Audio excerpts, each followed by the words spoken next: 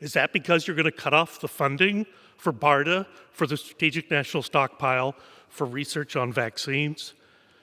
Look, there are common sense bipartisan ways to help our nation and help our nation respond to the coronavirus. But House Democratic leadership has turned their backs on the needs of America.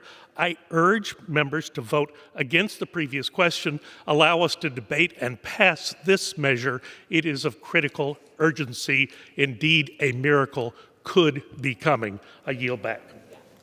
The gentleman reserves. I recognize the gentleman from Massachusetts. Madam Speaker, I ask unanimous consent to insert in the record a CNBC article entitled, "Patients Say Post Office Slowdown is Delaying Delivery of Life-Saving Medications." Without objection. Now, I don't know for certain that the Senate will take this bill up, but I fervently hope that they will, because I sure as hell know that we're doing the right thing here in the House.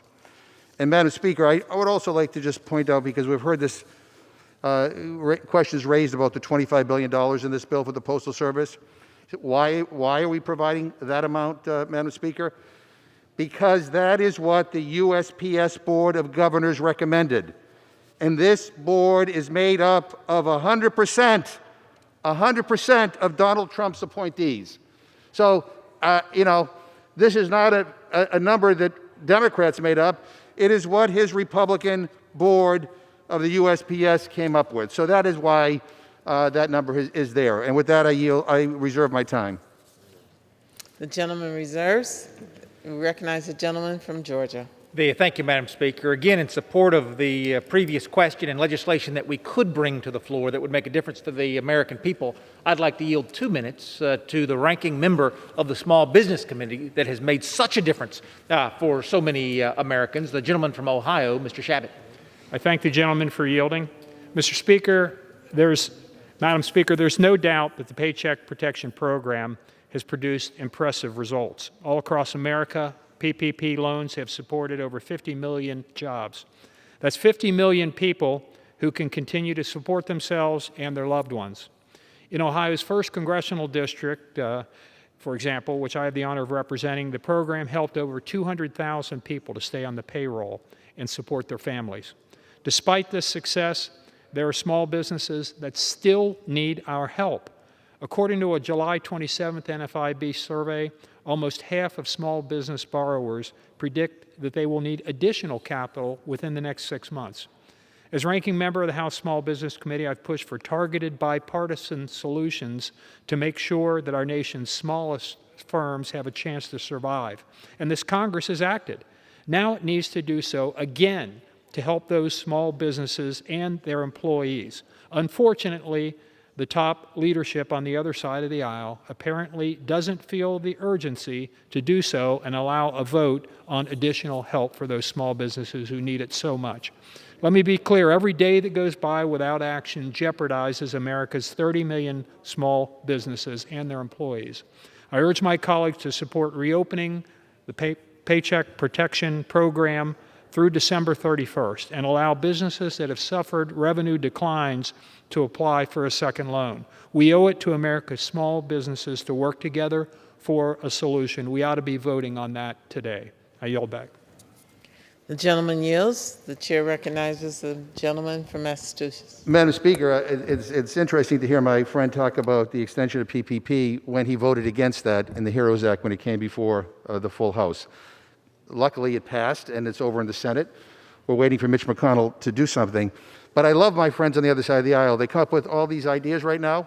Most of them were in the HEROES Act. But if these are so important, where's Mitch McConnell? Where's the United States Senate? They went on vacation. They're gone. We're here because we have a crisis. We have people who can't get their medication, who can't get their benefit checks. We have a crisis where we have a president who is trying to undermine our elections. So we are here doing our work. Where is Mitch McConnell? Where is the Senate? How about picking up the phone and calling him to come back and do something for the American people? I reserve my time. The gentleman reserved. I recognize the gentleman from Georgia. Thank you, Madam Speaker. Again, if we defeat the previous question, we will bring much-needed legislation to the floor. And to talk about that, I'd like to yield 3 minutes to a rising star here in the Republican conference, the gentleman from Minnesota, Mr. Stauber. The gentleman is recognized for 3 minutes. Thank you, Madam Speaker. It has been 22 days since the last time this body has met. And in those 22 days that the Speaker has refused to work on real relief packages, people lost their jobs, small businesses have closed, and main streets have suffered. And the American people were left with the question, where are our leaders? I have begged, the President has begged, and the Senate has begged.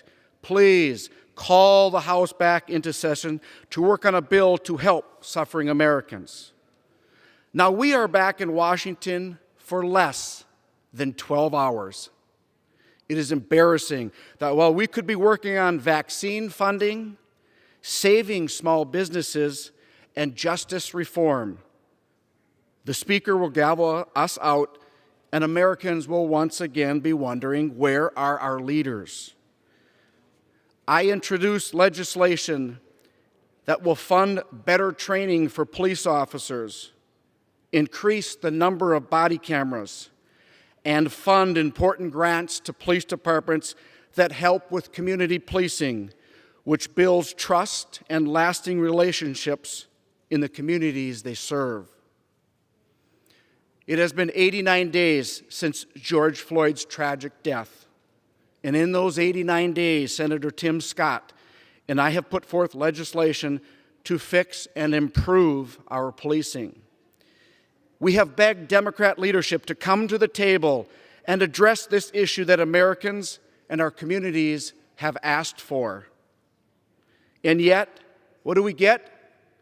12 hours in Washington, D.C., and no action on vaccine funding, no action on small business relief, and no action on police reform. I urge defeat of the previous question so we can consider this important bill and get Congress back to work. Because a Congress at work is America at work. And I yield back. The gentleman yields. The chair recognizes the gentleman from Massachusetts. I yield myself 30 seconds. Madam Speaker, the gentleman asked, where are the leaders? We're here. We're doing our job. We're responding to a crisis. Where's Mitch McConnell? On vacation. Where's the president? Tweeting more insults. But we're here doing our job to help deal with this postal crisis. And we also did our job when we passed the HEROES Act. Where's Mitch McConnell? On vacation. I reserve my time. Gentleman reserves. The chair recognizes the gentleman from Georgia. Thank you, Madam Speaker. I'd like to share with my friend, the chairman, that I have no further speakers remaining, and I'm prepared to close when he is on.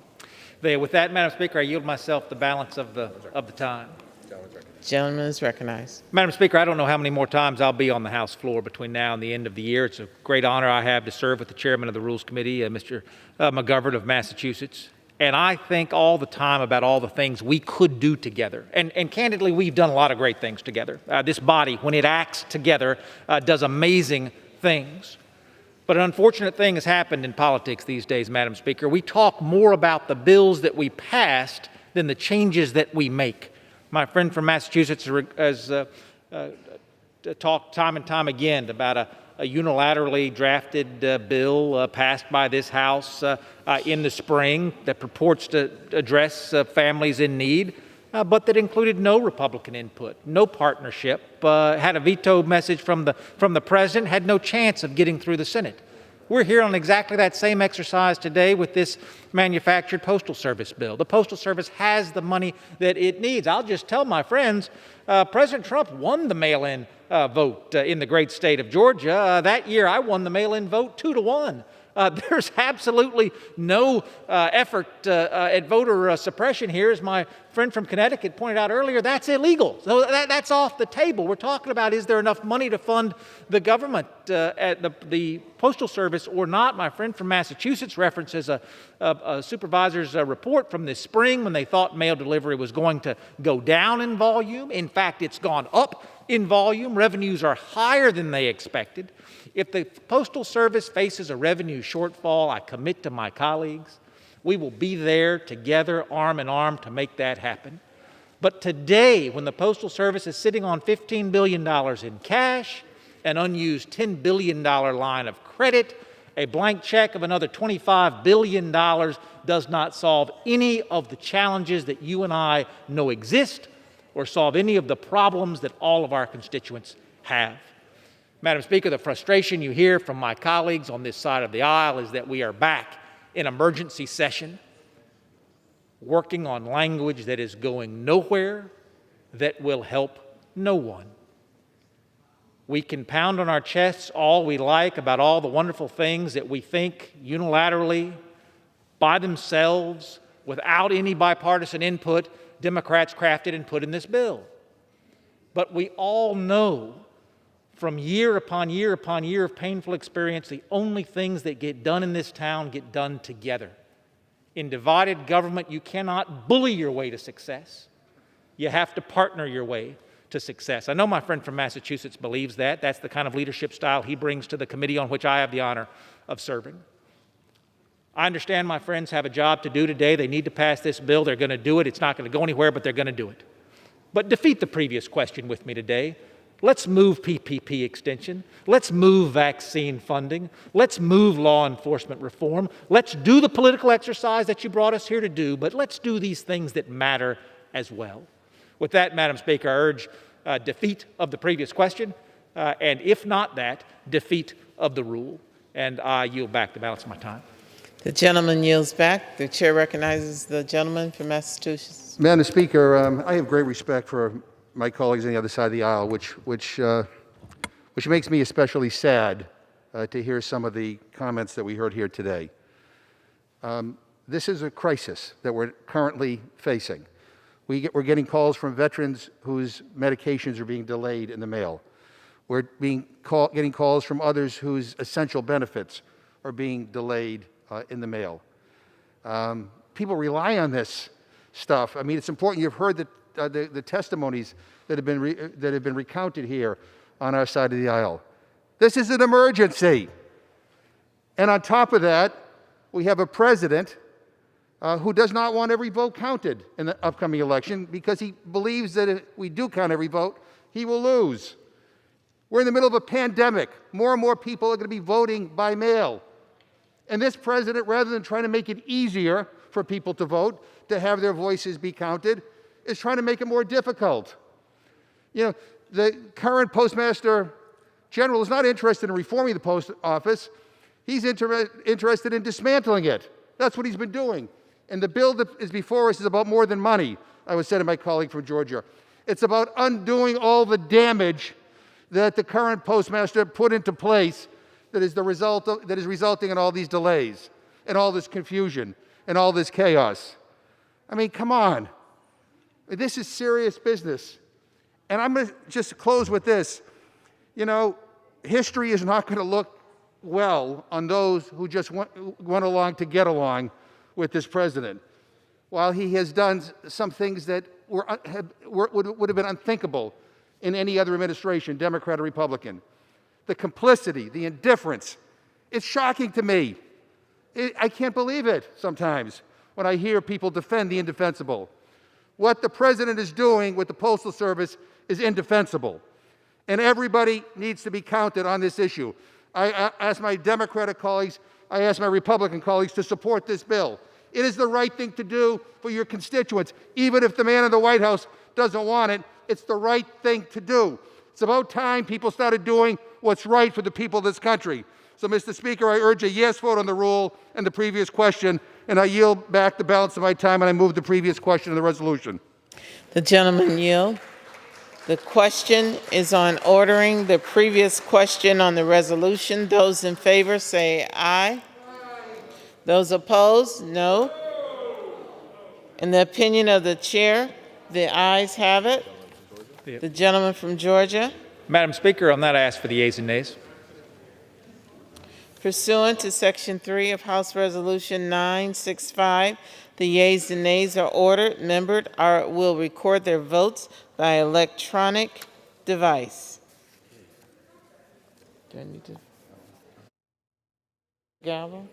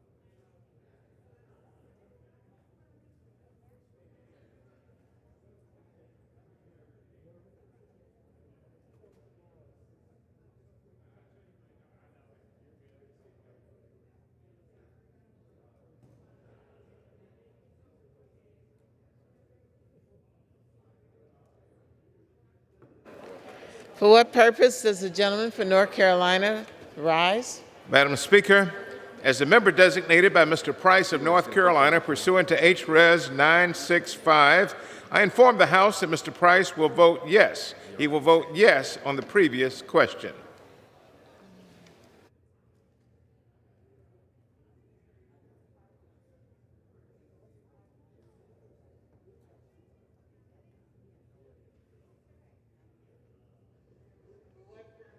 The gentlewoman from California approach the podium.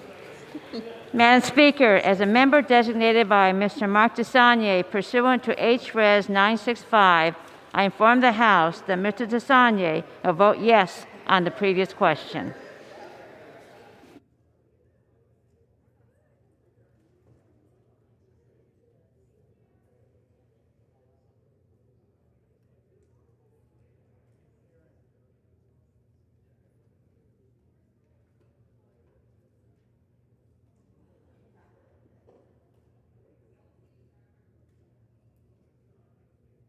Purpose does the gentleman from Nevada, That's the other Mr. Heck, Madam Speaker. Washington. The gentleman from Washington. As the member designated by Ms. Delbaney pursuant to H-Res 965, I inform the House that Ms. Delbaney will vote aye on the previous question.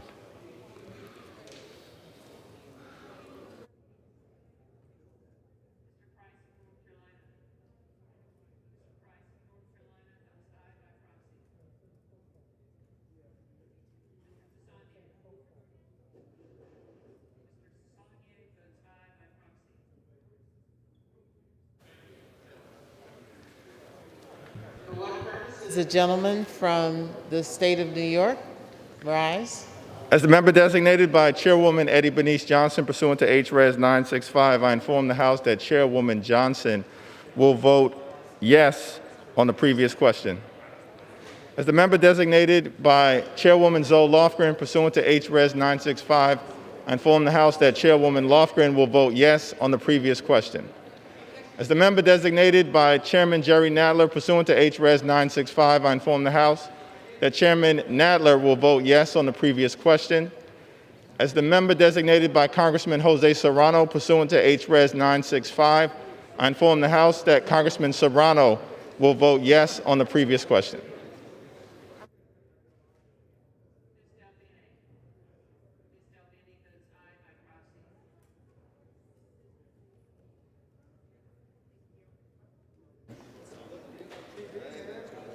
For what purpose does the gentleman from Massachusetts rise? As the member designated by Mr. Welsh of Vermont pursuant to H-Res 965, I inform the House that Mr. Welsh will vote yes on the previous question.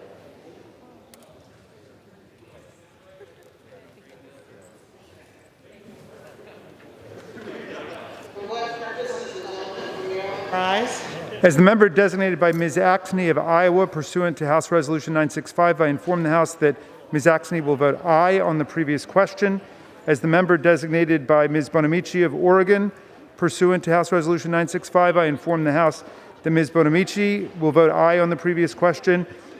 As the member designated by Mr. Doggett of Texas pursuant to House Resolution 965, I inform the House that Mr. Doggett will vote aye on the previous question.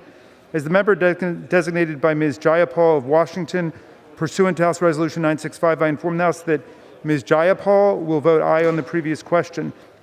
As the member designated by Mr. McNerney of California pursuant to House Resolution 965, I inform the House that Mr. McNerney will vote aye on the previous question.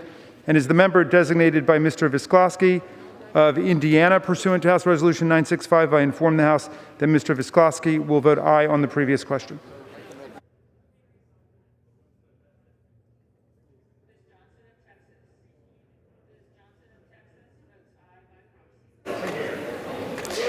What purpose does the gentleman from California rise? Thank you, Madam Speaker. As member designated by Congressmember Napolitano, according to pursuant to Resolution 965, I inform the House that Congressmember Napolitano will vote yes on the previous question.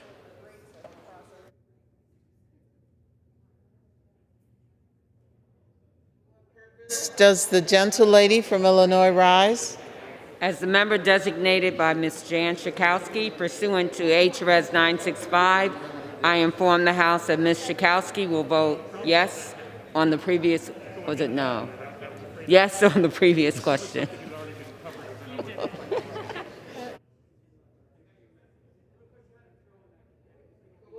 Does the gentleman from Tennessee rise? Thank you, Madam Speaker. As the member designated by Mr. Lipinski pursuant to H.Res. 965, I inform the House that Mr. Lipinski will vote yes on the previous question. Also, as the member designated by Mr. Costa pursuant to H.Res. 965, I inform the House that Mr. Costa will vote yes on the previous question.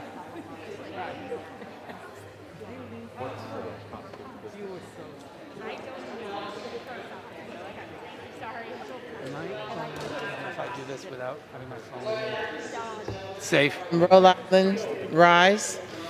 Madam Speaker, as a member designated by Ms. Pingree of Maine pursuant to House Resolution 965, I inform the House that Ms. Pingree will vote yes on the previous question. No?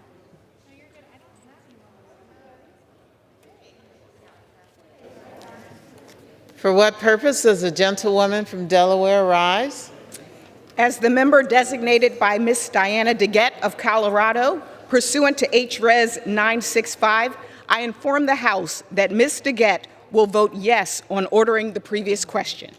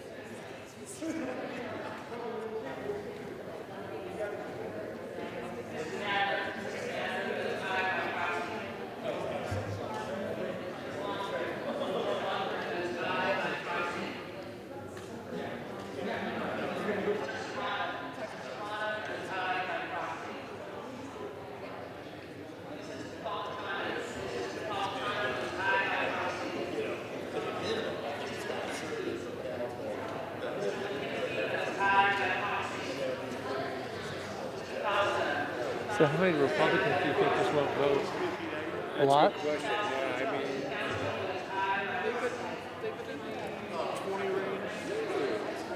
Yeah.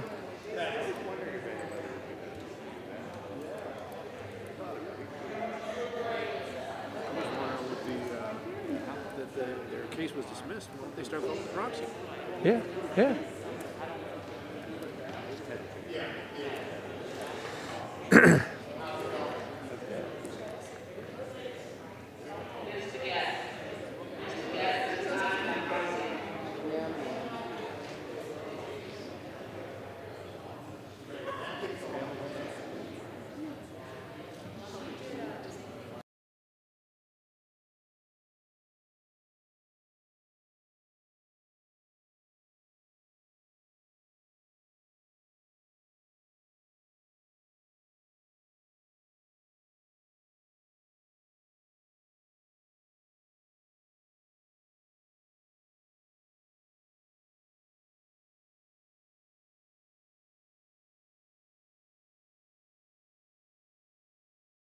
Resolution 965, I inform the House that Mr. Liu will vote yes on the previous question.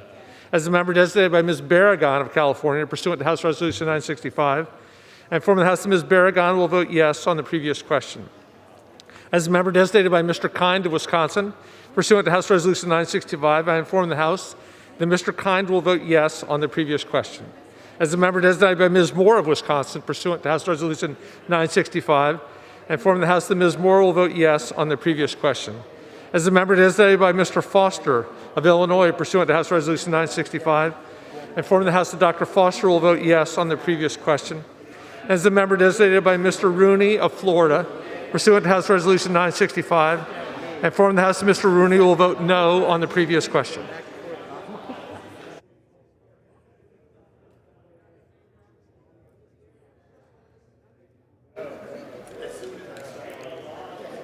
For what purpose does the gentlewoman from Pennsylvania rise?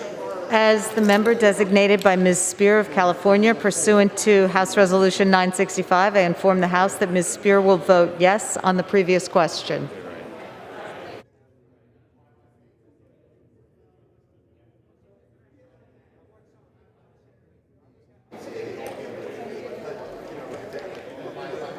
Hello, what does the gentleman from California rise? Madam Speaker, is the member designated by Mr. Barra pursuant to House Resolution 965, I inform the House that Mr. Barra will vote yea on ordering the previous question on HRes 1092. Is the member designated by Mr. Ruiz pursuant to HRes 965, I inform the House that Mr. Ruiz will vote yea on ordering the previous question on HRes 1092. And is the member designated by Ms. Sanchez pursuant to HRes 965, I inform the House that Ms. Sanchez will vote yea on ordering the previous question on HRes 1092. Take your time.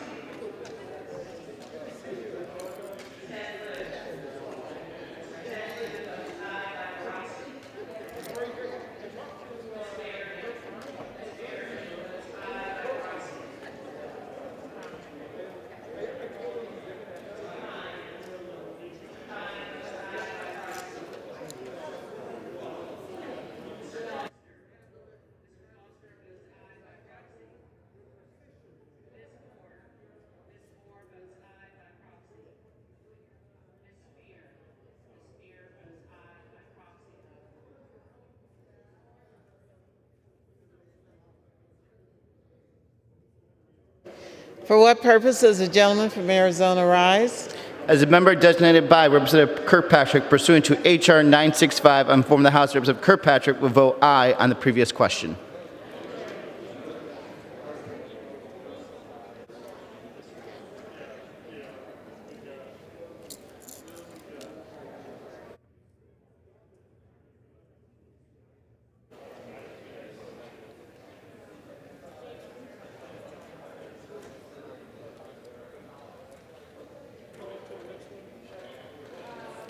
For what purpose does the gentleman from Florida rise?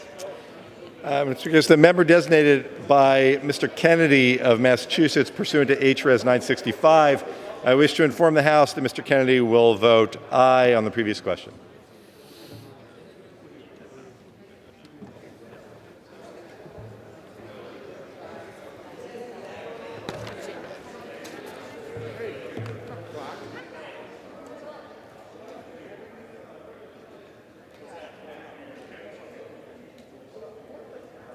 For what purpose does the gentleman from Virginia rise? Madam Speaker, as the member designated by Ms. Titus of Nevada, pursuant to the House Resolution 965, I inform the House that Ms. Titus will vote yea on the previous question.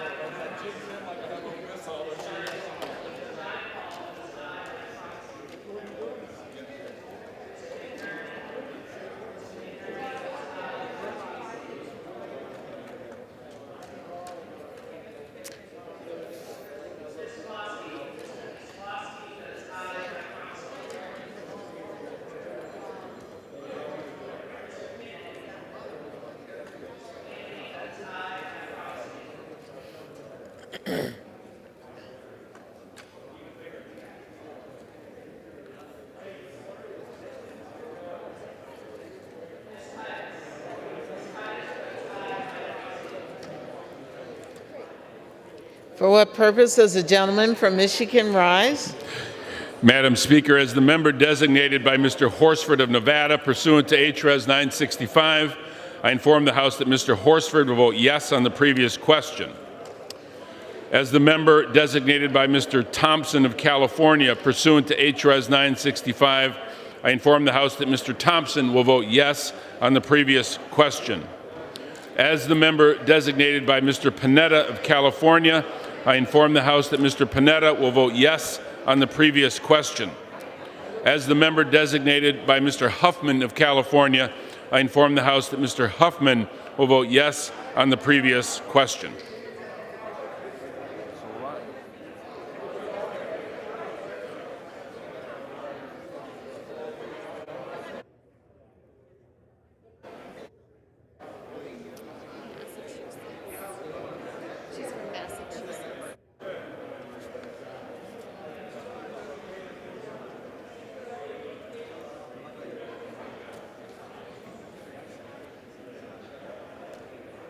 Are they okay? For what purpose does the gentlewoman from Massachusetts rise? Madam Speaker, as the member designated by Ms. Brownlee pursuant to H.Res. 965, I inform the House that Ms. Brownlee will vote yes on the previous question.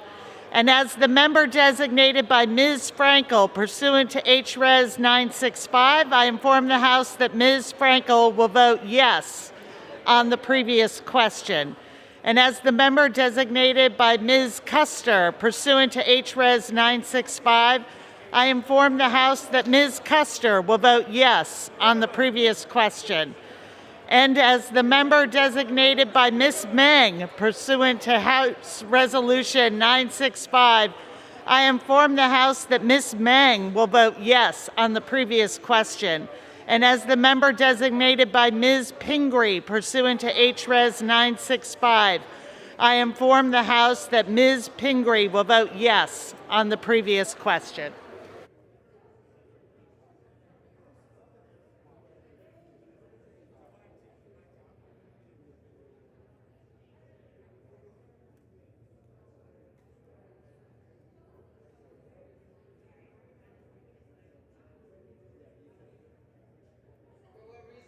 The gentlelady from Pennsylvania rise.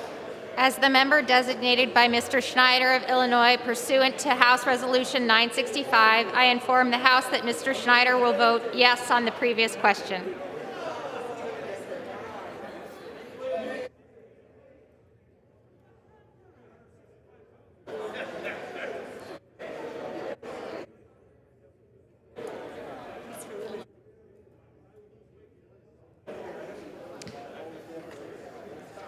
For what purpose does the gentleman from Illinois rise? Designated by Mr. Grijalva of Arizona pursuant to H.Res. 965, I inform the House that Mr. Grijalva will vote yea on the previous question.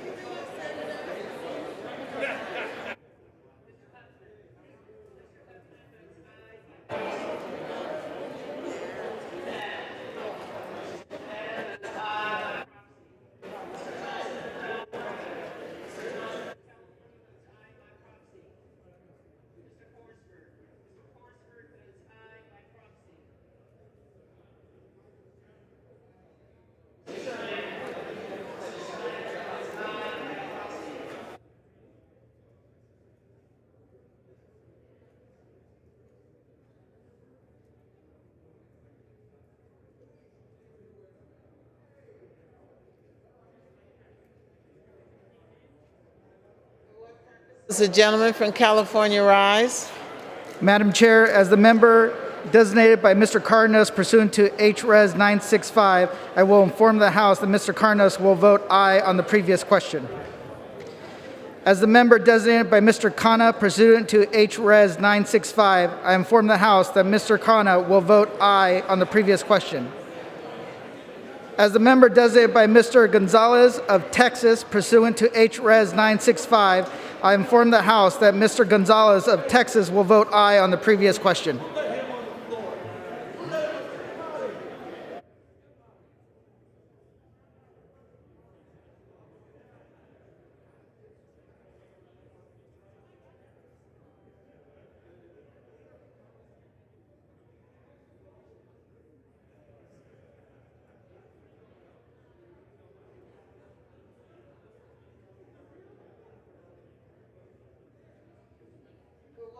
Does the gentlewoman from California rise? Texas. The gentlewoman from Texas. Madam Speaker, as the member designated by Ms. Escobar of Texas pursuant to H Resolution 965, I inform the House that Ms. Escobar will vote yes on the previous question. Keep it up.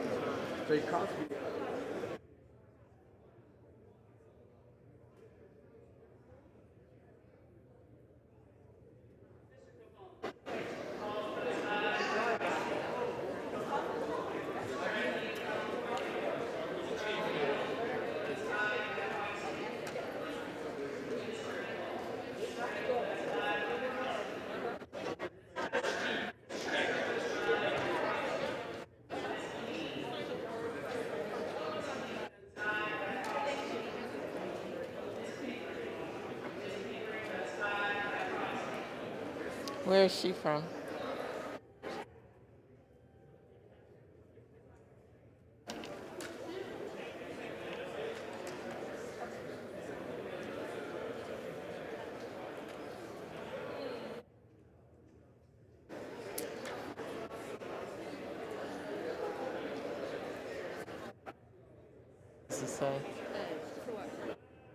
Thank you. For what purpose does the gentle lady from Kansas rise? As the member designated by Mr. Clay pursuant to H.Res. 965, I inform the House that Mr. Clay will vote aye on the previous question.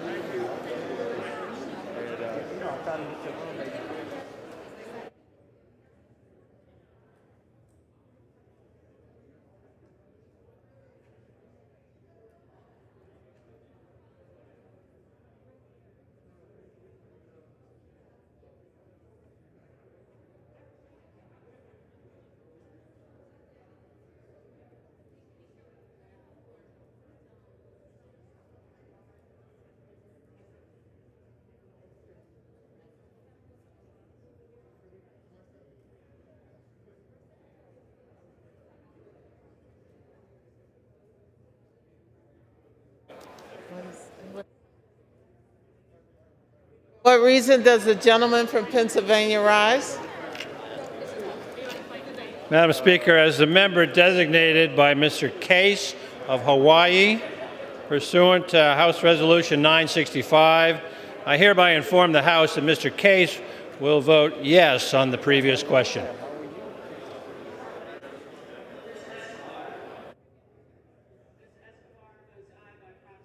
Where is she from? Connecticut. Actually, this is in Massachusetts.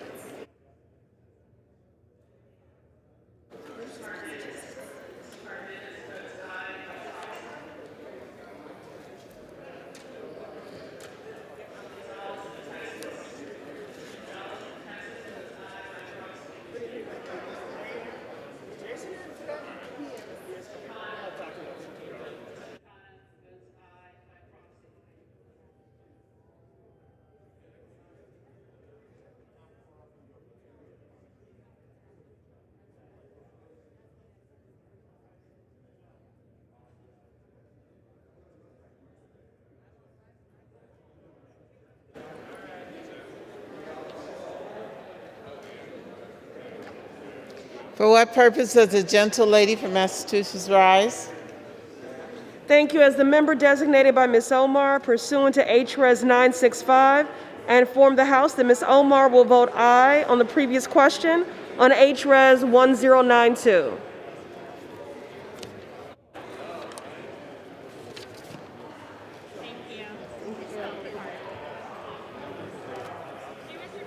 Hey there, how are you?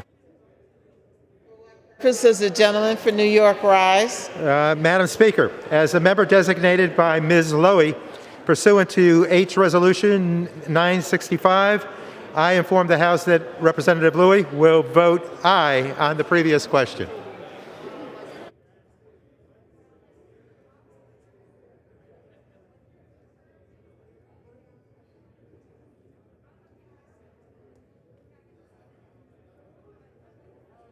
What purpose does the gentlewoman from Connecticut rise? As the member designated by Ms. Wilson pursuant to H.Res. 965, I inform the House that Ms. Wilson of Florida will vote aye on the previous question.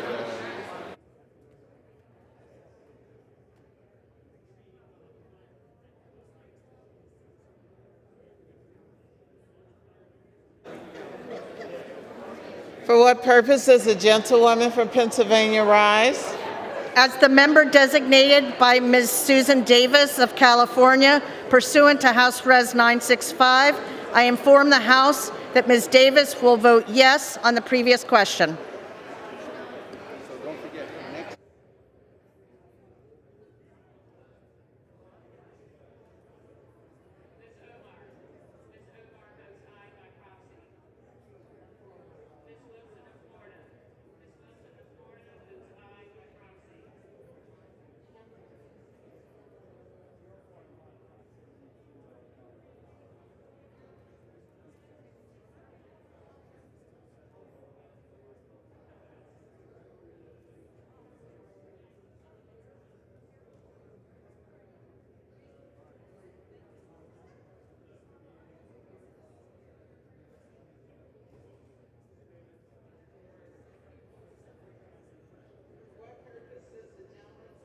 Does he seek recognition?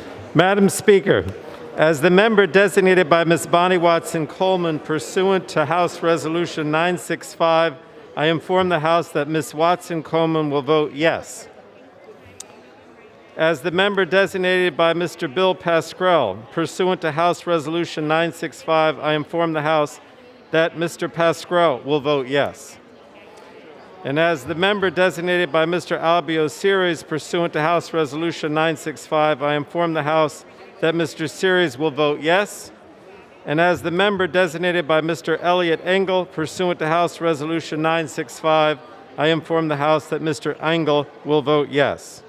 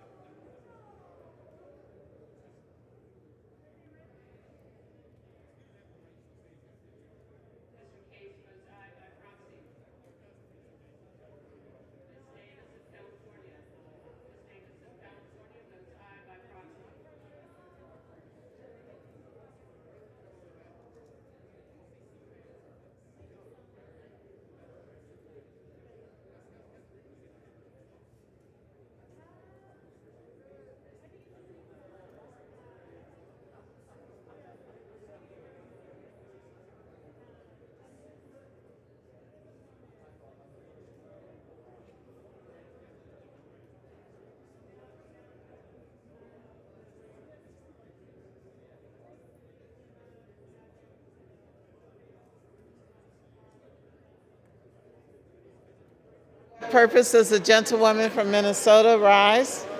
As a member designated by Ms. Lucia Royal Oliver, pursuant to H.R. 965, I inform the House that Ms. Royal Oliver will vote yes on the previous question, House Resolution 1029.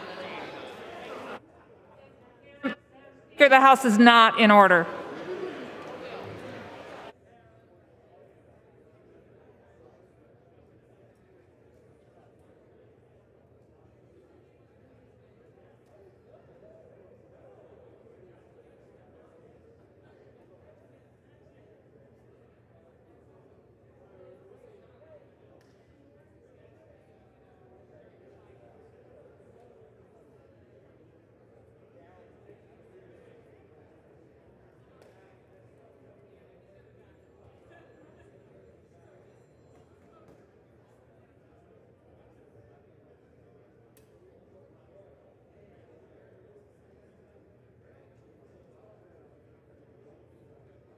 For what purpose does the gentleman from California rise?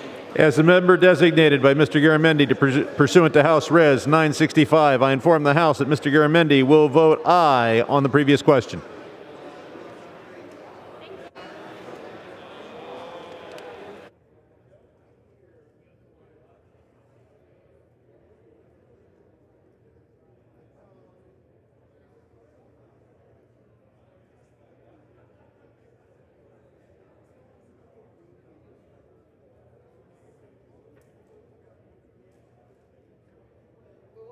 Does the gentleman from Pennsylvania seek recognition? Madam Speaker, as a member designated by Mr. Lawson of Florida, pursuant to House Resolution 965, I inform the House that Mr. Lawson will vote yea on the ordering of the previous question.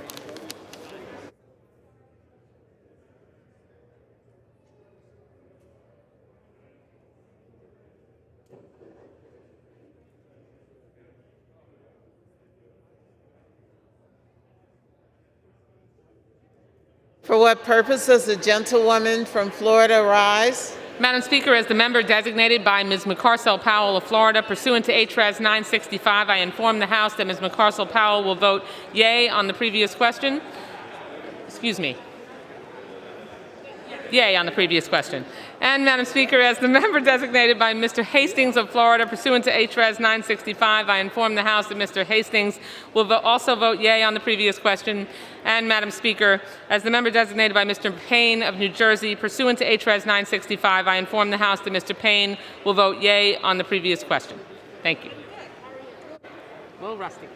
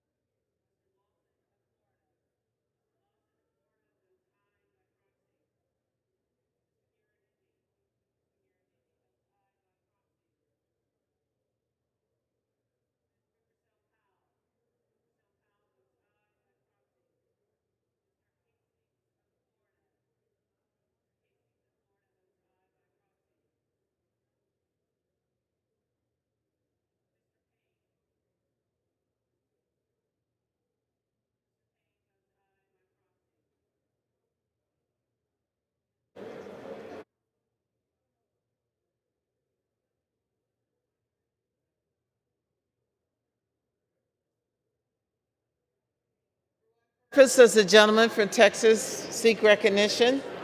Madam Speaker, as the member designated by Mr. Peterson, pursuant to House Resolution 965, I inform the House that Mr. Peterson will vote yes on the previous question.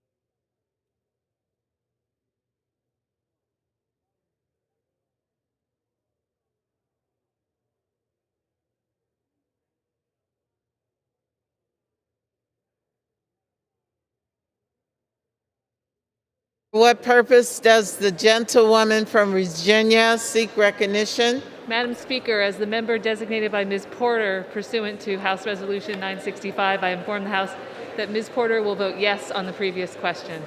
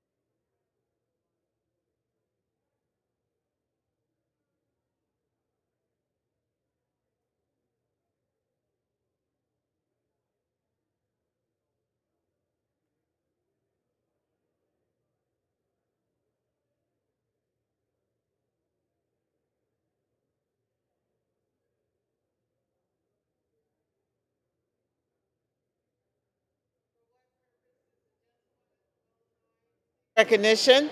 As a member designated by Mr. Rush pursuant to H.Res. 965, I inform the House that Mr. Rush will vote yes on the previous question.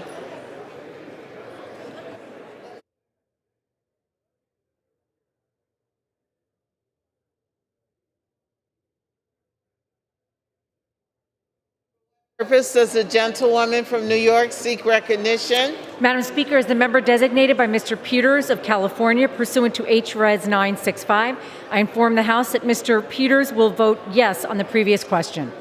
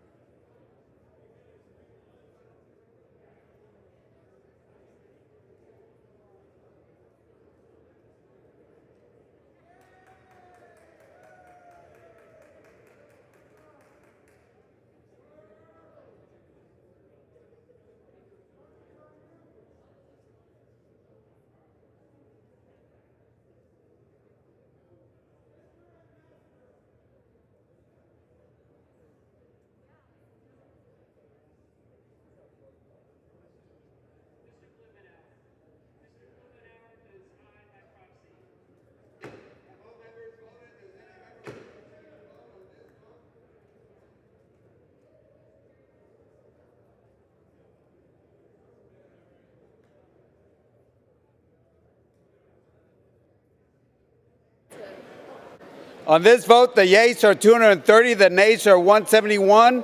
The previous question is ordered. The question is on the adoption of the resolution. All those in favor say aye. Those opposed say no. The ayes have it. Mr. Gentleman Speaker. from Georgia. Mr. Speaker, on that, I ask for the yeas and nays. Pursuant to Section 3 of House Resolution 965, the yeas and nays are ordered. Members will record their votes by electronic device.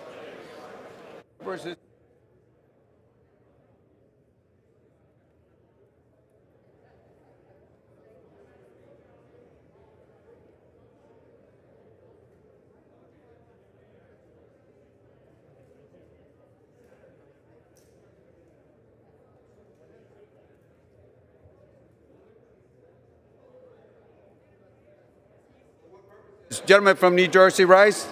Mr. Speaker, as the member designated by Ms. Bonnie Watson Coleman pursuant to House Resolution 965, I inform the House that Ms. Watson Coleman will vote yes.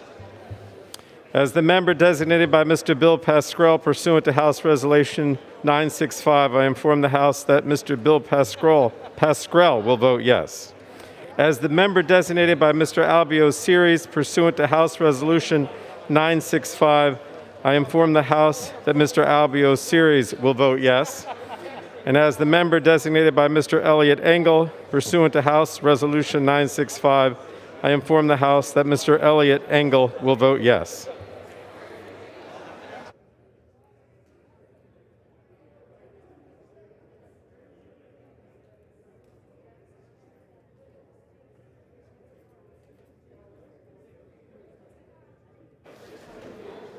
For what purpose does the gentlewoman from Virginia seek recognition? Thank you, Mr. Speaker. As the member designated by Ms. Porter pursuant to House Resolution 965, I inform the House that Ms. Porter will vote yes on House Resolution 1092.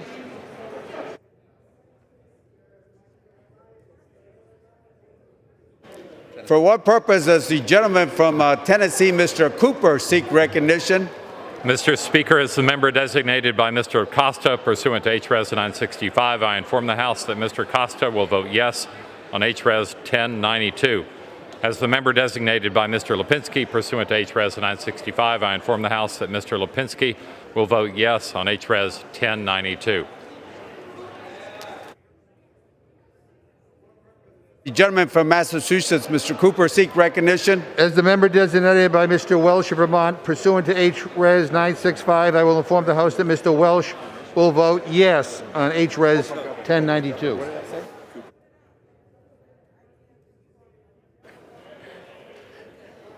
For what purpose does the gentleman from Michigan seek recognition? Mr. Speaker, as the member designated by Mr. Thompson of California pursuant to HRES 965, I inform the House that Mr. Thompson will vote yes on HRES 1092. As the member designated by Mr. Horsford of Nevada pursuant to HRES 965, I inform the House that Mr. Horsford will vote yes on HRES 1092. As the member designated by Mr. Huffman of California pursuant to HRES 965, I inform the House that Mr. Huffman will vote yes on HRES 1092. As the member designated by Mr. Panetta pursuant to HRES 965, I inform the House that Mr. Panetta will vote yes on HRES 1092.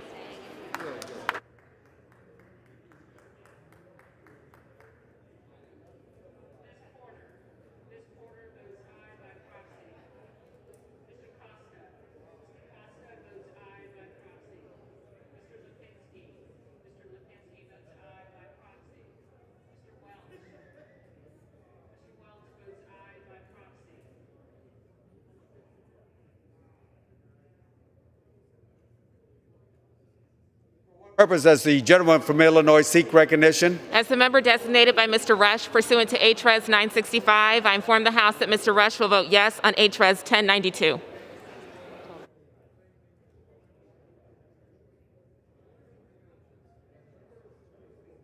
Purpose does the gentlewoman from New York seek recognition? Mr. Speaker, as the member designated by Mr. Peters of California pursuant to HRES 965, I inform the House that Mr. Peters will vote yes on HRES 1092.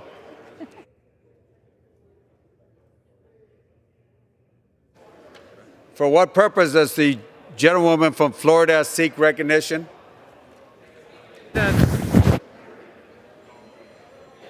Thank you, Mr. Speaker. As the member designated by Mr. Payne of New Jersey, pursuant to H.Res. 965, I inform the House that Mr. Payne will vote yes on H.Res. 1092. And, Mr. Speaker, as the member designated by Mr. Hastings of Florida, pursuant to H.Res. 965, I inform the House that Mr. Hastings will vote yes on H.Res. 1092. And, Mr. Speaker, as the member designated by Ms. Mucarsel-Powell of Florida, pursuant to H.Res. 965, I inform the House that Ms. Mucarsel-Powell will vote yes on H.Res. 1092 as well.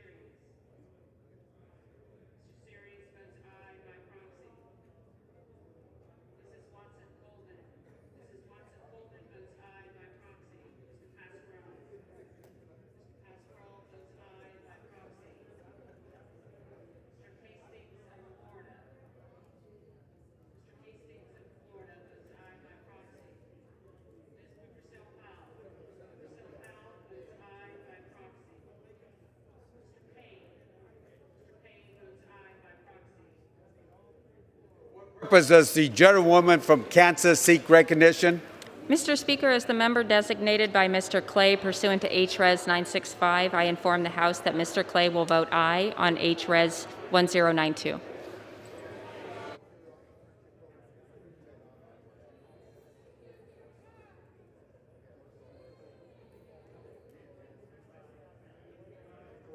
Does the gentlewoman from Massachusetts seek recognition?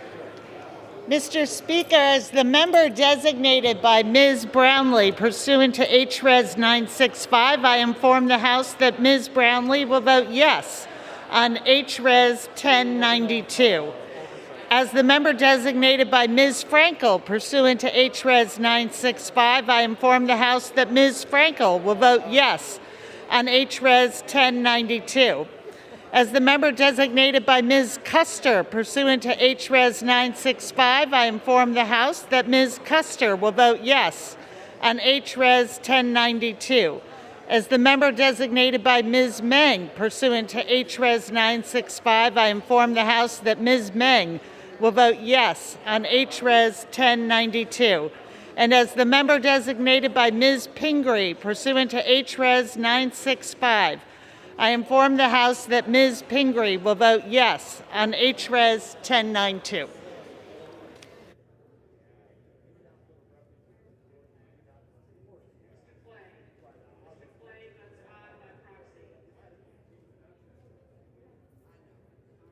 Purpose does the gentlewoman from Connecticut seek recognition? As the member designated by Ms. Wilson pursuant to H.Res. 965, I inform the House that Ms. Wilson will vote yes on H.Res. 1092.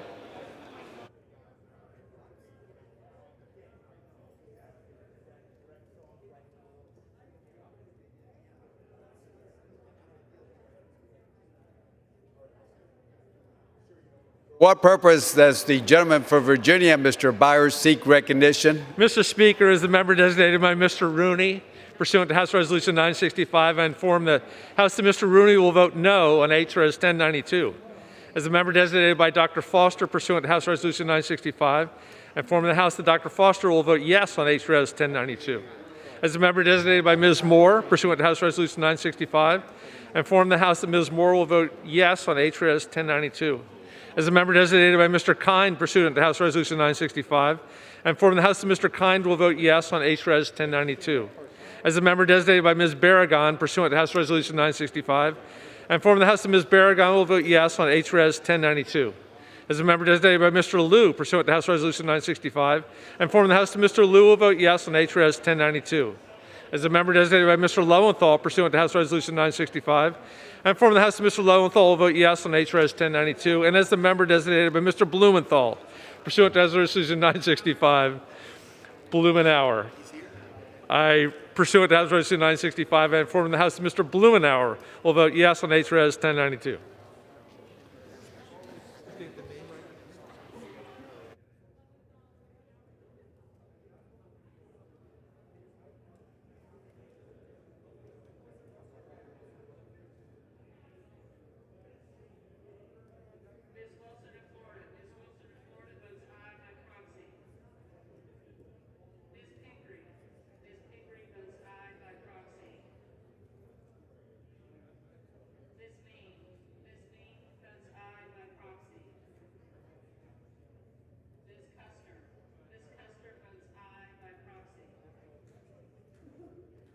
Does the gentleman from New York seek recognition? As the member designated by Chairwoman Eddie Bernice Johnson pursuant to HRES 965, I inform the House that Chairwoman Johnson will vote yea on HRES 1092. As the member designated by Chairwoman Zoe Lofgren pursuant to HRES 965, I inform the House that Chairwoman Lofgren will vote yea on HRES 1092. As the member designated by Chairman Jerry Nadler pursuant to HRES 965, I inform the House that Chairman Nadler will vote yea on HRES 1092. As the member designated by Congressman Jose Serrano pursuant to HRES 965, I inform the House that Congressman Serrano will vote yea on HRES 1092.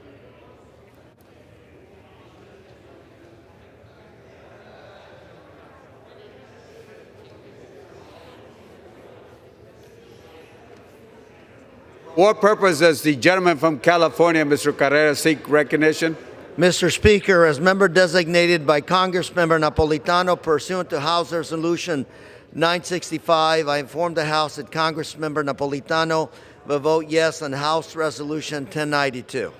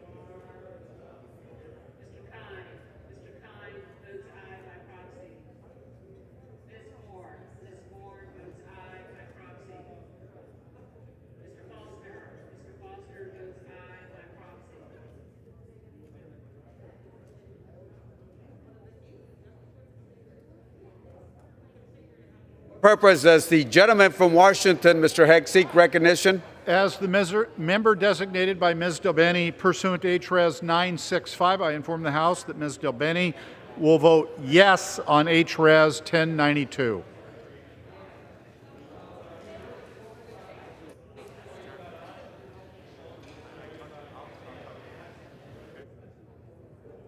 Purpose does the gentlewoman from Illinois seek recognition? As the member designated by Ms. Jan Schakowsky pursuant to HRES 965, I inform the House that Ms. Schakowsky will vote yes on HRES 1092.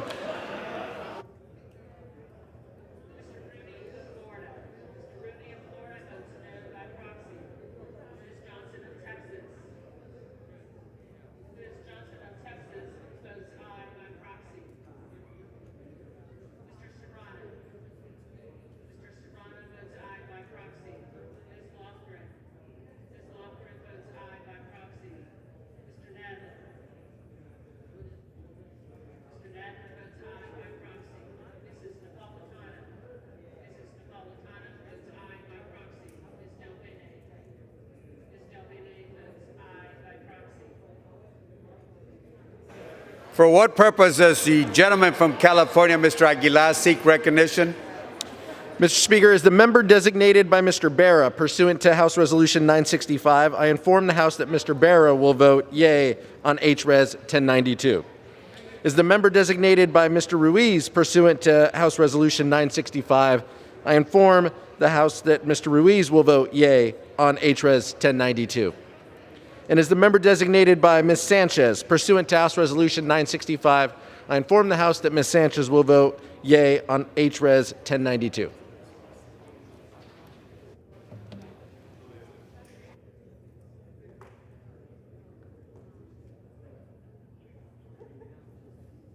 For what purpose does the gentlewoman from Massachusetts, Ms. Presley, seek recognition? As the member designated by Ms. Omar pursuant to HRES 965, I inform the House that Ms. Omar will vote aye on HRES 1092.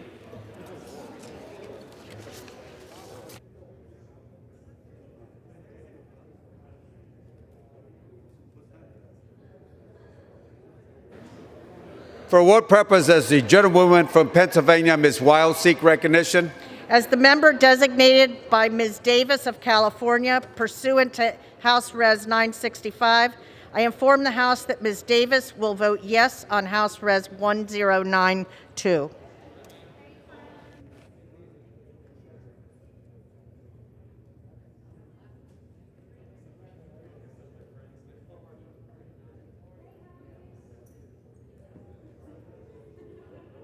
For what purpose does the gentlewoman from Delaware seek recognition?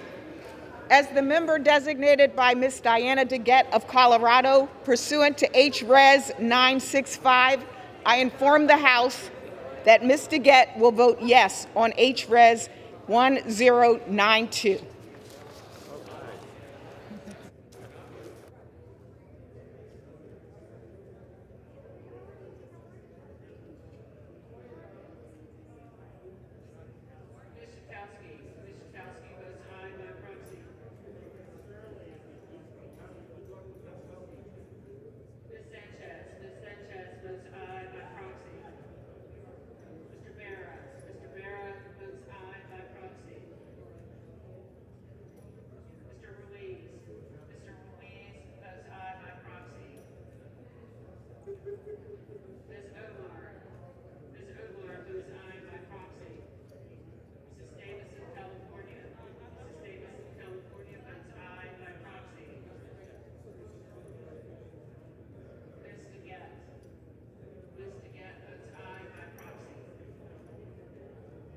For what purpose does the gentleman from New York, Mr. Tonko, seek recognition?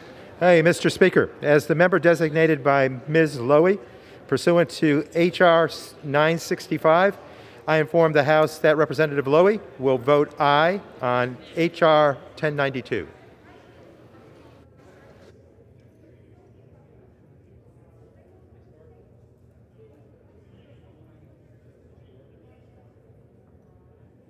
For what purpose does the gentleman from Illinois, Mr. Garcia, seek recognition?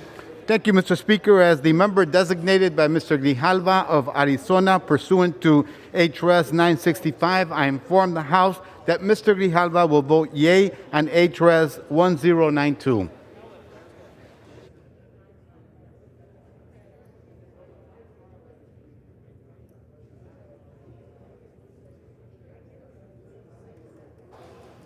For what purpose does the gentlewoman from California, Ms. Matsui, seek recognition? Mr. Speaker, as a member designated by Mr. DeSaulnier of California, pursuant to HRES 965, I inform the House that Mr. DeSaulnier will vote yes on HRES 1092.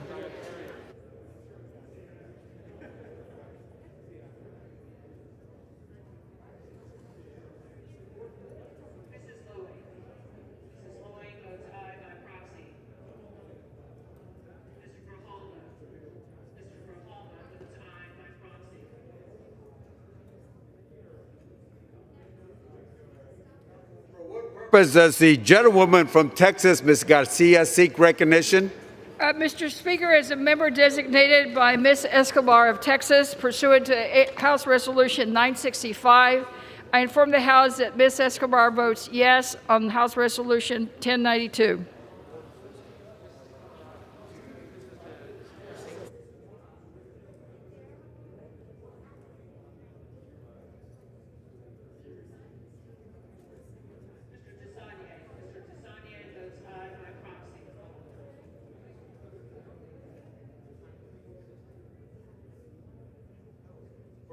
Does the gentleman from Pennsylvania, Mr. Cartwright, seek recognition? Mr. Speaker, as a member designated by Mr. Case of Hawaii pursuant to House Resolution 965, I hereby inform the House that Mr. Case will vote yes on House Resolution 1092.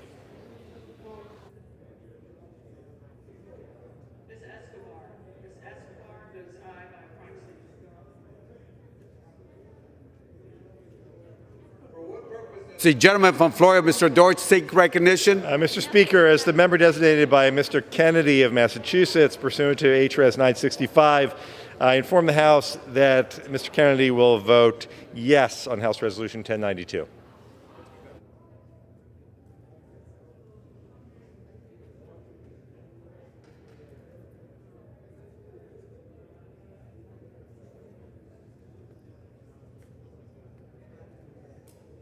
Purpose does the gentlewoman from Pennsylvania seek recognition? Ms. Houlihan.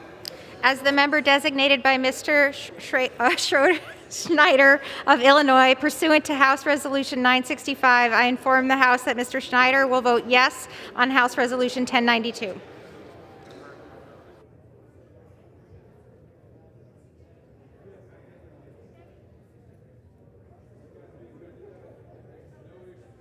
Purpose does the gentleman from California, Mr. Sherman, seek recognition? As the member designated by Mr. Garamendi pursuant to HRS 965, I hereby inform the House that Mr. Garamendi will vote yes on House Res 1092.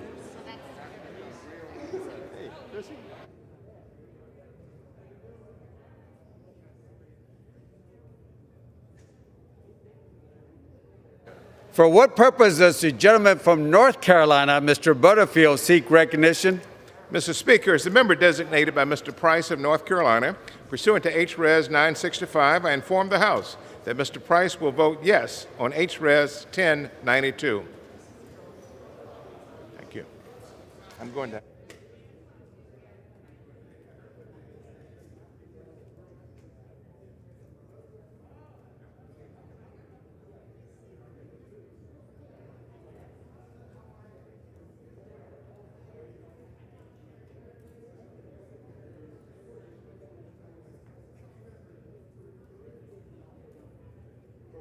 Does the gentleman from Virginia, Mr. Connolly, seek recognition?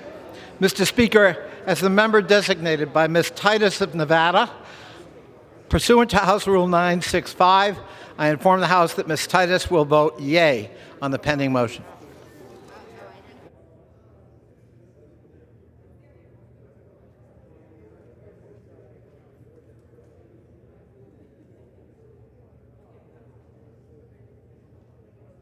Does the gentlewoman from Pennsylvania, Ms. Callan, seek recognition? As the member designated by Ms. Spear of California pursuant to House Resolution 965, I inform the House that Ms. Spear will vote aye on House Resolution 1092.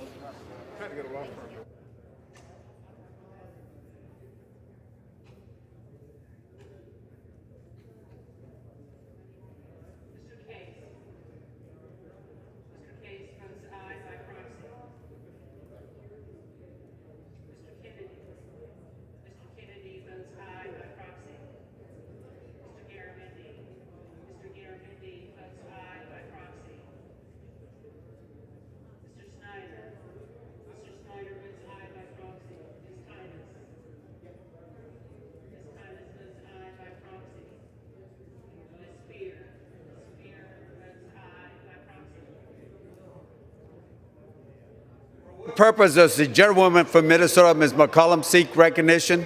Mr. Speaker, as a member designated by Ms. Royal Albert, pursuant to House Resolution 965, I inform the House that Representative Roy Ball-Allard will vote yes on the rule House Resolution 1092.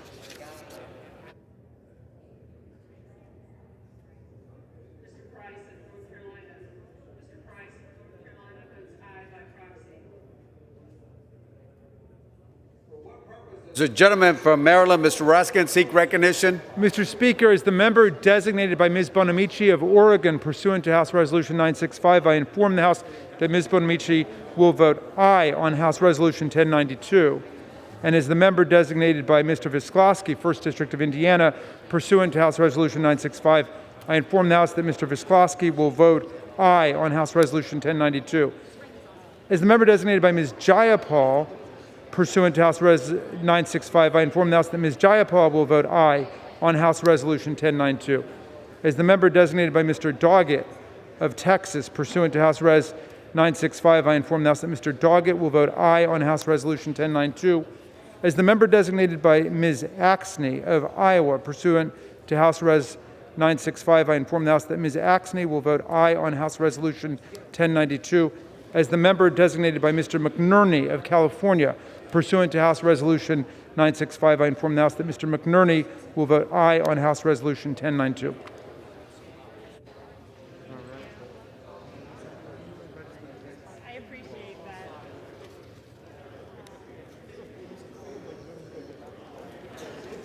For what purpose does the gentleman from Arizona, Mr. Gallegos, take recognition? As a member designated by Representative Kirkpatrick pursuant to H.R. 965, inform the House that Representative Kirkpatrick will vote aye on H.R. 1092.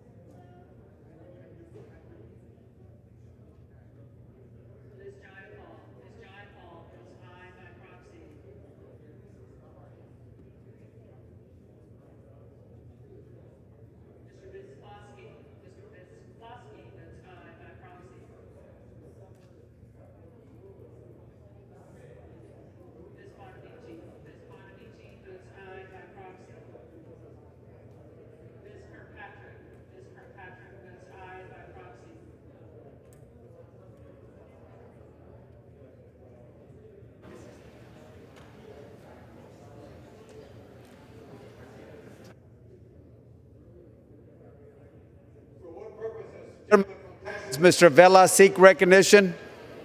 As the member designated by Mr. Peterson pursuant to House Resolution 965, I inform the House that Mr. Peterson will vote yes on House Resolution 1092.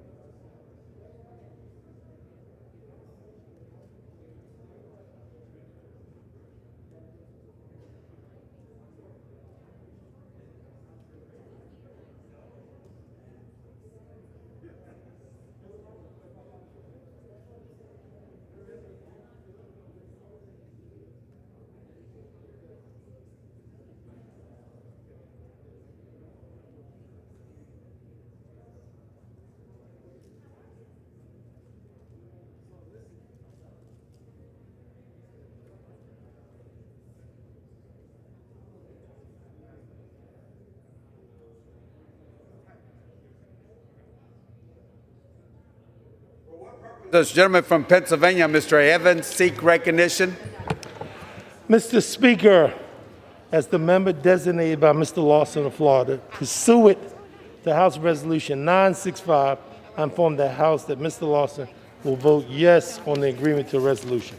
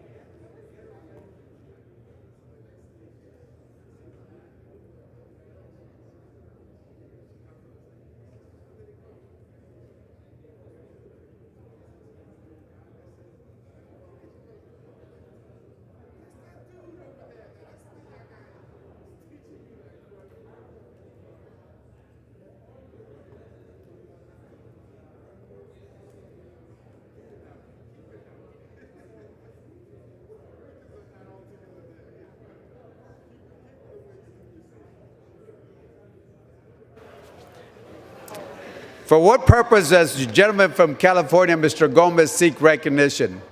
As the member designated by Mr. Khanna pursuant to H-Res 965, I inform the House that Mr. Khanna will vote aye on H-Res 1092. As the member designated by Mr. Cardenas pursuant to H-Res 965, I inform the House that Mr. Cardenas will vote aye on H-Res 1092. As the member designated by Mr. Gonzalez of Texas, pursuant to H-Res 965, I inform the House that Mr. Gonzalez of Texas will vote aye on H-Res 1092.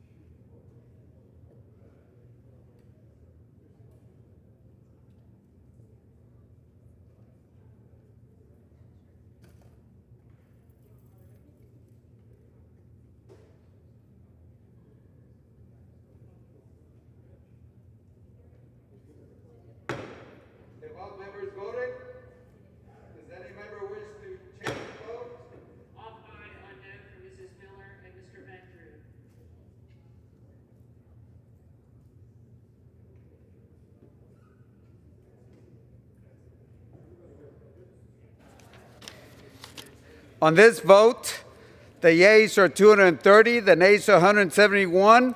The bill is passed. The resolution is adopted. Without objection, the motion to reconsider is laid on the table.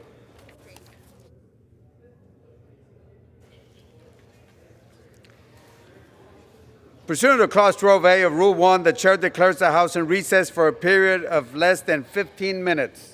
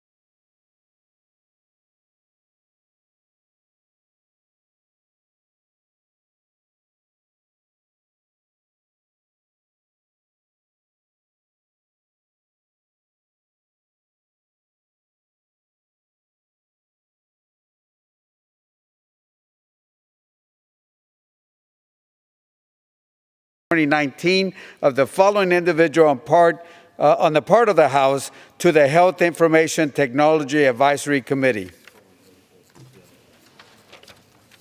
Mr. R. Malik of Oakland, California. The chair lays before the House the following communication.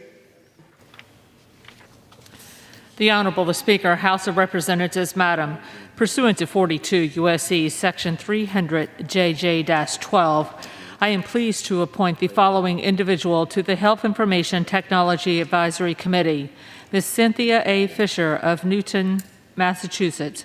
Thank you for your attention to this matter. Signed, Kevin McCarthy, Republican Leader.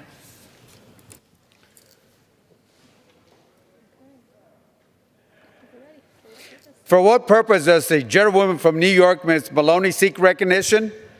Mr. Speaker, pursuant to House Resolution 1092, I call up H.R. 8015 and ask for its immediate consideration in the House of Representatives.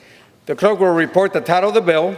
H.R. 8015, a bill to maintain prompt and reliable postal services during the COVID-19 health emergency and for other purposes. Mr. Chair, I ask unanimous consent. Gentlewoman will suspend. Pursuant to the House Resolution 1092, in the nature of the substitute consisting of the text of Rules Committee Print 116-61, modified by the amendment printed in the House Report 116-480, is adopted and the bill is as amended is considered read. The bill as amended shall be debatable for 2 hours, equally divided and controlled by the chair and the ranking minority member of the Committee on Oversight. The gentlewoman from New York, Ms. Maloney, and the gentleman from Kentucky, Mr. Comer, each will control 1 hour. The chair now recognizes the gentlewoman from New York, Ms. Maloney. Okay, first, Mr. Chair, I ask unanimous consent that all members may have 5 legislative days in which to revise and extend their remarks and insert extraneous material on H.R. 8015. Without objection? Thank you, Mr. Chair. I yield myself 5 minutes. I rise today in support of the Delivering for America Act. I also rise in strong support of the brave postal workers across this nation who are continuing to deliver the mail for the American people in the middle of a global pandemic. The Postal Service is a critical component of America's infrastructure. It provides a lifeline of medication, supplies, and mail for all Americans everywhere they live, especially in this time of need. Earlier this year, the Postal Service asked Congress to help. They asked us for $25 billion in critical assistance to help navigate through this crisis, just like all these other industries did, businesses and entities who received federal funds from Congress. This was not a Democratic request. It came from the Postal Service, and it was supported unanimously by the Board of Governors, all of whom were appointed by President Trump. In response to this urgent request, the House acted. The House said yes. We acted swiftly to help the Postal Service. We voted to include $25 billion in the HEROES Act, and we passed it on May 15th. Unfortunately, the President would not agree, and the request has languished for more than 3 months. And now we know why, because the President told us why. He admitted on national television that he was blocking the $25 billion in order to hobble mail-in voting. That's what he said, and I'd like to read it to you, and I quote, "They want $25 billion for the post office. Now they need that money in order to make the post office work, so it can take all of these millions and millions of ballots," end quote. Regrettably, it does not end there. Now the new Postmaster General is using this lack of funding to justify sweeping and damaging changes to Postal Service operations, and we have seen the results. national headlines about delays of days and weeks in mail, veterans desperately waiting for their medications, sorting machines being ripped out and put in dumpsters. Yesterday, some of my Republican colleagues argued at the Rules Committee that there are, and I quote, no delays, end quote. That's right, no delays happening anywhere. They claimed repeatedly that there is no data that proves these delays are real. But we have eyes, and we have heard accounts from across this nation, from our districts in every district in this nation. And we have the Postmaster General himself, who admitted yesterday that there are, in fact, delays, that he feels bad about them, and that he's working feverishly to address them. In addition, this afternoon we have something else. We have new information. We have received new internal Postal Service documents showing nationwide performance data from July and August, official Post Office data.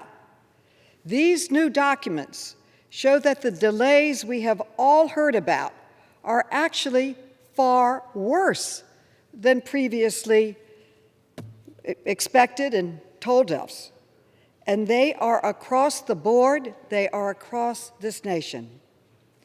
This afternoon, I am making these new documents available to all members of the House, and I urge you to review them carefully, and they will be available on the floor during this debate. The bill we are considering today is simple. It does two things. First, it provides the $25 billion the Postal Service requested on a bipartisan basis to help during the coronavirus crisis. Second, it returns delivery standards to the way they were before the Postmaster General recently caused all those delays, which has an impact on the delivery of the ability of Americans to vote by mail. This is not a partisan issue. It makes absolutely no sense to implement these dramatic changes in the middle of a pandemic less than 3 months before the November elections. The American people do not want anyone messing with the post office. They certainly do not want it to be politicized.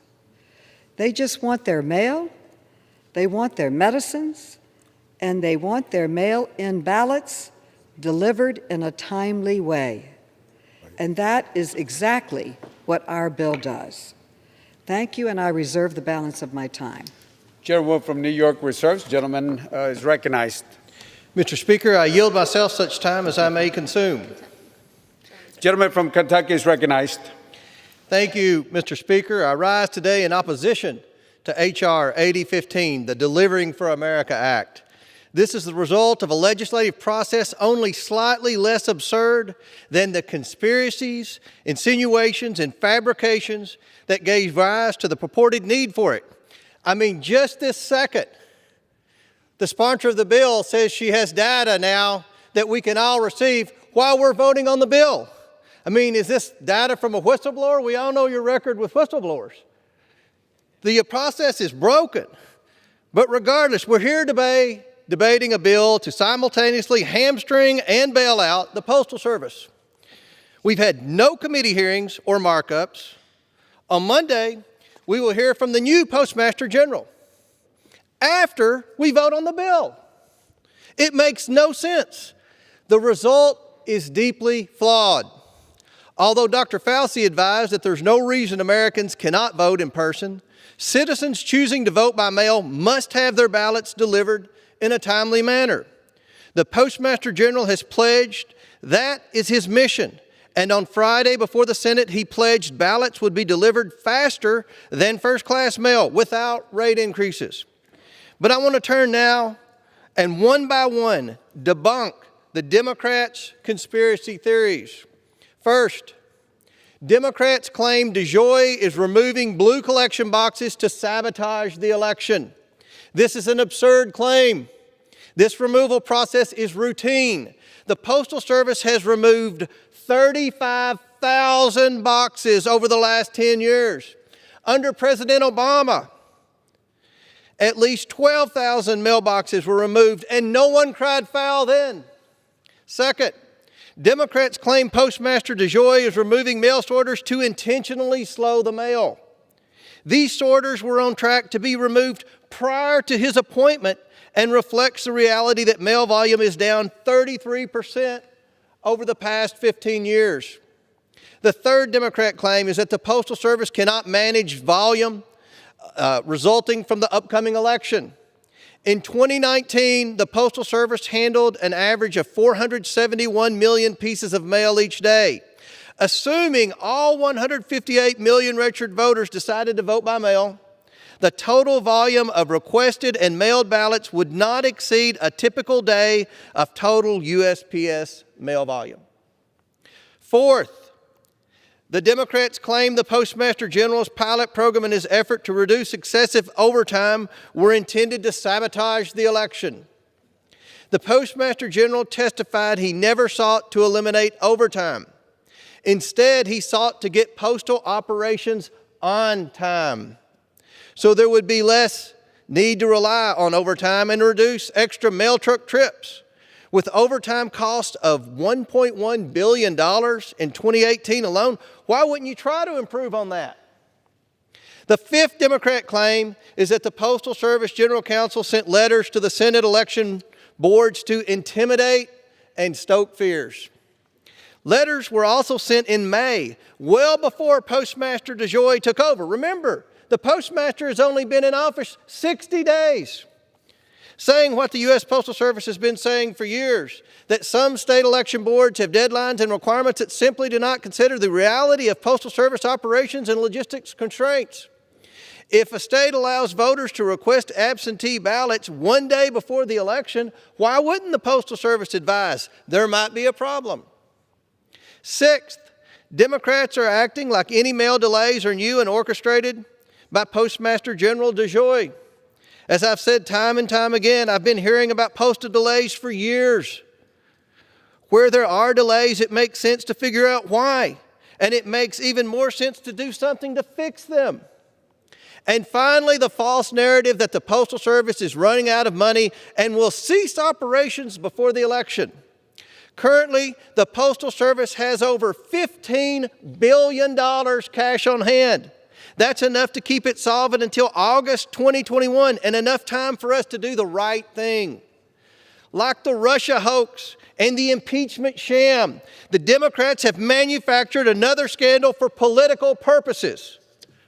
I reserve the balance of my time.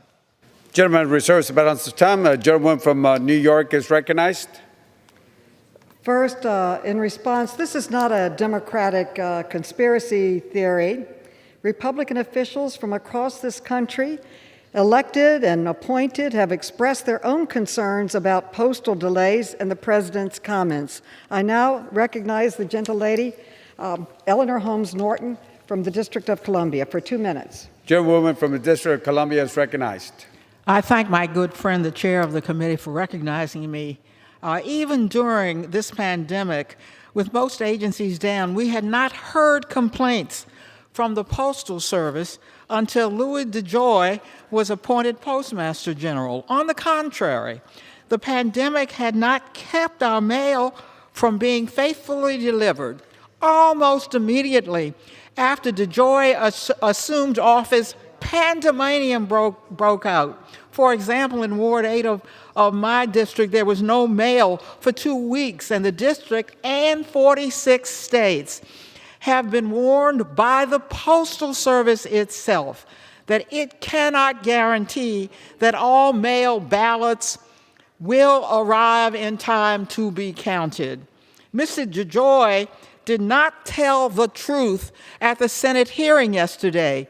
We know from a July 15th memorandum directing employees explicitly to leave mail behind and to significantly cut overtime. We know that from an August 7th Postal Service action that reassigned 23 top executives with decades of institutional knowledge of postal operations in order to centralize operations in Mr. Joy. We know and will bring out on before this hearing is over today why the post office continues to be sabotaged, and I thank the gentlelady for yielding me the time.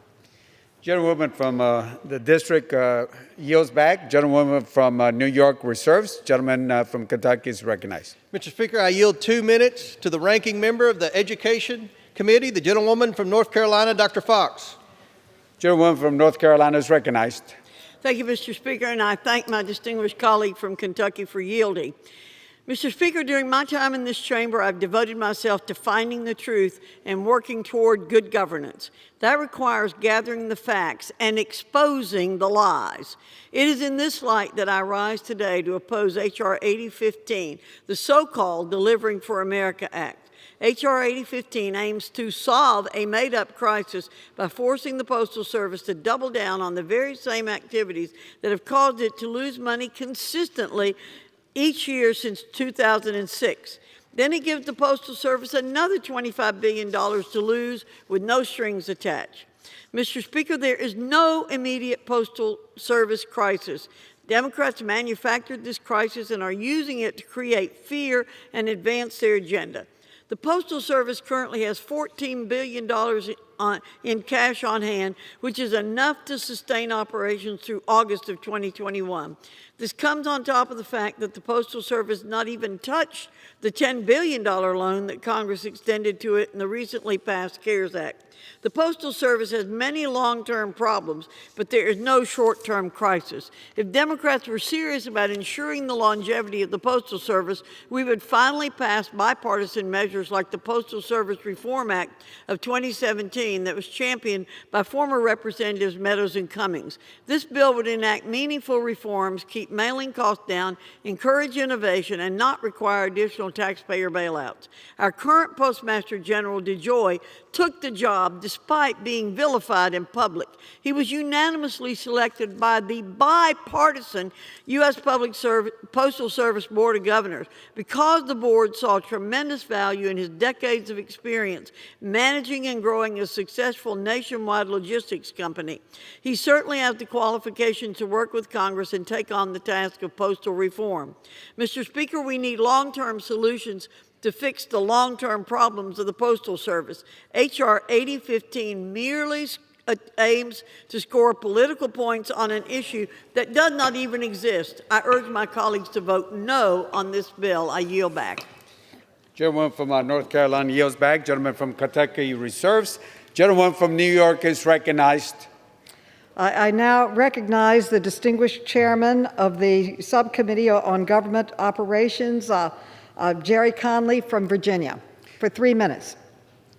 Gentleman from Virginia is recognized for 3 minutes. Mr. Conley. Thank you, Mr. Speaker, and I thank and salute my friend, the chairwoman of the full committee, for her leadership and her bringing this bill to the floor. We just heard more of the same on the other side of the aisle, denial and disinformation.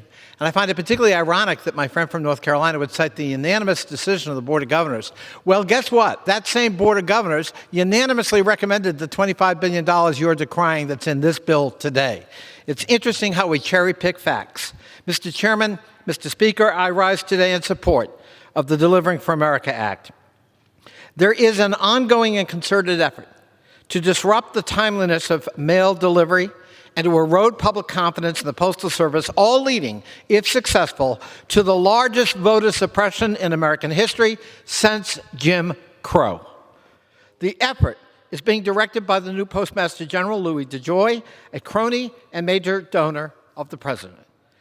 A president who opposes mail-in voting for everyone, apparently, but himself and his wife. A president who's called the Postal Service a joke and a scam, and who threatened to veto the CARES Act with $2 trillion for desperately needed assistance all over this country, simply to block this funding.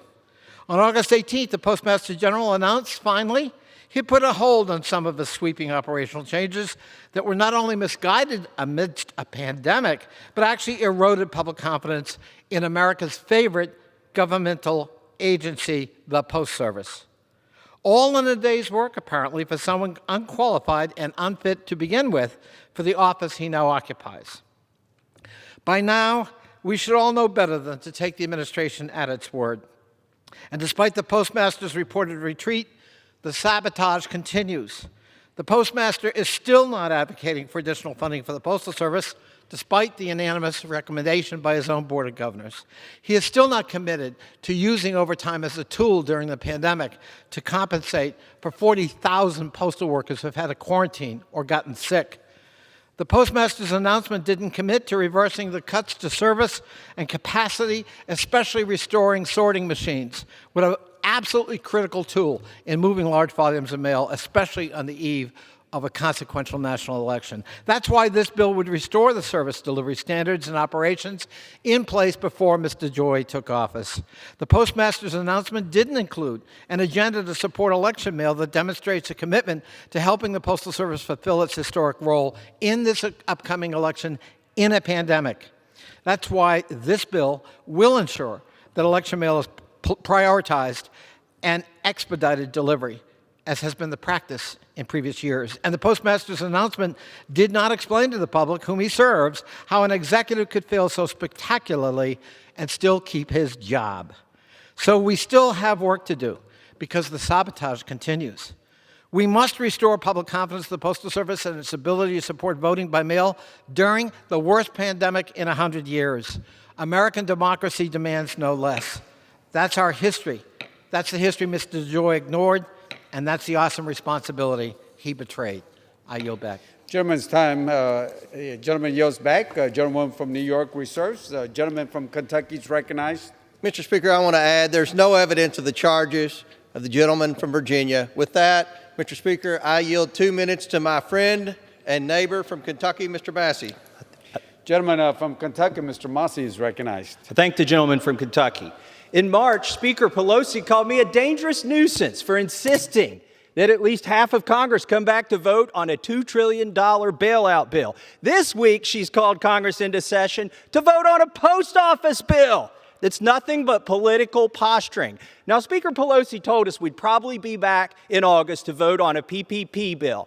What she didn't tell us is that PPP would stand for Pelosi's political posturing. Let me read a quote from the Chief Operating Officer of the U.S. Postal Service that might explain what's going on.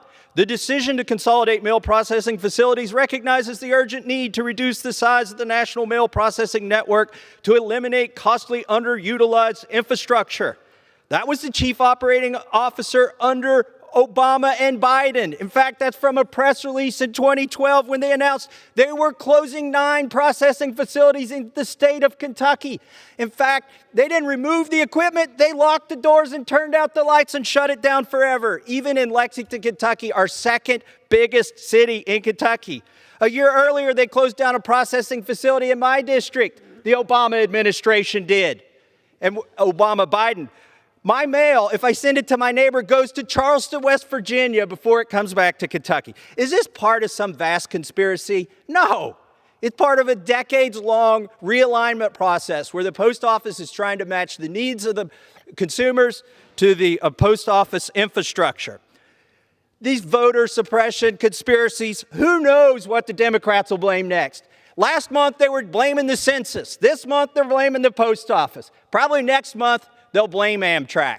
I yield back. Gentleman yields back the balance of his time. Gentleman from Kentucky reserves. Gentlewoman from New York is recognized.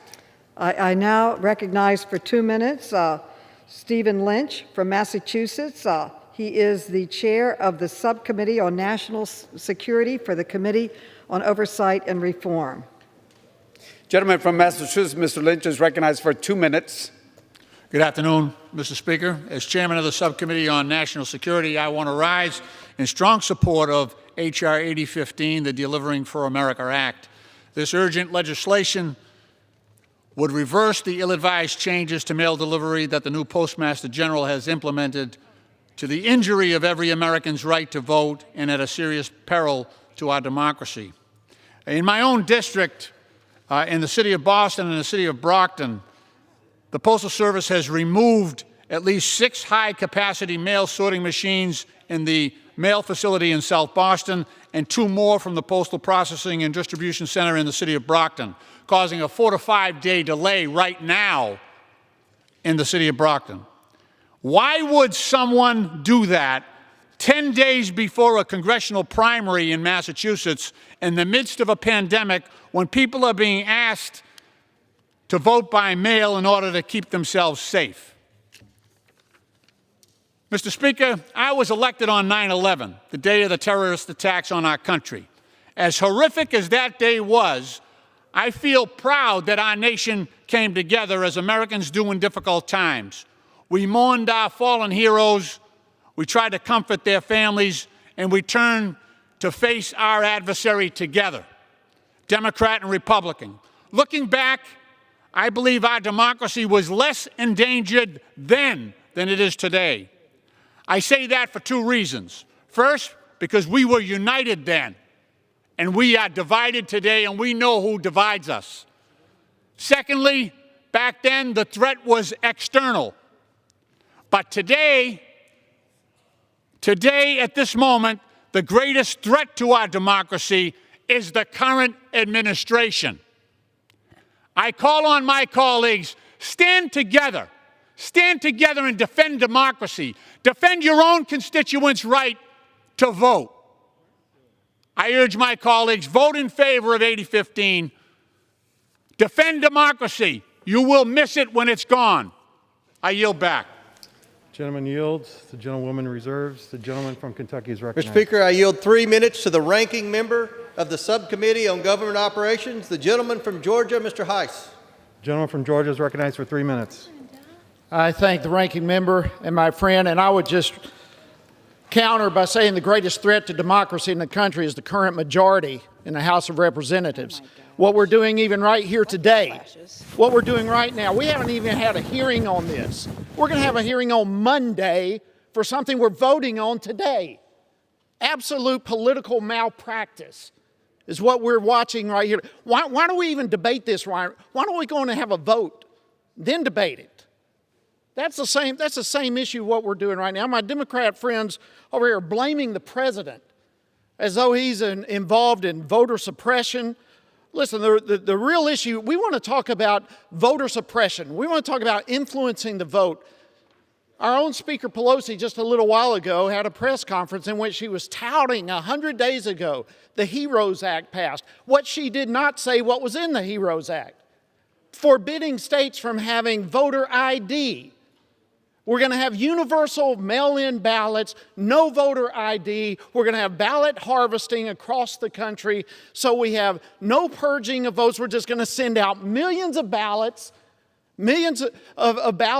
among which deceased people are there, folks who have moved, or ballots just being sent out all over the place. There will be no voter IDs required, and yet all these ballots somebody is going to vote for and send them back in. Talk about political malpractice, and the chairwoman herself ought to be the first to stand up and testify of the disaster of her own election that took over 6 weeks or thereabouts to get the results because these mail-in ballots kept coming and coming and coming, thousands of which were thrown out, open doors for lawsuits in your own election. Madam Chair, just absolute insanity what we're doing here to me, and it is a representation of why people are so disgusted with Washington. And we talk about the delays in the mail service. In April this year, we had a briefing, not a hearing, a briefing, to inform us of the delays that were going to be brought about in the Postal Service due to COVID. Well, that's happening. We have thousands of postal workers who are not working because of COVID. We also have great delays, would you not agree, in cities like Portland, like Chicago.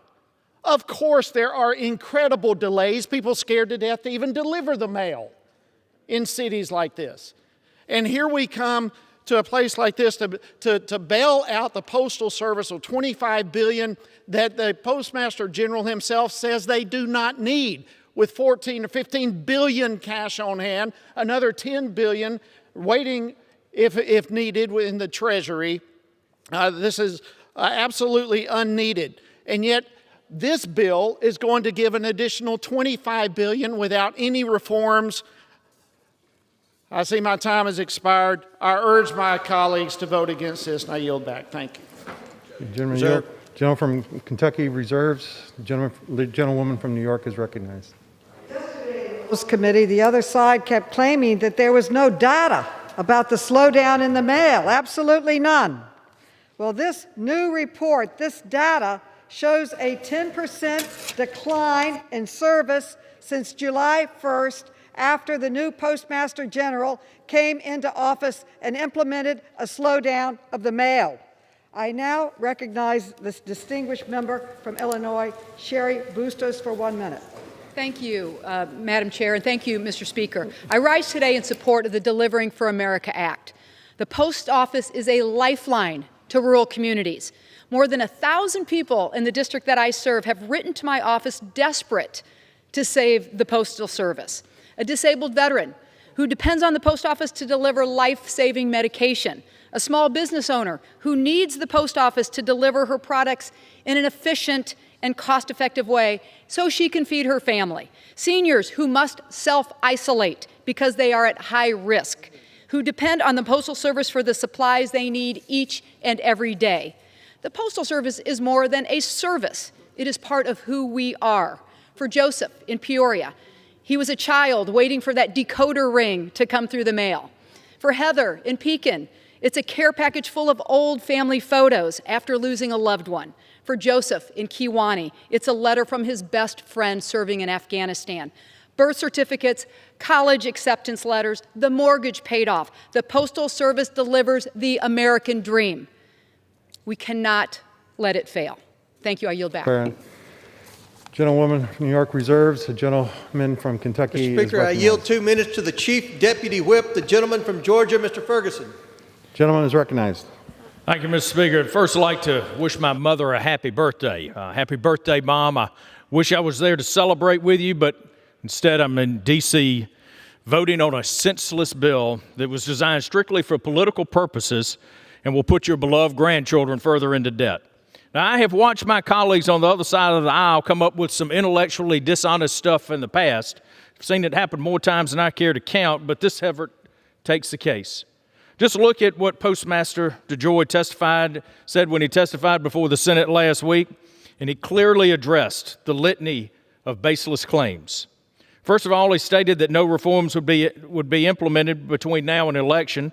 Overtime hasn't been cut between now and November. And the very thing the USPS needs more than anything else, reform, is going to be delayed.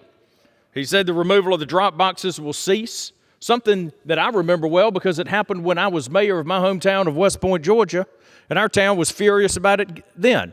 I just wish my colleagues on the other side of the aisle had found religion about this issue back then instead of sitting up here fighting over what color to paint the fire hydrants while Rome burned. This bill calls for $25 billion additional dollars. $25 billion. And the Postmaster has already testified there's over $13 billion cash on hand, another $10 billion in loans that they probably won't need. And I want someone to explain to me how you're going to spend $25 billion between now and November. We know how this place works. On an unauthorized appropriation, we all know that before you spend money here, you have to have a plan. And I hadn't seen one. And then that plan's got to be reviewed and then commented on and reviewed again. And then one more time, it's probably got to be reviewed. And then there is the whole procurement process, bid process on equipment, background checks on new employees, the lawsuits on the procurement process because the special interest group said that they weren't notified in time so they could get preferential treatment on the government contract. And surely, there will be the customary environmental review. Gentleman's time has expired. Mr. Speaker, could I yield 30 seconds? Surely there will be the customary environmental review to understand the impact on the spotted blue-tailed South Georgia armadillo being run over by all the new mail trucks. This bill is a sham. It is a shame It is not needed right now. We are piling up money. We might as well put it on the National Mall, have a bonfire, invite Americans to bring their lawn chairs and a cooler of beer to watch the bonfire so they can see firsthand how this place wastes money. I urge a no vote and yield back. Gentleman yields. The gentleman from Kentucky reserves. The gentlewoman from New York is recognized. The other side of the aisle has a double standard. Congress provided hundreds of billions of dollars to all sorts of industries, businesses, large and small entities across the country to help them cope with the coronavirus crisis. And we did not require them to come forward with detailed plans of how they're going to spend their money. But they want it for the Postal Service. Now, the Postal Service made a public request, and they requested it and presented it to the Board of Governors, who are appointed by President Trump, and the board approved it unanimously. Now, that is far more than all these other entities that we've given billions of dollars to did. And we should support the Postal Service now. And on top of it, the CBO came out with an estimate that this money would be spent in the next fiscal year and that they needed it. And I ask unanimous consent to put the CBO record into the record. Without objection. And I now recognize the distinguished Kwesi Mfume from Maryland for 2 minutes. Gentleman's recognized for 2 minutes. Thank you, Madam Chair. I heard someone on the other side said something that disturbed me, so it's actually taken me off of my remarks because it can't go unaddressed. For the gentleman to say that Democrats, the majority party here in the House, are the greatest threat to American democracy that the world has ever known, that means we're more threatening than Putin and the Russians, more threatening than this terrible pandemic around us. It's the sort of thing that I would admonish my side never to say about the other side, and it's the sort of thing that I think takes us away from why we're here. We're here to have debate and discussion and to reasonably disagree on things. And at the end of the day, we're calling for a vote as we normally do. Things are voted up, things are voted down, but that has been the process that I have come to know over all these years. We are here because Americans who are Democrats and Republicans and independents are not getting their mail on time. We're here because there's been a 10% slowdown in the last 66 days. We're here because sorting machines have been dismantled at an accelerated rate, not the normal rate, an accelerated rate all across America. We are here because mailboxes without density studies are being snatched. They've been removed over the years, but it has accelerated, and it's accelerated to such an extent that now people are wondering, where's their medication? Where's their check? It's veterans. It's our small businesses that are hampered by this. It's senior citizens. So we're not here mysteriously on a Saturday to point fingers and to call names. The other side has a right to disagree, but this is a problem. I don't know about your constituents, but all of mine are telling me that they can't get their mail on time. They expect more. And if the first Postmaster General looked back at this day, I'm sure Ben Franklin would be spinning in his grave. We've got an issue before us. We ought to go at it with vigorous debate. At the end of the day, I may lose, you may win, or I may win and you may lose. But the American public loses without us standing up for this issue. Gentlewoman reserves. The gentleman from Kentucky is recognized. Mr. Speaker, obviously the last speaker, the gentleman from Maryland, missed the part where one of his members proclaimed that the president was the greatest threat to democracy. But with that, Mr. Speaker, I yield 2 minutes to the Oversight National Security Ranking Member, the gentleman from Wisconsin, Mr. Groffman. The gentleman from Wisconsin is recognized for 2 minutes. A very interesting debate today. I think it'd be a good debate to be reviewed by every political science class in the country as we analyze how Congress has spent us to a $25 trillion debt. We have a situation today in which the U.S. Post Office is sitting on $15 billion. They have the right to borrow $10 billion from a stimulus package bill we passed earlier. They are making more money this year than last year because delivery of packages are up. But despite all these numbers, we have decided to spend, or the majority party, has decided to spend an additional $25 billion. Now, I like the post office. I really do. But when you have an agency that can spend $25 billion and it's unspent right now, $24 billion, and you introduce a bill to say they need another $25 billion, and if you don't vote for that $25 billion bill, it means you don't want children to get little toys they're going to receive in the mail, or it means that we don't like the post office, that's outlandish. There are other things you can look at as well. You talk about getting rid of post offices. In the first 3 years in which President Trump has complete control of the administration, they will be getting rid of less post office boxes than Obama from 2013 to 2016. And I don't have the numbers before 2013. It might be 4 years in a row. In the greatest year in which President Trump got rid of mailboxes. Another thing to point out is even if every single person in this country votes absentee, which they won't, it would only increase mail that month by 1.5%. So we have no crisis here. It is something that will easily be able to handle.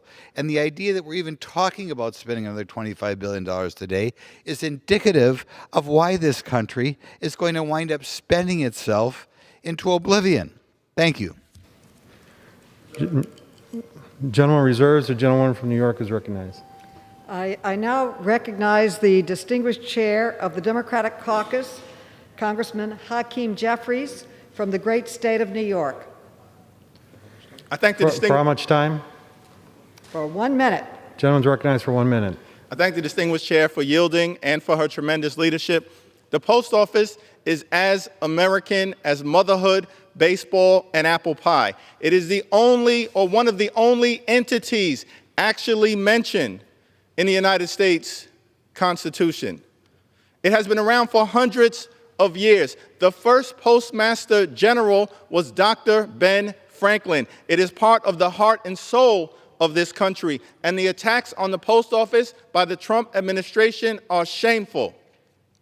The American people deserve a postal service that delivers Social Security checks to senior citizens, delivers medicine to disabled veterans, delivers unemployment insurance checks to displaced Americans, and yes, delivers ballots to those who choose to vote by mail in the midst of a deadly pandemic, because no American should ever have to choose between their health, safety, and well-being on the one hand and the constitutional right to vote on the other. That is why we need a fully functional postal service. Don't mess with USPS.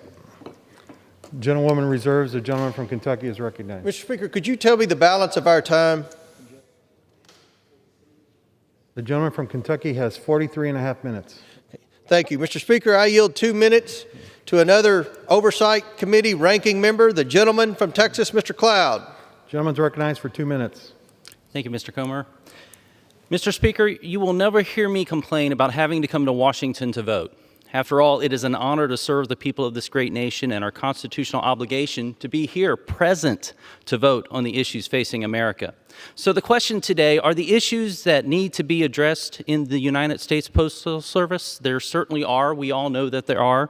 After all, the USPS has been on the Government Accountability's high-risk list since the beginning of the Obama-Biden administration. The systemic issues are not new. They did not creep up all of a sudden in the last few weeks since the new postmaster has been into office. They've been here for a while. So if we're really trying to address the issues, there's room for discussion. The late Chairman Elijah Cummings and the now White House Chief of Staff Mark Meadows have a bill that has some serious effort put into it. Tomorrow we'll be having a hearing with the postmaster to discuss the bill we're arguing today and voting on. The White House has offered a $10 billion package, which the Speaker has rejected. And so there's options if we want to address the real issues. But today's not about a serious effort. Today's effort is yet another smokescreen, another conspiracy theory foisted upon the American people to distract us from the real problems facing the American people, to distract from the Speaker's unwillingness to work with the White House to protect schools, hospitals, and small businesses, to extend PPP to mom and pop businesses that are on the brink and the families connected to them, to address the heartbreaking violence and destruction in our cities and streets. The American people are tired of this, tired of lurching from one manufactured crisis to another, tired of leadership by fear-mongering, tired of this House preferring to campaign on issues rather than to fix them. The bill offered today will not save the USPS or provide for long-term sustainability. Today's effort is another attempt to mask the fact that this House, under this leadership, is doing very little for the American people. Gentleman reserves. The gentlewoman from New York is recognized. It is now my pleasure to introduce another member of the Committee on Oversight and Reform, the distinguished lady from Florida, Debbie Wasserman Schultz, Congresswoman Schultz, for 2 minutes. Gentlewoman is recognized for 2 minutes. Thank you, Mr. Speaker, and I thank the gentlelady for yielding. I rise to support the Delivering for America Act, to protect a pillar of our democracy and fortify a lifeline so many Americans count on. This bill would provide urgently needed Postal Service funding and bar its leaders from compromising its services during this COVID-19 crisis. We all know the motto: neither snow nor rain nor heat nor gloom of night stays these couriers from the swift completion of their appointed rounds. But of course, no one foresaw that any American president would willingly crowbar our mail system to sway an election. So the Deliver for America Act will safeguard our democracy from any presidential subversion. This legislation will also allow our mail carriers to do their job by ensuring overtime and proper equipment are available. It will make sure intentional service delays are avoided so our seniors get their Social Security checks and prescriptions. It defends our veterans who count on this noble occupation for work and rely on the postal system to deliver their medicine. In my state, Florida just completed a primary where nearly 60% of the counted ballots arrived by mail. Savvy seniors and residents reeling from a summer of viral outbreaks wanted the safety that only mail-in balloting provided. This year, our country saw 500,000 primary ballots rejected, and a main reason they get tossed is due to postal delays. These brave frontline workers are delivering goods amid a pandemic, and it's taken its toll on their workforce. So in a state like Florida, known for its razor-thin presidential elections, we can't afford to have 59 sorting machines left on the sidelines. Blocking postal employees from overtime is not an option, especially when it may hold up hundreds of ballots to decide the presidency. The Delivering for America Act helps defend our democracy from the hypocrisy of a president who casts mail ballots himself one day, then tries to meddle in our neighbor's mailbox the next. Don't mess with the USPS. Pass this good bill. I yield back the balance of my time. Members are reminded to refrain from engaging in personalities against the president. Gentlewoman reserves. The gentleman from Kentucky is recognized. But Mr. Speaker, I yield 2 minutes to another great member of the Oversight Committee, the gentleman from Ohio, Mr. Gibbs. Gentleman's recognized for 2 minutes. Once again, my colleagues on the other side of the aisle are pulling the wool over American people's eyes. We are here today not to debate or conduct public policy for the benefit of the nation. We are here so they can perform in political theater. If you have any doubt about that, this coming Monday, the Oversight Committee is having a hearing with the Postmaster General about this same issue. So we're voting first, then we're having hearings. I think that's, what is backwards. My colleagues on the left are faking outrage over a made-up crisis to score points during an election. The United States Postal Service is under no greater stress than it was before the coronavirus pandemic and well before this election cycle. The facts have been laid out by experts, by independent journalists, by regular citizens to do the job the mainstream media refuses to do. Rather than find out and report what is really going on, we have mainstream media parroting Speaker Pelosi's conspiracy theory. Here are the facts. The Post Office is solvent for most of 2021 and will be able to operate in the 2020 election. They have $15 billion cash in hand. They have a $10 billion line of credit they have not used. If every single American voted by mail this cycle, it would be as little as 1/4 of the mail the Post Office handles daily. You've heard a lot about the sorting machines. The first-class mail has really tapered off and packages volume has increased. So that's a efficiency standard. They're doing it to serve better. During the 5-year span of the Obama administration, 14,000 blue collection boxes were removed from the streets. Twice during the election years, the Obama administration proposed funding cuts to the Postal Service. Where was the outrage then? There was none. Removing and relocating collection boxes where they are more useful is common sense, not a conspiracy. Postmaster Joy testified and has come out publicly saying they're not going to do any more cost-cutting measures before the election, so everything's frozen. What the other side really wants is universal mail voting not absentee voting, which is we all support. They want universal mail voting. We just mail out ballots to anybody, and who knows who it'll be. And all they're going to do, they're sowing the seeds, if the election doesn't go their way, to create more chaos and more division in this country. You won't hear any of these facts from the mainstream media. Time has expired. You only hear... Time has expired. Mr. Speaker, I ask for 30 additional seconds. 30 additional. Gentlemen's yield, or you only hear 30 additional seconds. This bill provides the funding that's already there, and we're creating and peddling this conspiracy theory is irresponsible and reckless. At the time when Russia and China are meddling in our elections, we don't need help from Congress peddling fake news. This is one bill that needs to be labeled "Return to the Sender." I yield back. Gentleman reserves. The gentlewoman from New York is recognized.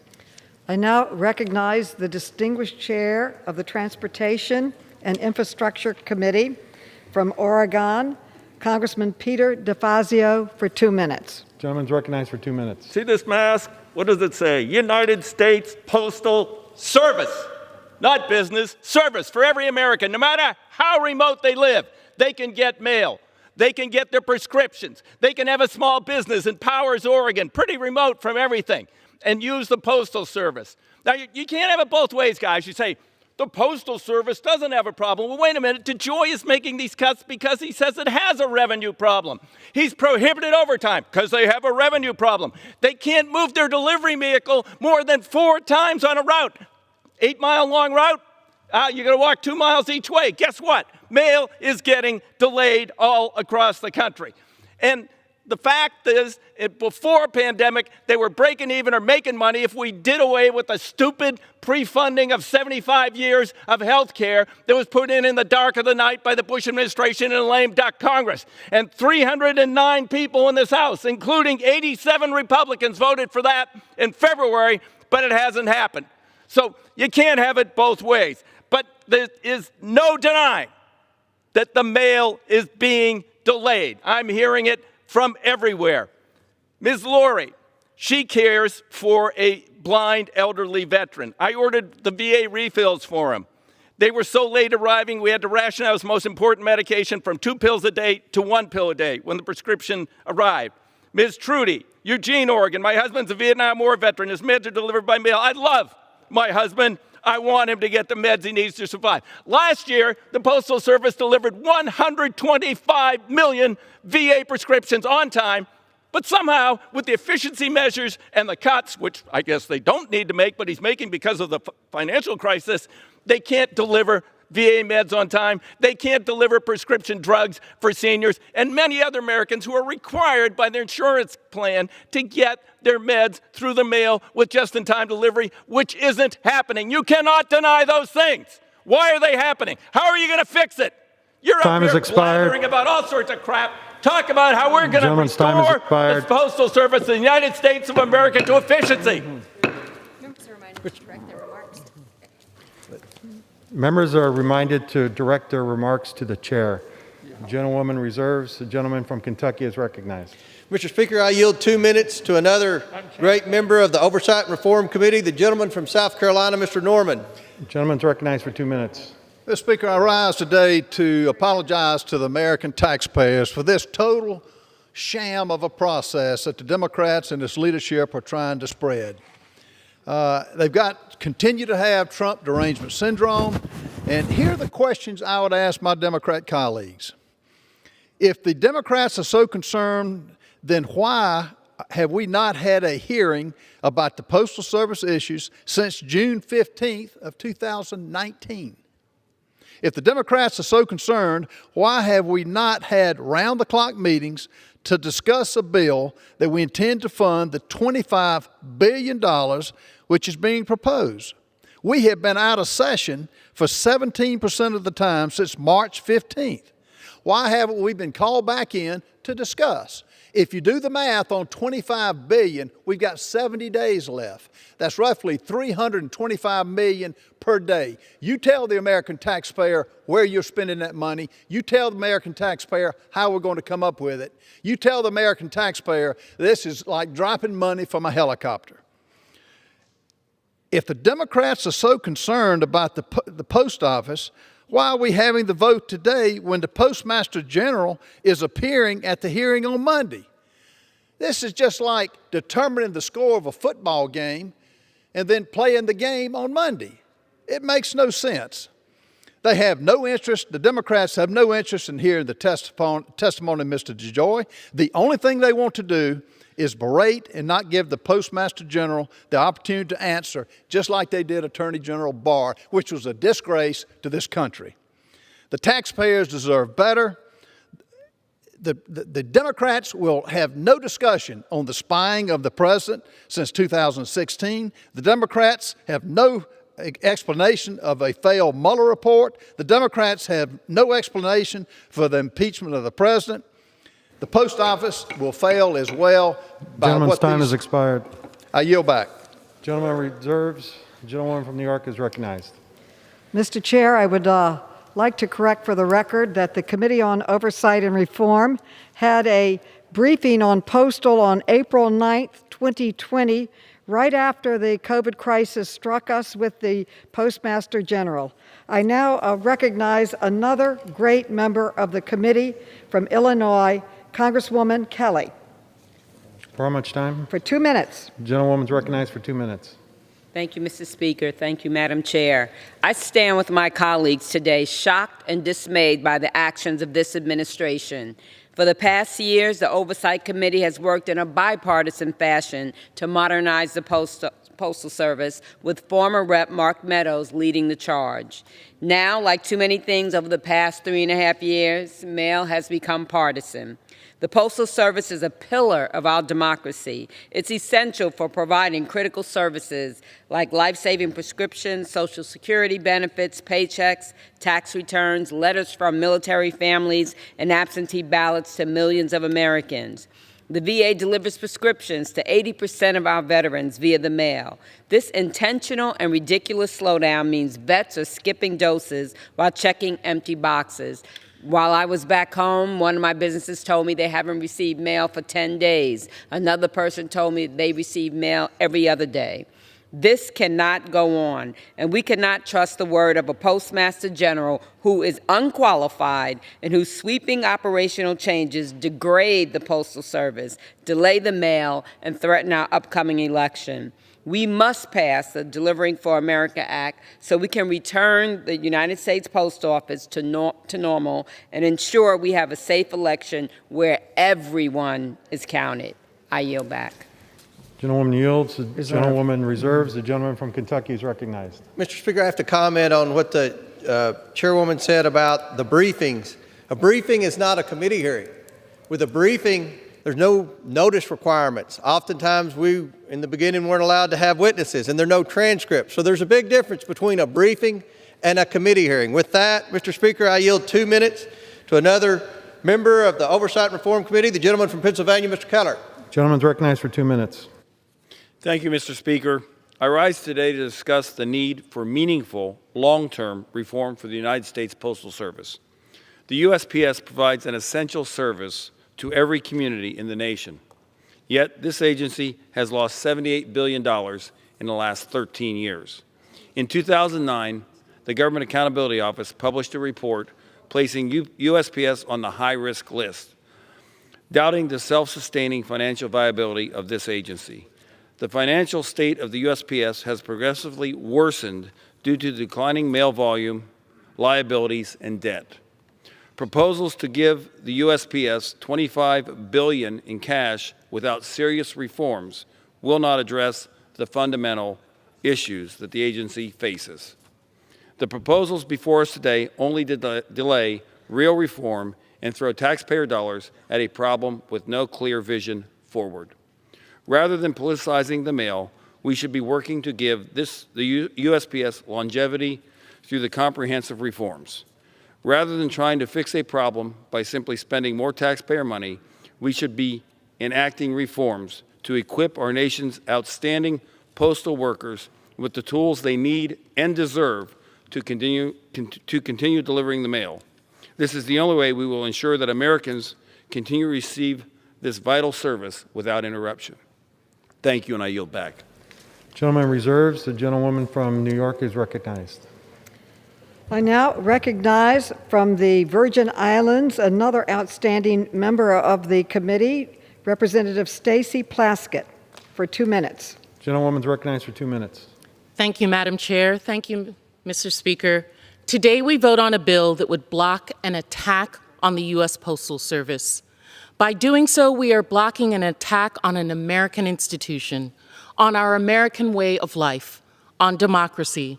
By responding to the unanimous requests of the Trump-appointed Board of Governors of the Postal Service for funding of $25 billion and restoring operations to January 1st levels, we will literally be saving lives. The necessity of this vote, the necessity of this legislation shows the peril to our democracy that this administration has placed us all in. Our elders, our veterans, our businesses, our vote. We'll go further than just voting, and we will have that hearing on Monday on the Oversight Committee, led by Chairwoman Maloney, to speak with the Postmaster General to examine some of his, shall we say, creative decisions. We want to examine the operational and organizational changes at the Postal Service that have resulted in delivery delays across the country, including the delays of goods and services for small businesses and families, as well as critical medicines. In my district of the Virgin Islands, we are hostage to the U.S. Postal Service. We cannot drive to big box stores, never mind medicines for our elders or our veterans. We will review the impact of these changes on the rights of eligible Americans to cast their vote through the mail in the November elections. But we will also have a few closing questions for Mr. DeJoy. Is Mr. DeJoy thinking about that senior who won't receive their medication on time due to his policies? Has he thought about the veteran who served our nation and can't get their prescriptions to heal? Has he considered rural American who have to drive 20 miles to the nearest post office? Has he thought about any of these people, or is he, like the president, only concerned about his own self-interests? I yield back. Gentlewoman reserved. The gentleman from Kentucky. Oh. Members are reminded to refrain from engaging in personalities towards the president. The gentleman from Again, Mr. Kentucky is President, that recognized. ship has sailed. But, Mr. Speaker, I yield 2 minutes to another valuable member of the Oversight and Reform Committee, the gentleman from North Dakota, Mr. Armstrong. Thank you, Mr. Speaker. If there's a bill that more accurately reflects the failure of Democratic leadership for my first 2 years in Congress, I don't know what it is. And I know that because I came to Congress knowing of the problems with the Postal Service. I'm the only Republican on the Oversight Committee who co-sponsored Democrats' bill to remove the pre-funding of their pensions. I've been working on this and curious about it and care about it for a very long time. I supported former Chairman Cummings and Mark Meadows' bipartisan solution to the post office because I represent a rural state and privatization is bad for my constituents. But you know how important this has been to the Oversight Committee? Our last full hearing on the Postal Service was in April of 2019. But somehow we have decided that because the previous Postmaster General, who was appointed in 2015 and didn't resign till June, and did something unique in this town, made sure just about everybody hated her. But now we are saying this all blew up last week. Well, it didn't, and I know it didn't because you can Google postal problems in any jurisdiction from one end of this country to the other, and you know they've existed before. But instead, we will come to the floor, debate a bill, sponsored by the chair of the Committee of Jurisdiction. We will vote on it today, and then we will have a hearing on Monday about the bill. So before we even talk about the fact that we're giving $25 billion to an organization that already has $25 billion cash on hand, and regardless of how you feel about this, $25 billion does not deliver votes, and we have no ability to do this. We are doing this in a way that is completely and utterly political theater. Because anybody who's been paying attention knows that the post office problems are chronic, they're not acute. They've lost $70 billion since 2007, and they lost $9 billion in 2019. So my question is, why haven't we been having hearings on this in oversight for the 2 years I've been here? And with that, I yield back. Gentleman reserves. The gentlewoman from New York is recognized. I would like to respond to the gentleman's statement that the money is not needed. The Postal Service sought the $25 billion from Congress to provide this critical relief, and that request was supported unanimously by a vote by the Board of Governors, who were all appointed by President Trump. And yesterday, we received the report from the nonpartisan Congressional Budget Office, and that report estimates that the vast majority of this funding would in fact be needed within fiscal year 2021 to provide services to the American people. This should be a nonpartisan issue, and with that I recognize the distinguished chairwoman of the Committee on Financial Services from California, my good friend, Representative Maxine Waters. For how much time? 2 minutes. Gentlewoman's recognized for 2 minutes. Thank you very much, Mr. Speaker and members. I ran to the floor when I heard that our members on the Republican side of the aisle are trying to use as an excuse, we have not had a hearing. Oh yes, you have had a hearing. You have had a hearing from the American people that are shocked that the president and DeJoy are out there dismantling and destroying our postal service. For 3 years, I warned the American people and my colleagues that this president was a threat to our democracy. Yet, here we are today voting on a measure to save the Postal Service because it is being sabotaged by a desperate president in an order to cheat in the 2020 elections. Since our country's founding, the people have relied on the Postal Service for everything from delivery of letters. Our seniors have wanted their medicines delivered on time. Veterans want their disability checks on time. Social Security recipients want and need their money. So I want to say to the members on the opposite side of the aisle, you'd better get some courage. If you're afraid of the president, you'd better step up to the plate on this. We will not allow the United States Postal Service to be destroyed by you. And another message to the president, stop removing our blue mailboxes from our neighborhoods. I yield back the balance of my time. Members are reminded to refrain from engaging in personalities towards the president and to address their remarks towards the chair. Gentlewoman reserves. The gentleman from Kentucky is recognized. Mr. Speaker, Ms. Waters forgets that President Obama removed 12,000 of those blue boxes that she just asked that they quit removing. With that, Mr. Speaker, I yield 2 minutes to the gentleman from Arkansas, Mr. Westerman. Gentleman's recognized for 2 minutes. Mr. Speaker, I rise today in support of frontline essential rural mail carriers and postal workers across my district and America who have continued to go to work and do their jobs during the pandemic. This is in sharp contrast to many of my colleagues across the aisle who draw a paycheck but don't show up to vote or do their jobs. Mr. Speaker, I also stand in opposition to H.R. 8015 because it's a sham bill that has no future. It doesn't belong on this floor. It belongs in the archives at the Election Hoax of the Month Club.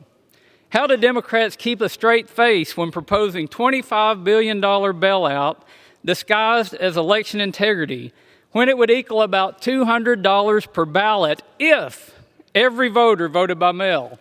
That's preposterous.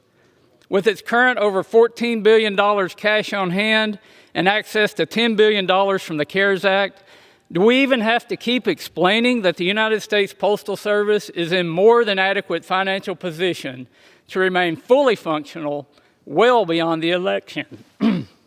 No. The American people are smarter than Democrats give us credit, and I believe most see past the smoke and mirrors. The post office is important. It's not going anywhere, and this bill has nothing to do with a fair election. The ranking member and I participated in a youth organization, and at the beginning of each meeting, the leader would ask, "Why are we here?" Many of us are asking that question today. Why are we here? The answer is because this house is adrift. This house is a ship without a rudder. It lacks vision, it lacks direction, and most importantly, it lacks leadership. It simply gets tossed to and fro by the political wind of the day. Mr. Speaker, it didn't just start. It's been that way this whole Congress. At a time when America has legitimate needs with a pandemic and an economy trying to get back on track, it's really no surprise that this is the best the left can do. House Democrats offer no hope. We need change. I yield back. Time has expired. Gentleman reserves. The gentlewoman from New York is recognized. Why are we here? We're here because the President of the United States went on national television on Thursday night and said he was going to defund the post office. That's why we're here. And further, he said he didn't support mail-in voting, when we know that millions of Americans will want to vote for health reasons by mail. That's why we're here. We're here because we wrote numerous letters to the Postmaster General, which he ignored. That's why we're here. I applaud the Democratic leadership for calling us in for this emergency meeting to make sure that the post office is funded. It was funded before we even had a Constitution. It's one of the pillars of our democracy.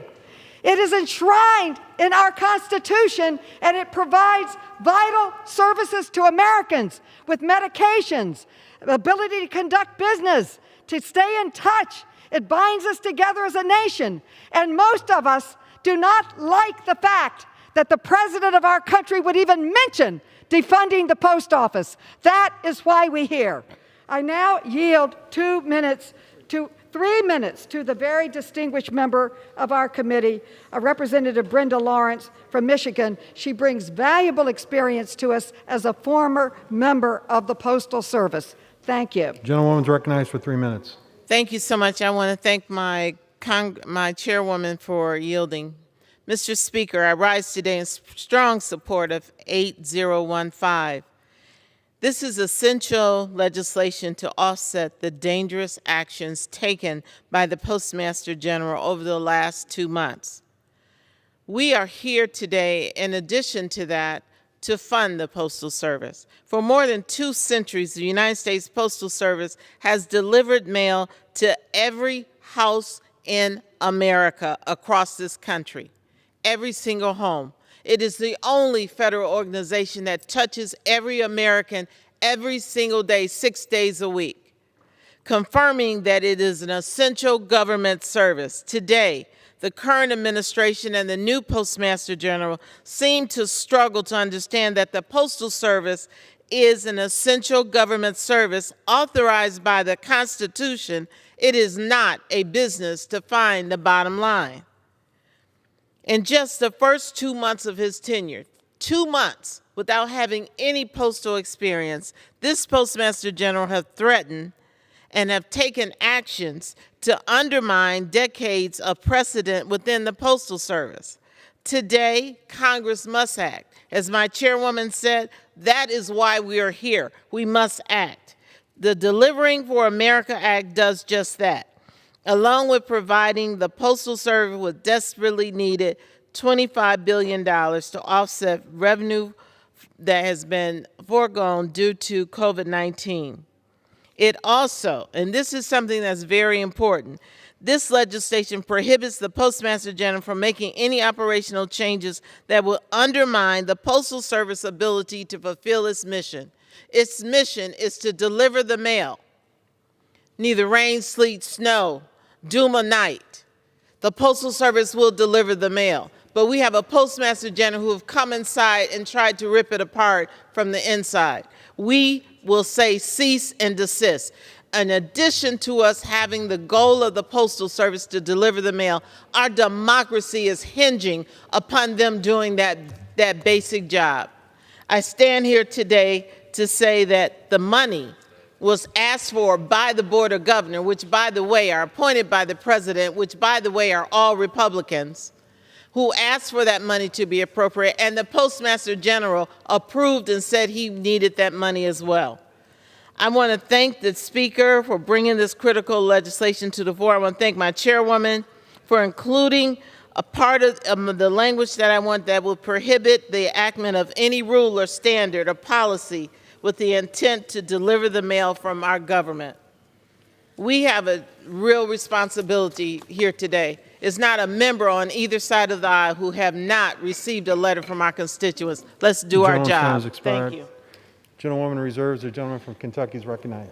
Mr. Speaker, I have the utmost respect for my friend, the chairwoman of the Oversight and Reform Committee, but I believe she misspoke. She said the president wanted to defund the Postal Service. That's not what the president wants to do.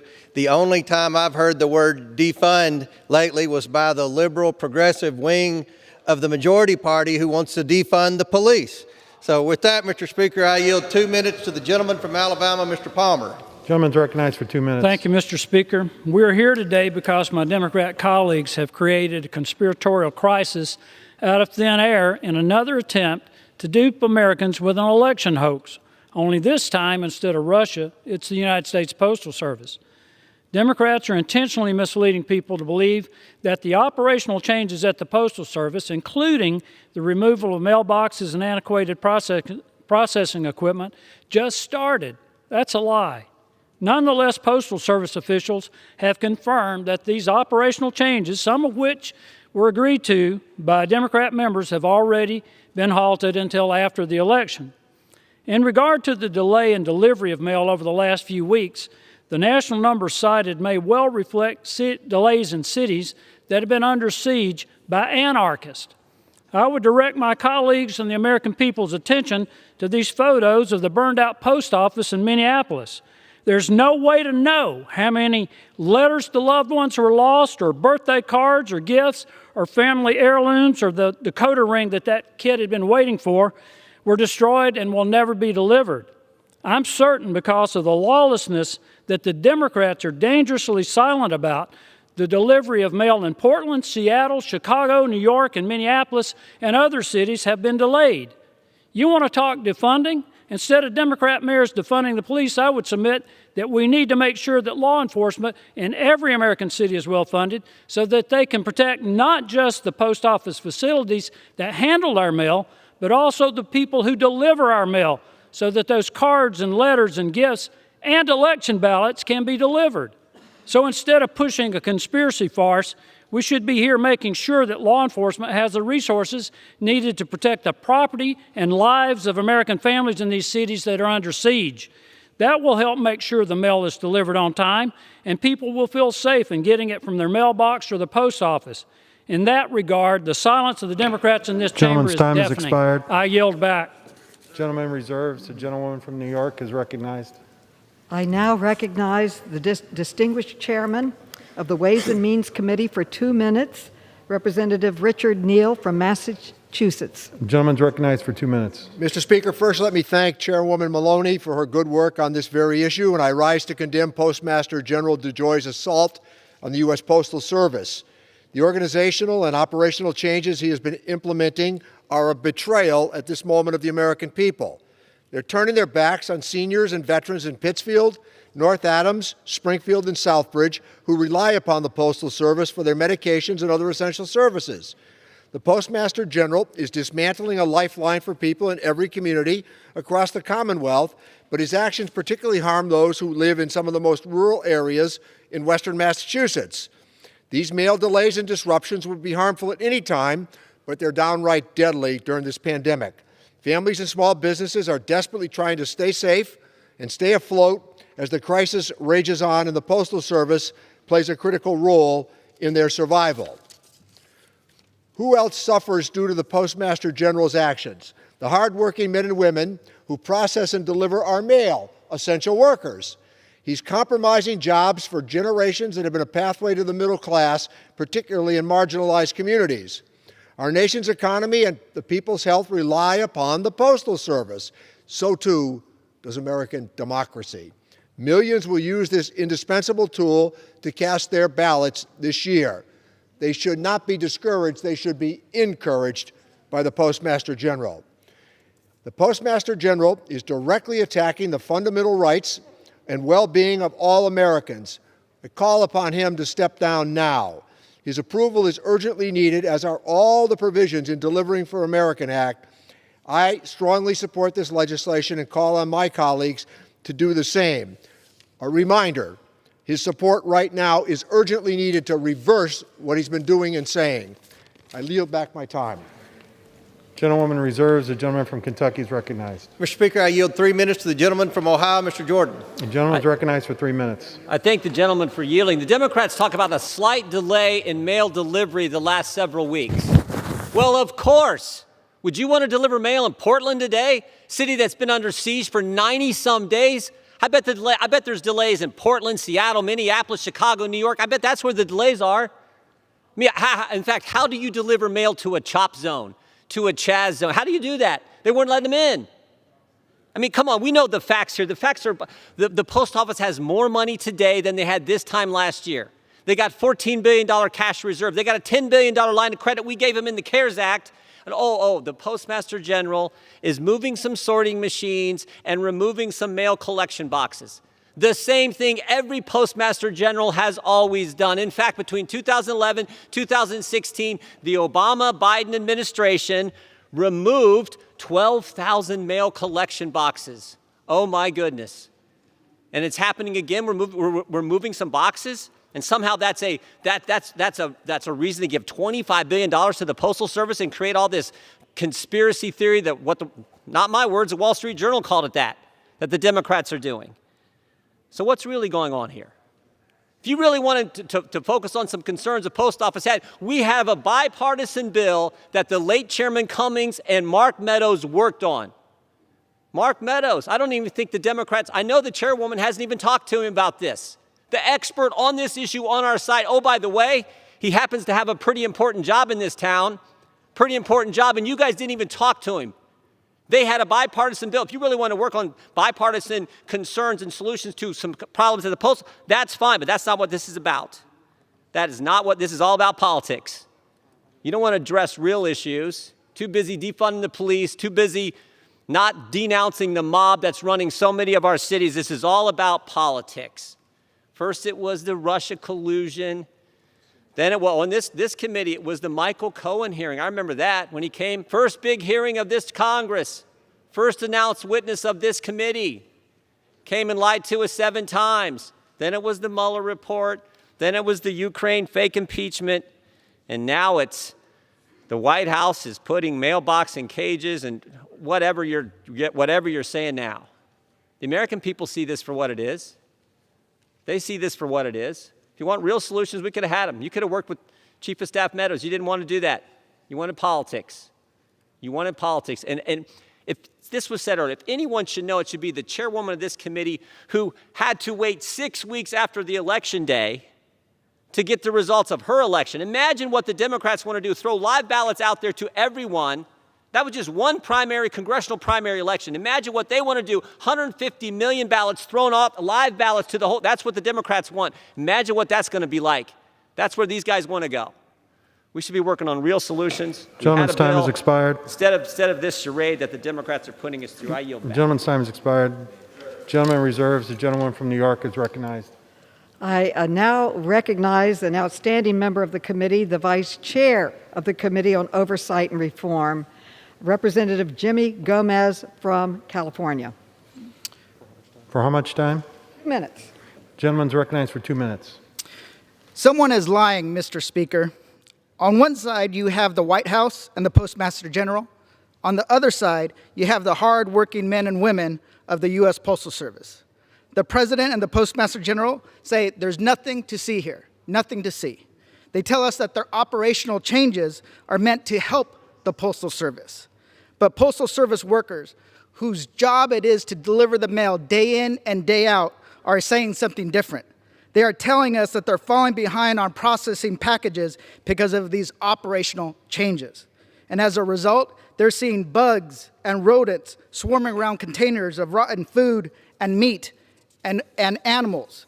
Now my Republican colleagues say that this is a conspiracy theory. But I say to them, you can't smell a conspiracy theory. There's dying animals, rotten food, rotten meat, rats, flies. You can't see that in a conspiracy theory. I want them to open their eyes because their constituents, my constituents, are suffering because of this deliberate attempt to sabotage the U.S. Postal Service. And their constituents, seniors and veterans who depend on fast delivery of their medicines, the small businesses who depend on the U.S. Postal Service to stay afloat, and every American who wants to partake in our democracy safely during this pandemic. Mr. Speaker, I can tell you which side I believe, the employees of the U.S. Postal Service. And it is with them in mind that I strongly support the passage of H.R. 8015, the Delivering for America Act. I yield back. Gentlewoman reserves. The gentleman from Kentucky is recognized. Is he here? Mr. Speaker, I yield 1 minute to the gentleman from California, the Republican leader, Mr. McCarthy. The gentleman is recognized for 1 minute. I guess I was recognized? Oh, thank you. Couldn't hear you. Sorry, Mr. Speaker, couldn't hear you.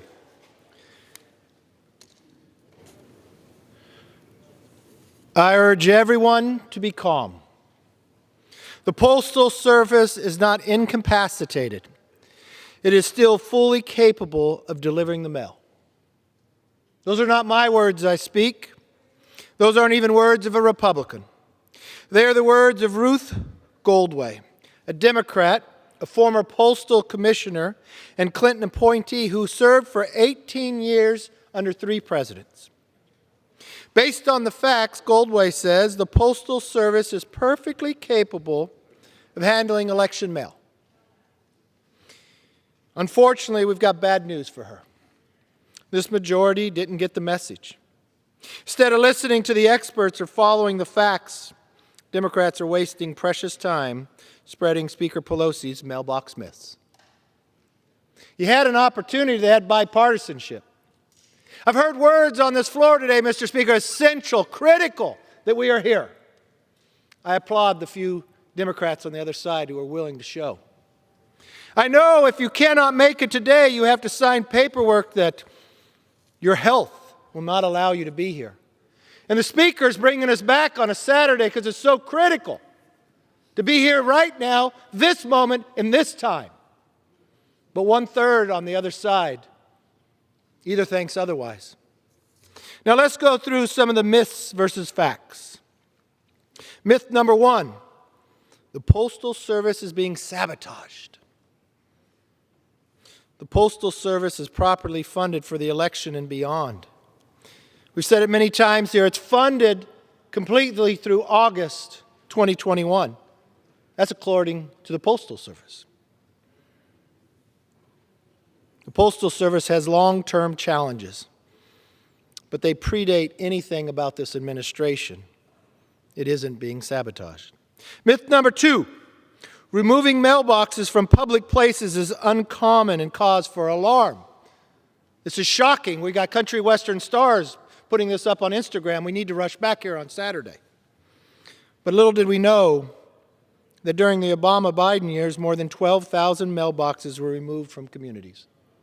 Never once did we rush into a Saturday to have a bill that you didn't have marked up,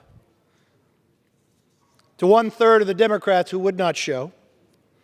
The Postal Service is actually constantly moving mailboxes from low to high volume growth areas. Kind of smart thing to do. In some cases, they replace them with more modern versions. Some places I saw a picture where they actually had a lock in the front. You have town hall meetings, you'll find out a lot of mail gets stolen, so they were protecting the packages but still allowing you to put the letter in. This isn't voter suppression, it's routine maintenance.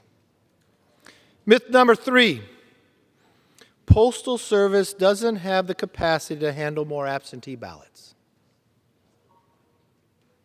The Postal Service delivers 471 million pieces of mail on an average day.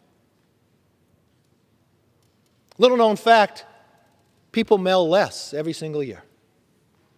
With all the advancements we put in the Postal Service, with the technology of our own life, do you know what equals of what year this 471 million? About to exact what we did in 1985.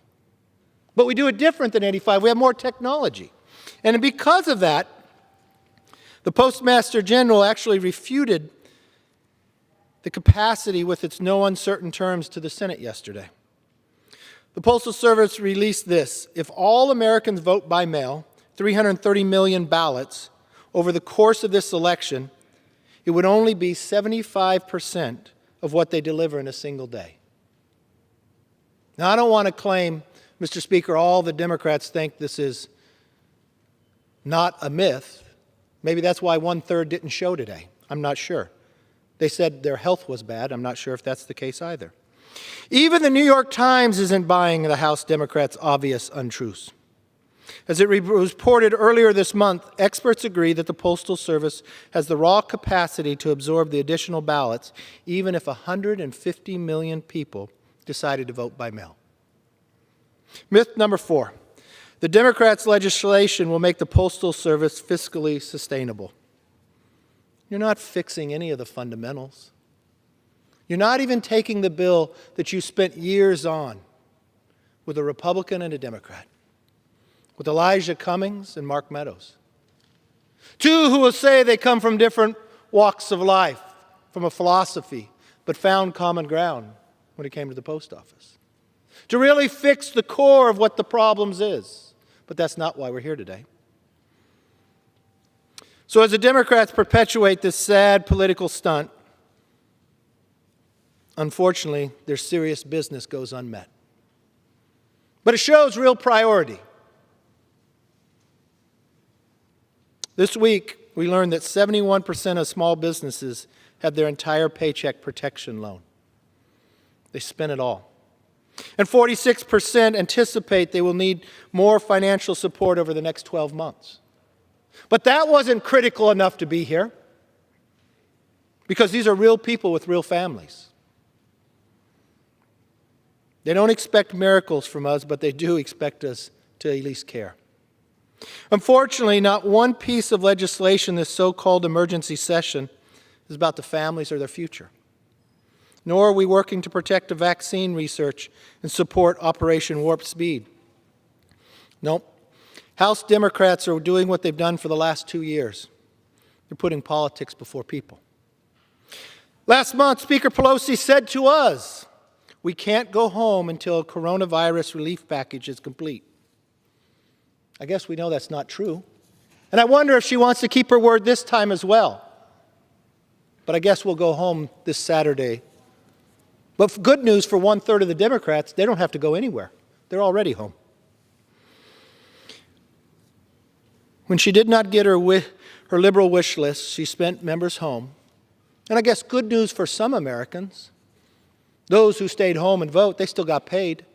But those small businesses that are running out, that we're here in this body right now, that we could do something about, or those who are on unemployment, we could do something about. You have the majority, we don't. We are not allowed to bring it to the floor, you can. But you picked a crisis of something that's already funded. You can't spend the money you want to give them. Why? Because they got $14 billion sitting in the bank and another $10 billion they could pull from. But the small businesses don't. The families that can't pay their rent, they don't. Or what about the vaccine? But you did do something this week. You extended the shadow voting scheme, gathering yourselves permission to vote from home until October 2nd. Mr. Speaker, I'll take a bet. I'll make a bet on this floor right now, and maybe even a prediction. I bet that gets extended again and probably goes a few days past the election in November. Who would like to take that bet with me? How much do you want to get that extended all the way through? What does that mean to the American people?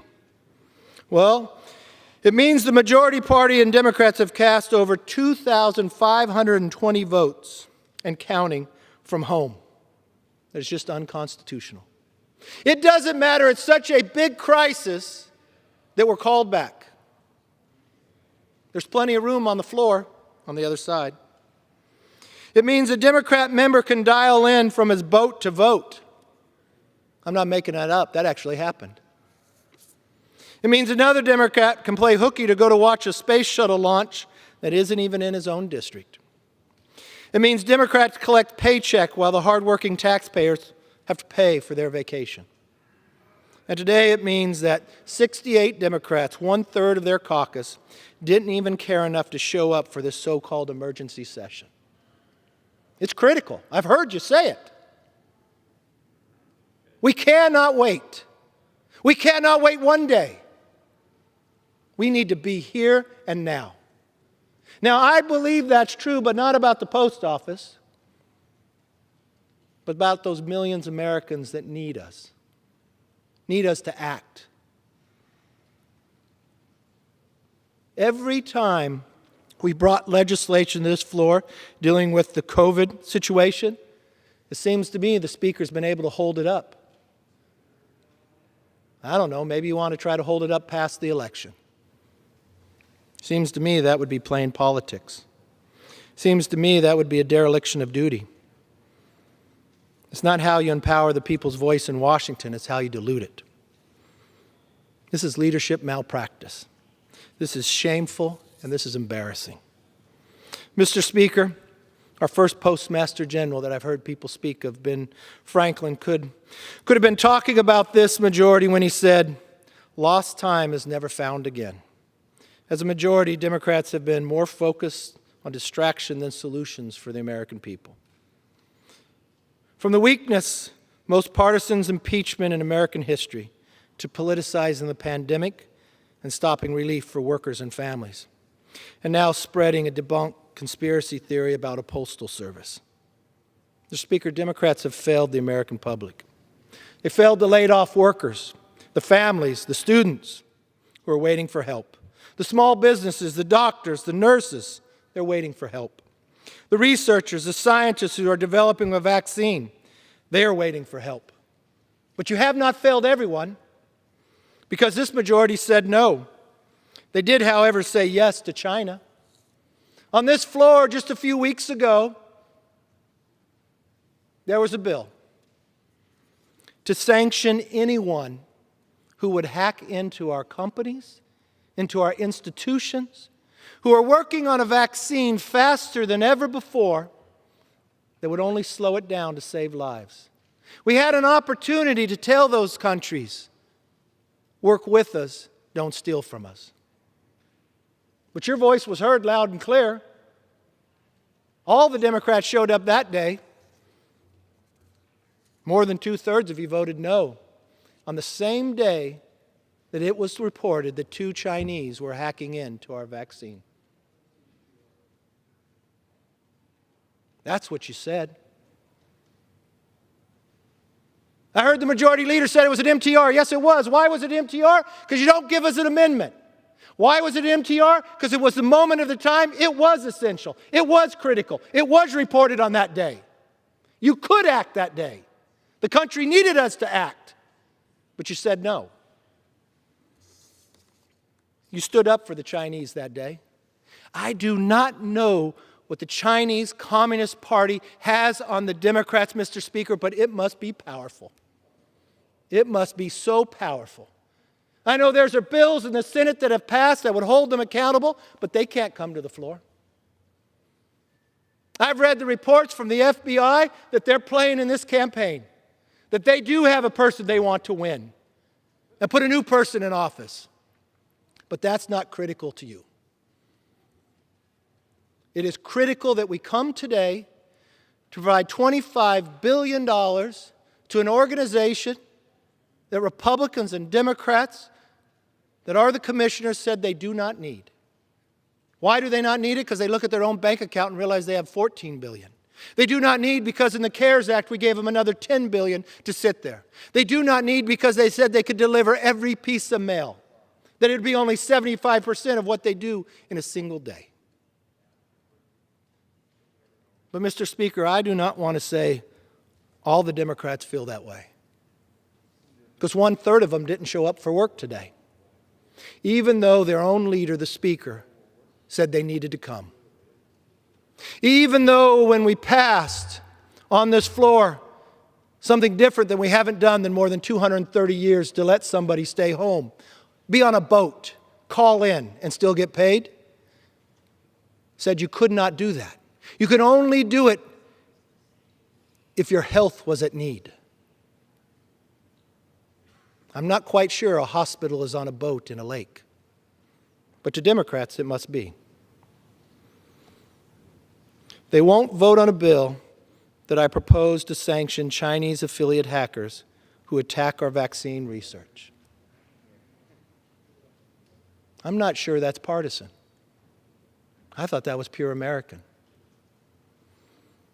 They won't help working Americans. They won't help protect our vaccines. But yes, they stood that day proudly in supporting of the Chinese Communist Party. I'm sorry, Mr. Speaker. America is too great for a vision so small with our challenges before us.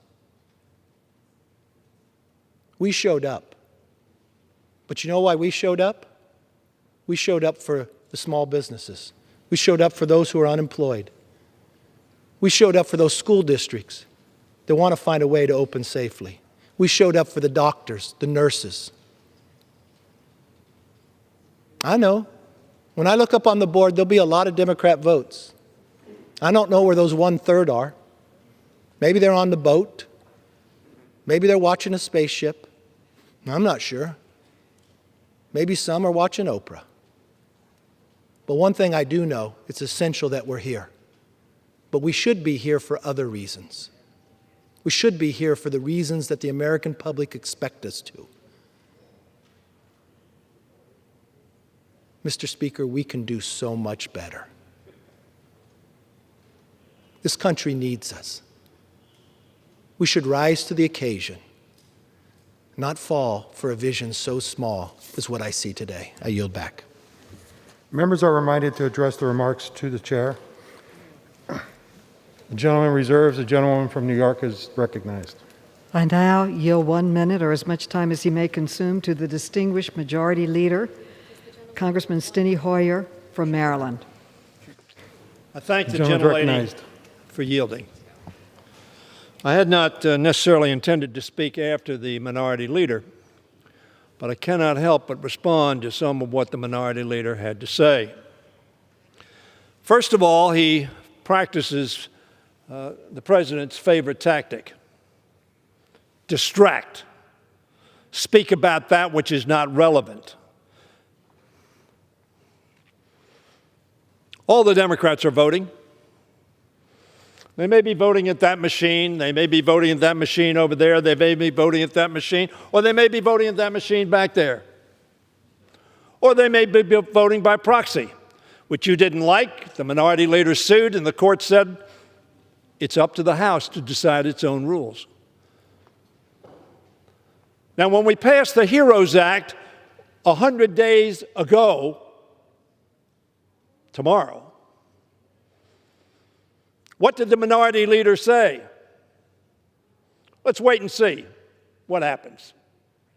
And what has happened since then? Thousands, tens of thousands of people have gotten sick. And thousands and thousands of people have died in those days. Let's wait and see. And what did the Majority Leader, who can put a bill on the floor, what did he say? Let the states go bankrupt.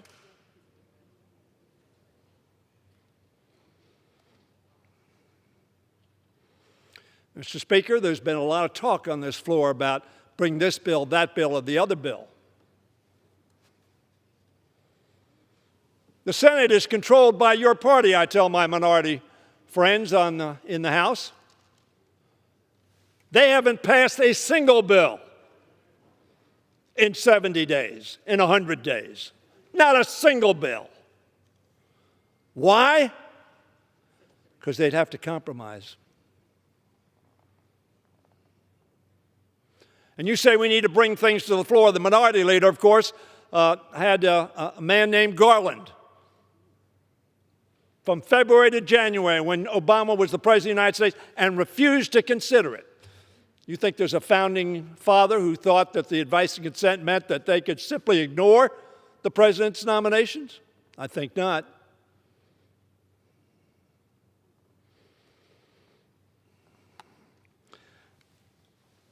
Some people talk about, oh, there's some very, very important things to do.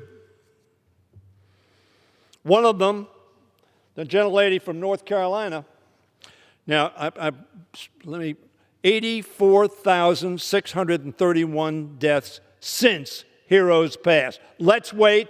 We passed HEROES. No action in the Republican-controlled and led United States Senate. So don't whine to me about what you want on the floor. Don't whine to me about we could have done this, we could have done that, we could have done the other. I was just talking to the Chief of Staff of the White House. And I kidded him. I said, you know, when you were here in the House and we had Republican leadership and they offered solutions, you undermined them. Who says so? John Boehner says so.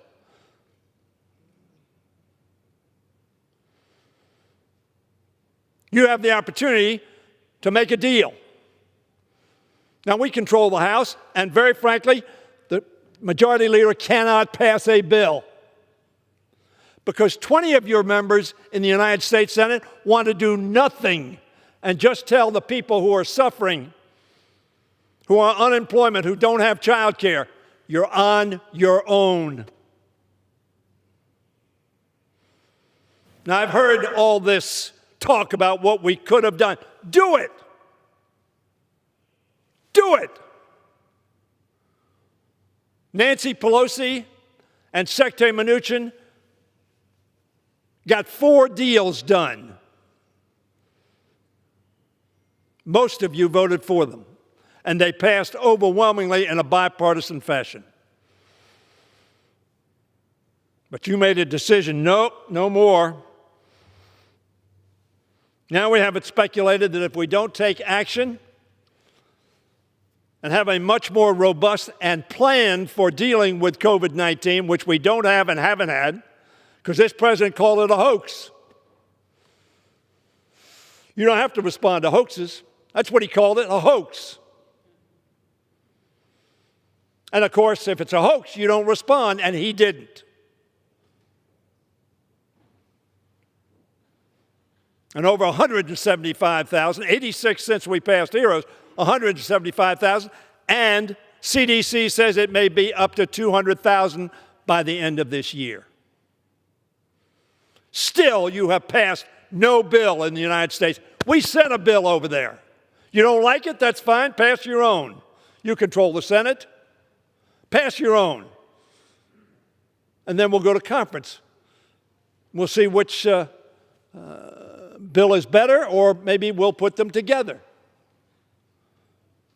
But what has the Senate Majority Leader done? He's reduced the $1 trillion offer down to $500 billion, which the governor of my state says is only sufficient to help the states because they're hemorrhaging revenue. And they're on the front lines of responding to this crisis. Now, others of you have said, oh, this is a feigned, this is not real. Madam Chair, will you yield for a question? Madam Chair, have you spoken about the report that you just released from the Postmaster General's advice? Have you done that? Yes, I have. Well, let me repeat it, notwithstanding that. It says the new documents being released by the committee today are part of the PMG briefing. Now, I hope the Postmaster General, unlike the President of the United States, reads his briefings. The President said he doesn't read his briefings, and so he didn't know about the Russian payments to kill American soldiers, and has not responded to this date on that assertion.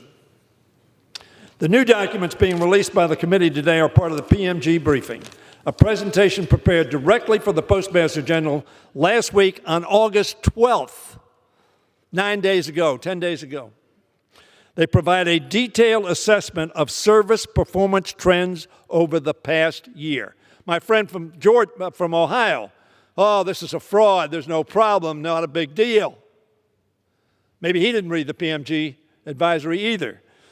According to these documents, there has been a significant drop in service standards across the board beginning of July, including first-class marketing, periodicals, and priority mail.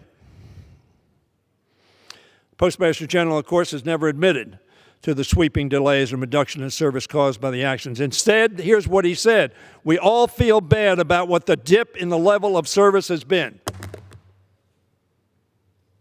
So he knows there was a dip in service right after he made these changes. Now, what do we know? A, we know he's a big supporter of the president, a lot of money to the president. Secondly, we know he was appointed by the president, essentially, yes, elected by the Board of Governors, all thanks to the membership appointed by President Trump, who, by the way, unanimously asked for the $25 billion we're talking about. We know the President of the United States wants to suppress the vote. Why? He says so. He says so.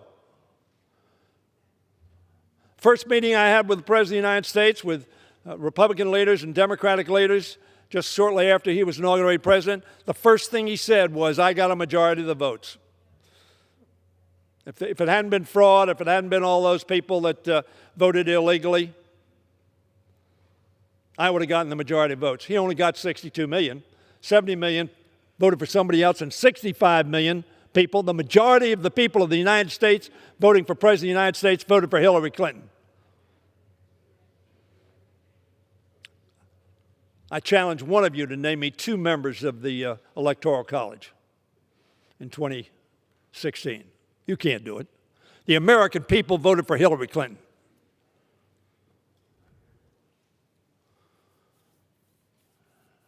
The President of the United States wants to send, maybe with no name tags and just sort of brown suits on, to the polls of America. Never in my life, and I've run probably for office more times than anybody here but Don Young. Never have I seen armed troops there at the polls to intimidate people. My state checks for fraud. And by the way, all those fraudulent votes that Donald Trump said had been cast, not a conviction. He controls the Justice Department. He controls, presumably, the FBI. Going back to what I said about this crisis that was occurring that you say doesn't exist in the post office.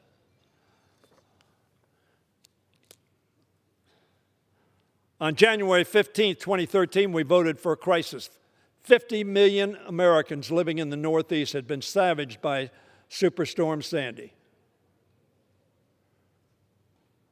About 230 of you Republicans were here. You were in charge. Only 49 of you, not Mr. Meadows, not Ms. Fox, 49 voted for that bill. And 178 of you voted no. No crisis. 50 million Americans. Superstorm Sandy. People being flooded out of their businesses and their homes. No crisis. My suggestion is, wherever you are, you came here, and that's great. You're here. You can vote in person. Isn't that wonderful? I think your vote would count just as much if you voted, but your leadership has told you, no, don't worry about the 86,000 people who've died. Minority Leader said, well, the crisis is gone. I don't know where he thinks it went. It's certainly visiting the neighborhoods in my state and the neighborhoods in your state.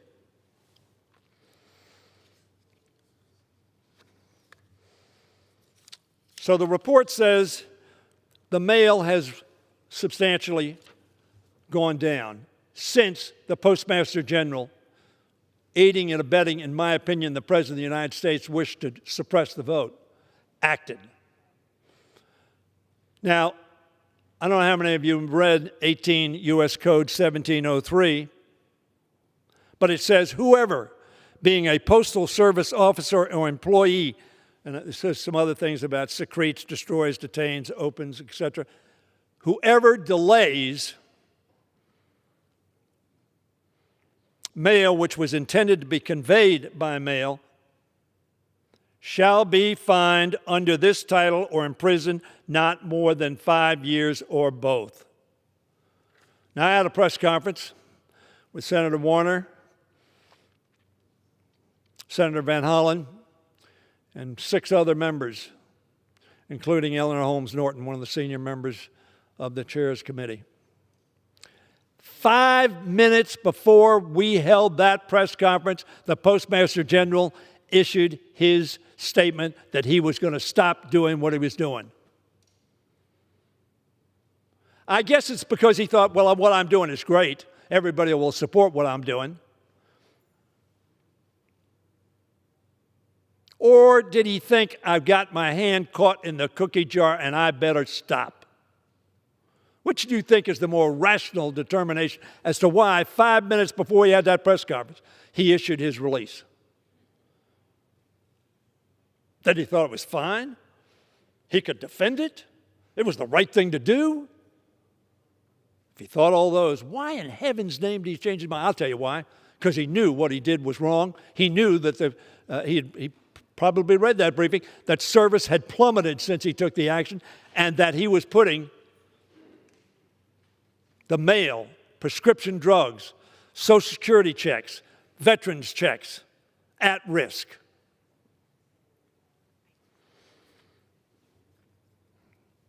That seems to me to be the logical conclusion. And as the law says, if you act and you delay the mail, you commit a crime, subject to 5 years in jail and a substantial fine. Madam Speaker, I want to thank you for your leadership. While the Postmaster General appeared to back down from his attempt to set the Postal Service up for failure just moments before a number of us, as I've said, from the House and Senate were about to speak in front of the Postal Service headquarters right down the street. In his testimony yesterday, the Postmaster General indicated that he and President Trump are simply hitting pause. They don't care about the diminution of service that the Postmaster General's report said, apparently. They just hit pause. Why?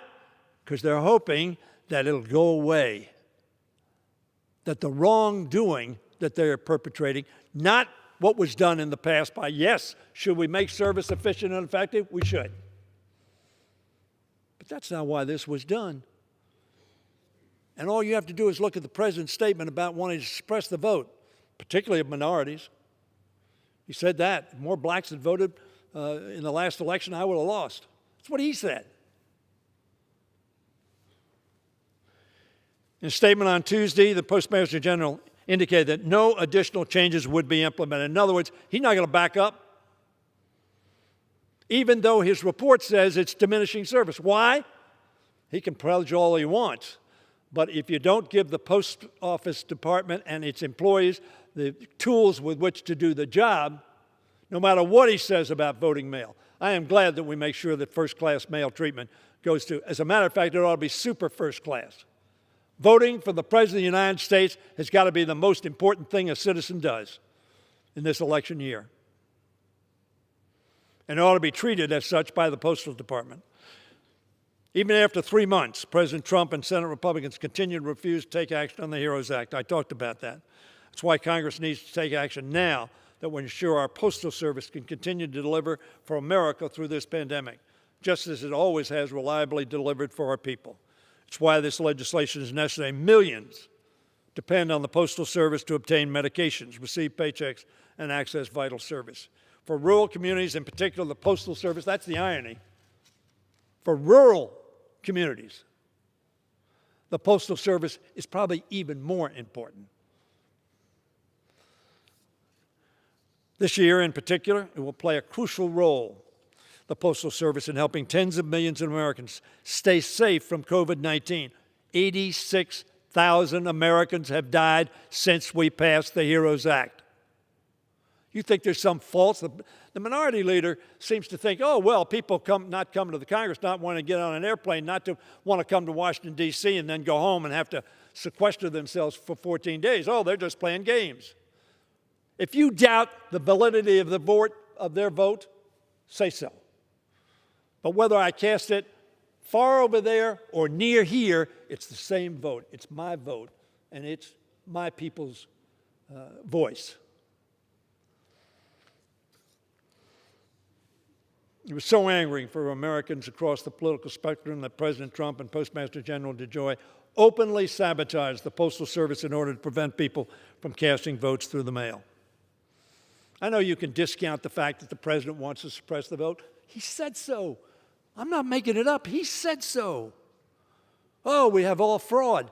By the way, he votes by mail, of course. You all understand that. I don't know that he sends an ID card down when he votes. Well, maybe we ought to check on that. You're so interested in ID cards. Let's see if the President of the United States sends an ID card down to Florida. They employed tactics such as eliminating overtime pay, cutting routes short, reassigning experienced managers, et cetera, et cetera, et cetera.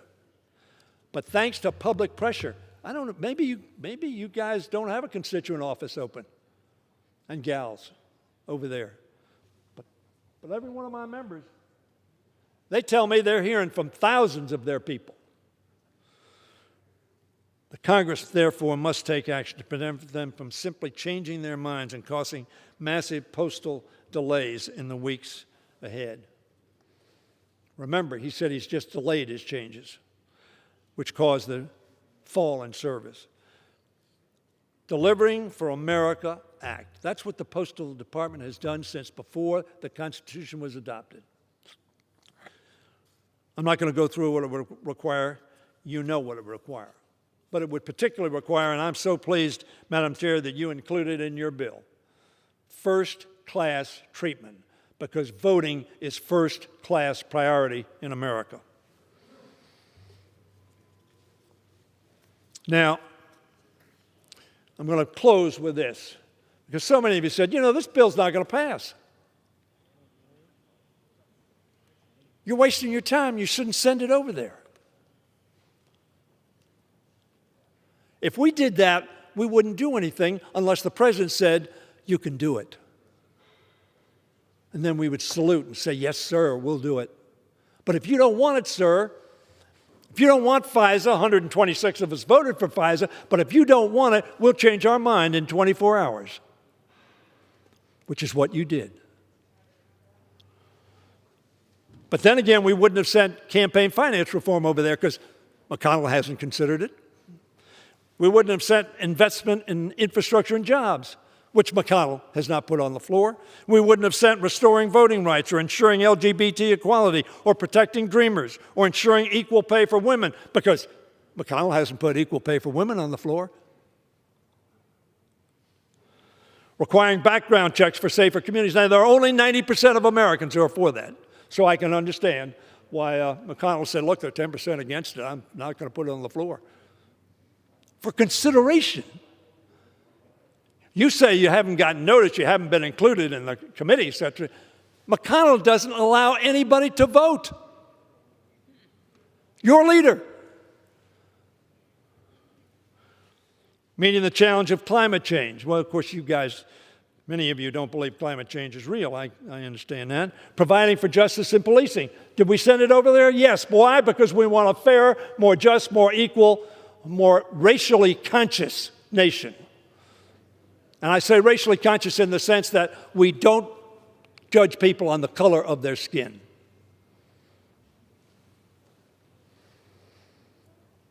We strengthened and expanded the ACA, which in a pandemic may well have been very helpful. Hadn't been put on the floor. Protecting workers' rights to organize and receive their pensions hasn't been put on the floor. So when you tell me, oh, this can't pass, it can't pass perhaps because the President of the United States tells you that he's not for it. And so it doesn't pass. So in closing, and I know many of you have said, thank God. In closing, let me say that you ought to vote for this bill. Not for Democrats. You ought to vote for it for your people. For the people in your rural neighborhoods who are counting on the Postal Department to bring that prescription drug, which is critical to maintain their health or save their lives. You ought to vote for it for the person, 1 million, over 1 million, getting Social Security checks in the mail. That's why you ought to vote for it, not for us. And you ought to vote for it because you want everybody to vote. You want everybody to participate in this democracy.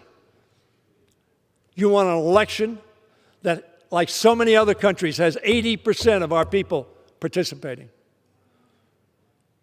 who don't want to be the 86,001 who dies because they went to some place and aggregated together and got COVID-19.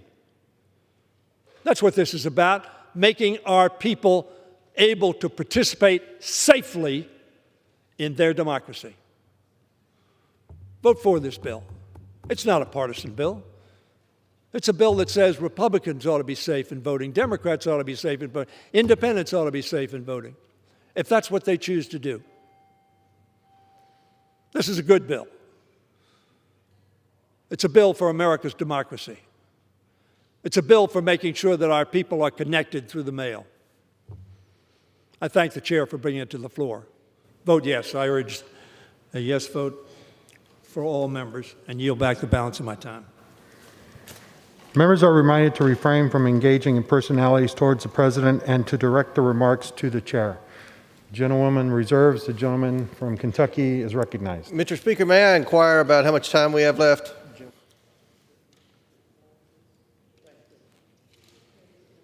Gentleman from Kentucky has 25 minutes. The gentlewoman from New York has 24 minutes. Mr. Speaker, I yield 2 minutes to the gentleman from Ohio, Mr. Latta.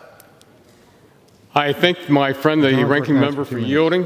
Mr. Speaker, I rise in opposition to this bill, which has not gone through regular order. It was put together in response to misinformation and conspiracies online. Since the closure of the Toledo, Ohio processing plant in 2012, mail in Northwest Ohio has been sent to the Metroplex processing facility in Michigan. As my constituents can attest, this new arrangement has not worked. We have experienced countless delays, destroyed and lost mail for years, including more than 1,000 absentee ballots in the 2016 general election. That is why I have continuously engaged with the USPS to fix these problems and get our mail sorted in Ohio, and they have committed to working with me and officials in Ohio to implement procedures for election materials. Unfortunately, under H.R. 8015, the USPS would be prohibited from making any changes to their operation if it's determined that the changes would impede prompt, reliable, and efficient services. It doesn't specifically say who will be making this determination, so it is safe to assume it will be the unelected bureaucrats, individuals who have told me for years that the preferred way to sort mail would be through the Metroplex.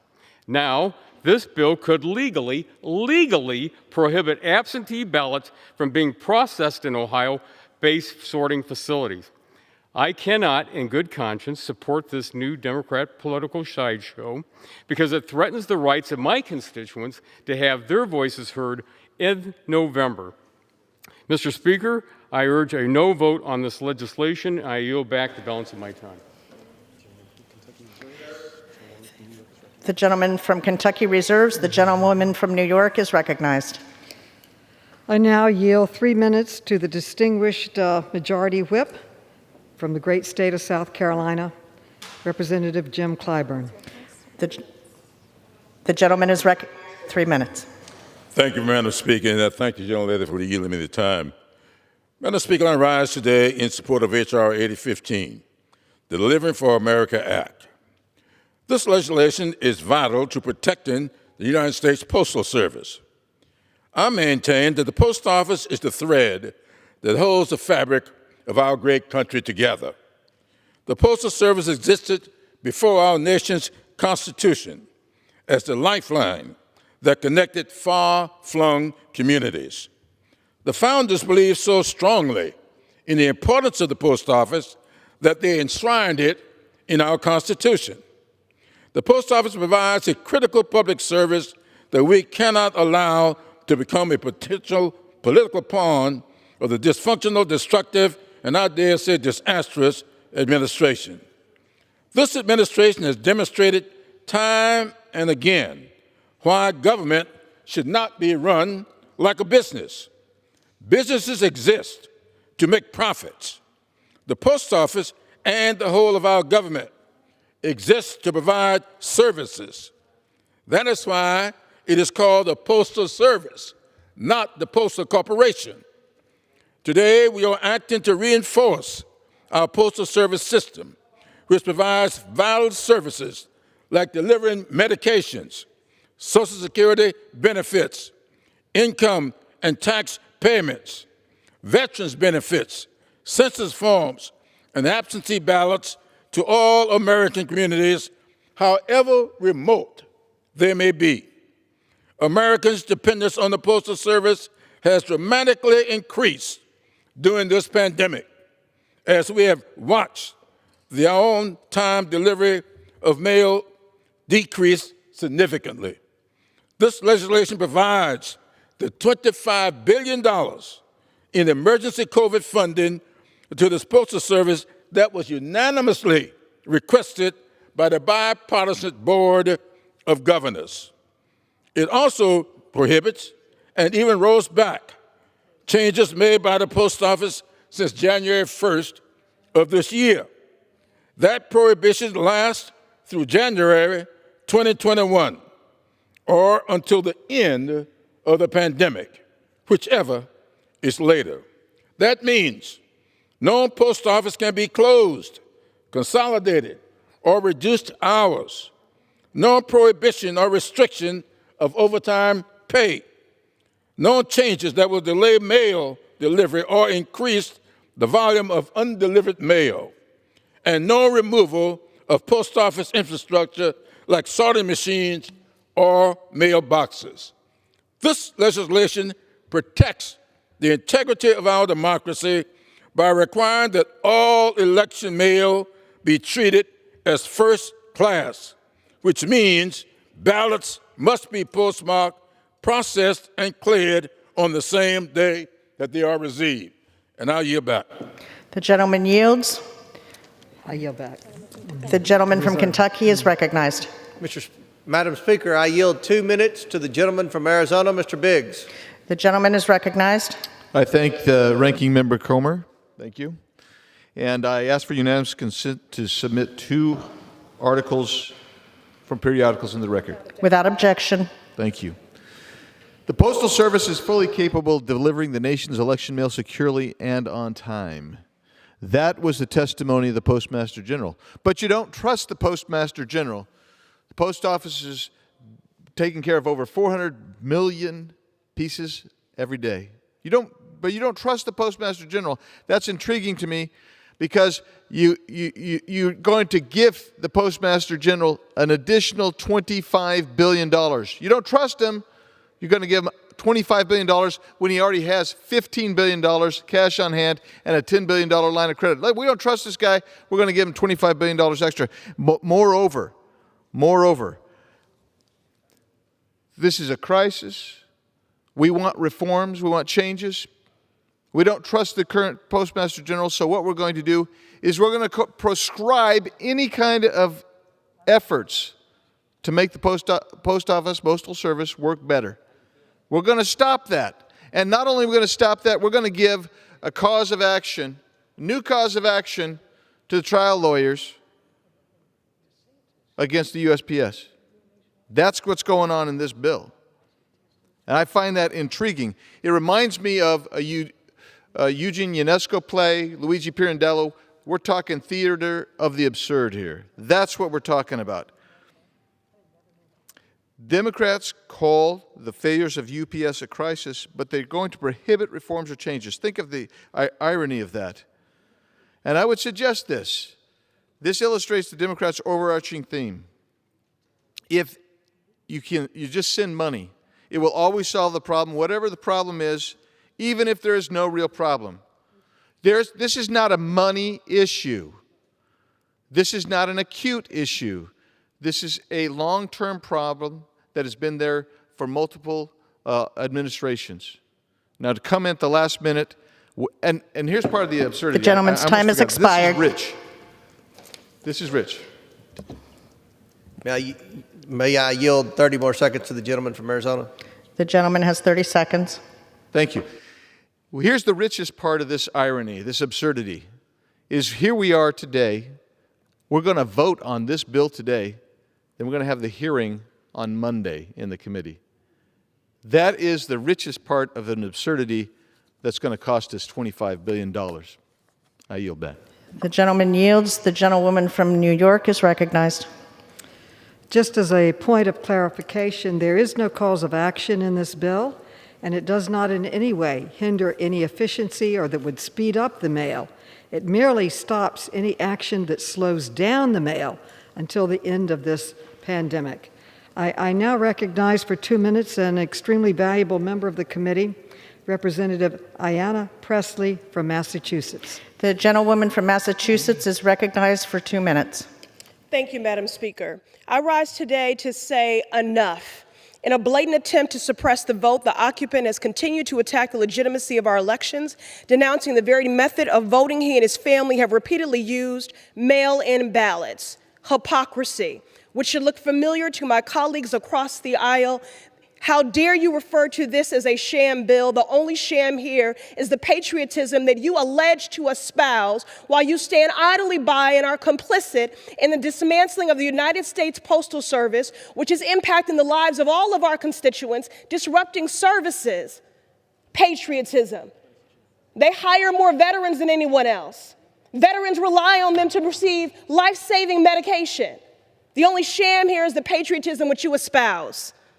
Enough with the criminal and corrupt mismanagement of the Postmaster General. The changes he has brought to our Postal Service during this pandemic are brazen acts of sabotage, intended to slow down operations and to delay mail delivery. This is a hell of a way to repay 600,000 dedicated letter carriers and postal workers who have put themselves in harm's way in the midst of this pandemic, who take dignity, find dignity in their work and are worried about the impact on services and fear for their very livelihoods and retribution for the calls that they have made to all of our offices.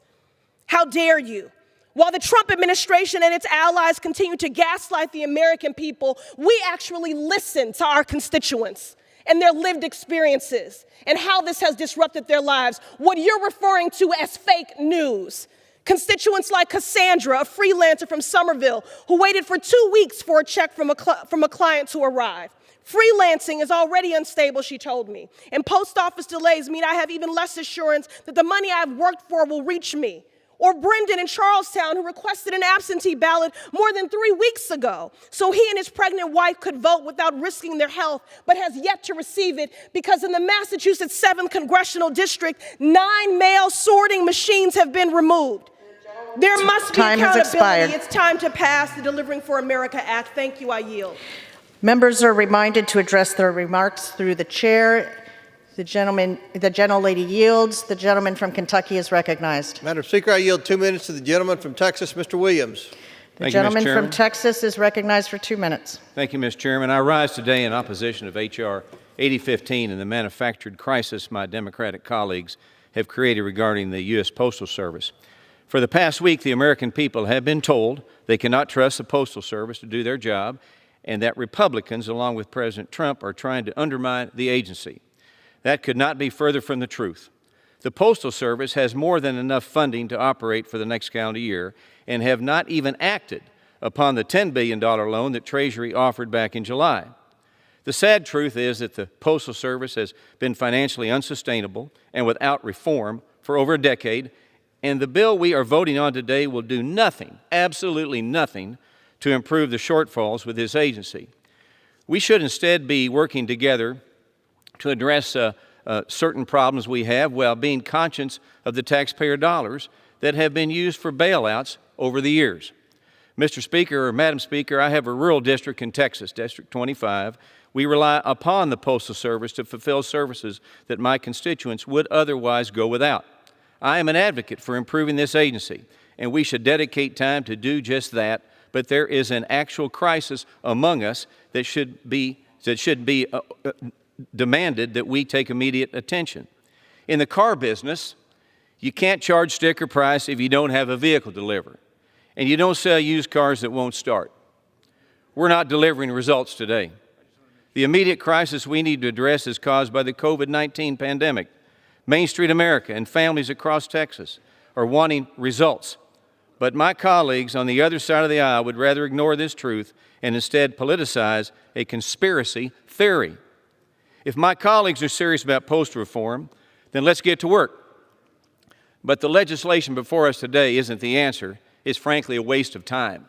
I should be home with my family. I should be home with my grandchildren. And as we say in Texas, we say, this dog won't hunt. Well, let me tell you, this dog won't hunt. And P.S., let's make the Post Service run like a business. The gentleman's time has expired. The gentlewoman from New York is recognized. I now yield 2 minutes to another great member of the committee, Rashida Tlaib from Michigan. The gentlewoman from Michigan is recognized for 2 minutes. Thank you, Madam Chair. Do you hear that? That's our democracy crumbling.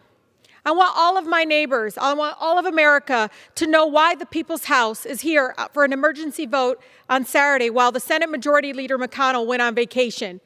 We are experiencing a global pandemic, and now our U.S. Postal Service is under attack. Let it be clear, this administration is waging an authoritarian campaign to sabotage this election by manipulating the Postal Service to suppress our votes. And they are threatening the livelihood of our postal workers, our seniors, our veterans, and so many more in the process. This is not a conspiracy theory. This is fascism. We will not stand for this now or ever. In Michigan right now, machines capable of sorting 35,000 pieces of mail per hour have disappeared from postal facilities. Brave workers are blowing the whistle and saying that they've never seen anything like this, Madam Chair. We must put an end to it.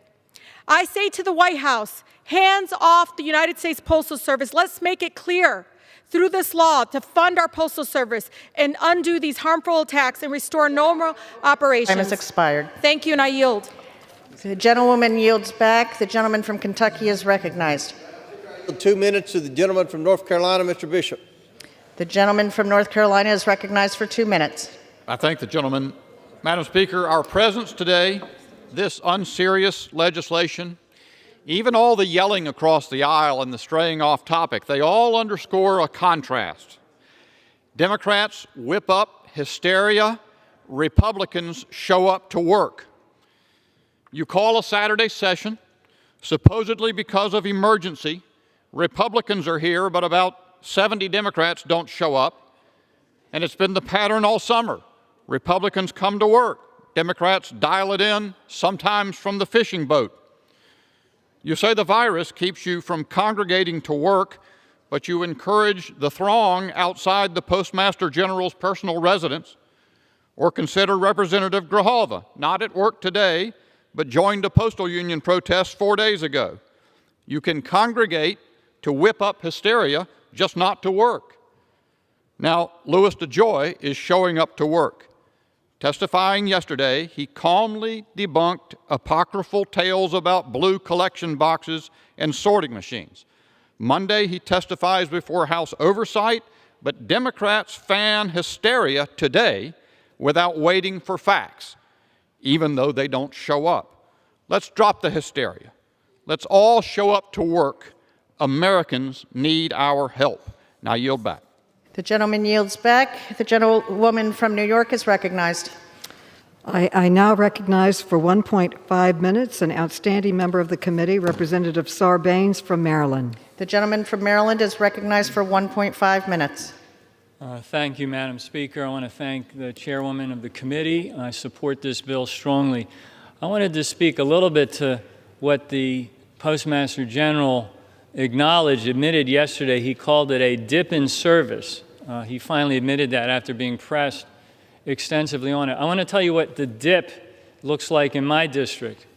So in all of 2019, our constituent service folks opened 11 cases to deal with delays and service problems with the mail. 11 cases in 2019. So far this year, 106. Now, I'm not talking about people just calling in and complaining because the mail is late and then they hang up the phone and so forth. This is where they got real concerns about what's happening, and they ask us to open a case. 106 this year compared with 11 last year, and 103 of those in the last 4 weeks. That's not a dip in service. That's a collapse of service. And it tracks exactly the time that Louis DeJoy has been on the job. And here's what's so terrible. When you attack the Postal Service from within, which is what he's doing, it has the effect of trying to separate the postal workers from the public that trust them. Over 90% of Americans have an approval, favorable opinion of the Postal Service. We have to restore that bond. That's what this legislation does. I yield back. The gentleman yields back. The gentleman from Kentucky is recognized. Madam Speaker, I yield 30 seconds to the gentleman from Pennsylvania, Mr. Fitzpatrick. The gentleman from Pennsylvania is recognized for 30 seconds. Thank you, Ranking Member Comer, for yielding. Madam Speaker, I stand today with the hardworking letter carriers and postal workers of the United States Postal Service. The USPS must be fully funded so that my constituents and millions across our nation can receive the high quality and timely service that the Post Office has always provided us. Madam Speaker, today I will vote in favor of the Delivering for America Act. Republicans and Democrats, House and Senate, must come together and address the serious challenges that USPS has been facing for quite some time now. I look forward to continuing to work with our colleagues on bipartisan solutions to move all of our heroes forward and support our heroes at the U.S. Postal Service. I yield back. The gentleman yields back. The gentlewoman from New York is recognized.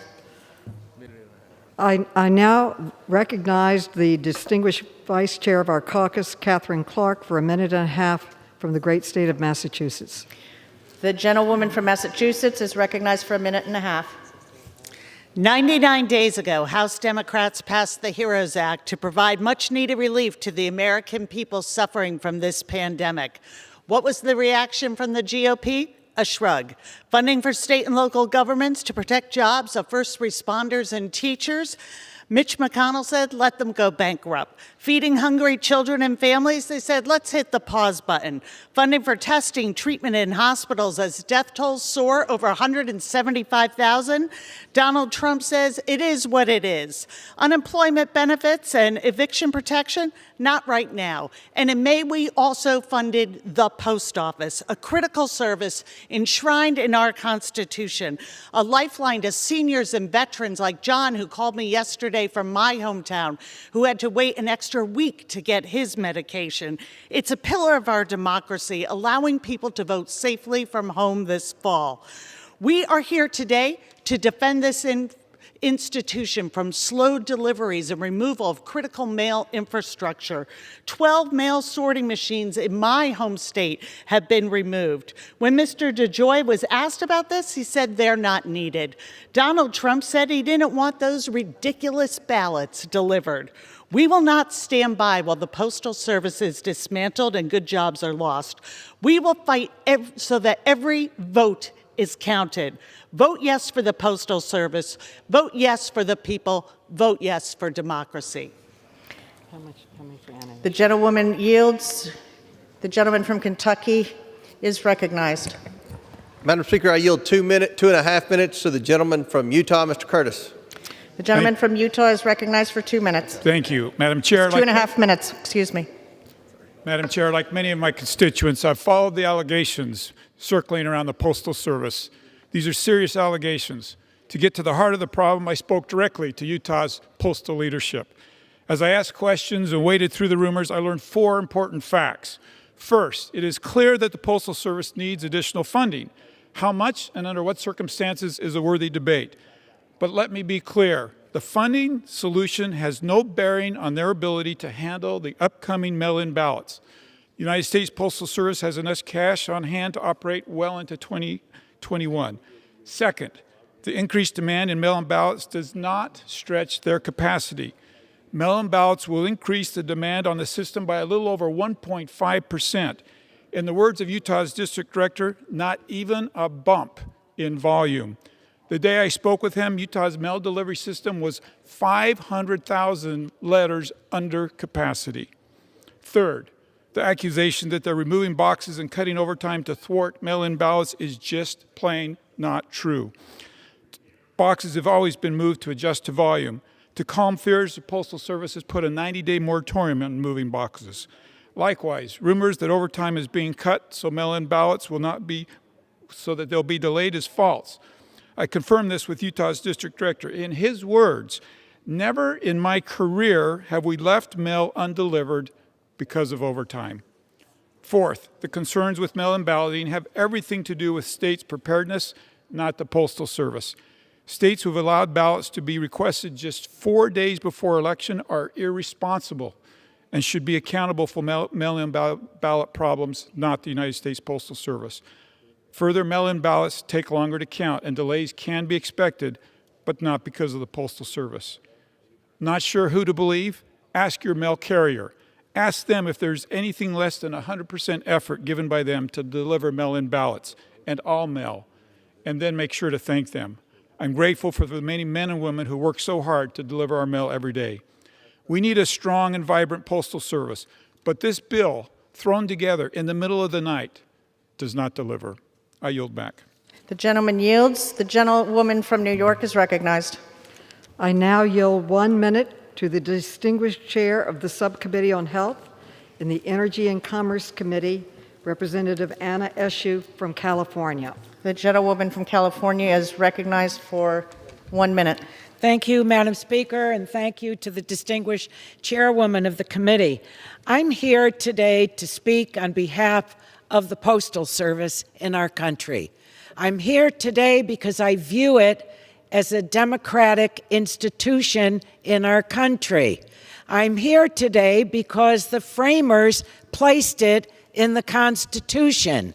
I'm here today because my constituents are not receiving their prescription drugs. Businesses are not receiving their mail. People are not receiving their mail.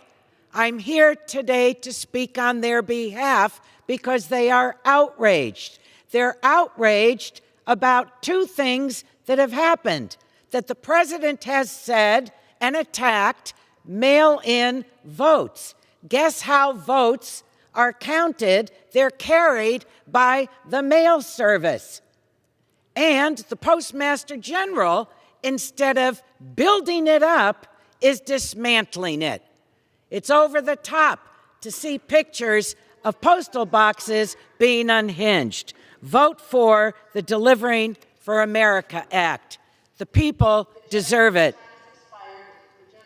The gentleman from Kentucky is recognized. Madam Speaker, I yield 3 minutes to the gentleman from Louisiana, the Republican whip, Mr. Scalise. The gentleman is recognized for 3 minutes. Thank you, Madam Speaker. Thank the gentleman from Kentucky for yielding. When you think about why we're here on a Saturday, I would think if we're being brought here on a Saturday in the middle of a pandemic, it's to help those millions of families who are struggling, Madam Speaker. I would think if we're going to come here on a Saturday, it would be to help those millions of small businesses, the restaurants in South Louisiana and New Orleans that don't even know if they're going to open again because of where we are right now in this pandemic. You would think that's what we would be here for. But instead, Madam Speaker, why are we here? For a fabricated crisis. The Wall Street Journal. Nancy Pelosi goes politically postal. Congress ought to be embarrassed by this evidence-free conspiracy theory. It's the Wall Street Journal. The New York Times. I was a Postal Service regulator for 18 years. Don't panic. The service is perfectly capable of handling election mail. That was a Bill Clinton era appointee. Then you look at, again, this fabricated crisis that, oh my gosh, there are mailboxes being closed. Let's look at the record. During the Obama-Biden years, just 4 years, 11,560 mailboxes removed. Where was the hearings for that? Where were the Saturday votes to decry that they were closing mailboxes?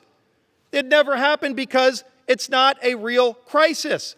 Even the Postmaster General just testified yesterday, quote, "The Postal Service is fully capable and committed to delivering the nation's election mail fully and on time." That's the Postmaster General. If you would have listened to him, I know there's a hearing Monday. Maybe if you would have waited to see what he actually said Monday in this committee, you would have known that this is a fabricated crisis. But you knew that before, Madam Speaker. They knew this was a fabricated crisis. In fact, when we talk about the money, oh my gosh, the post office is going to run out of money. Well, the problem is the facts decry even that.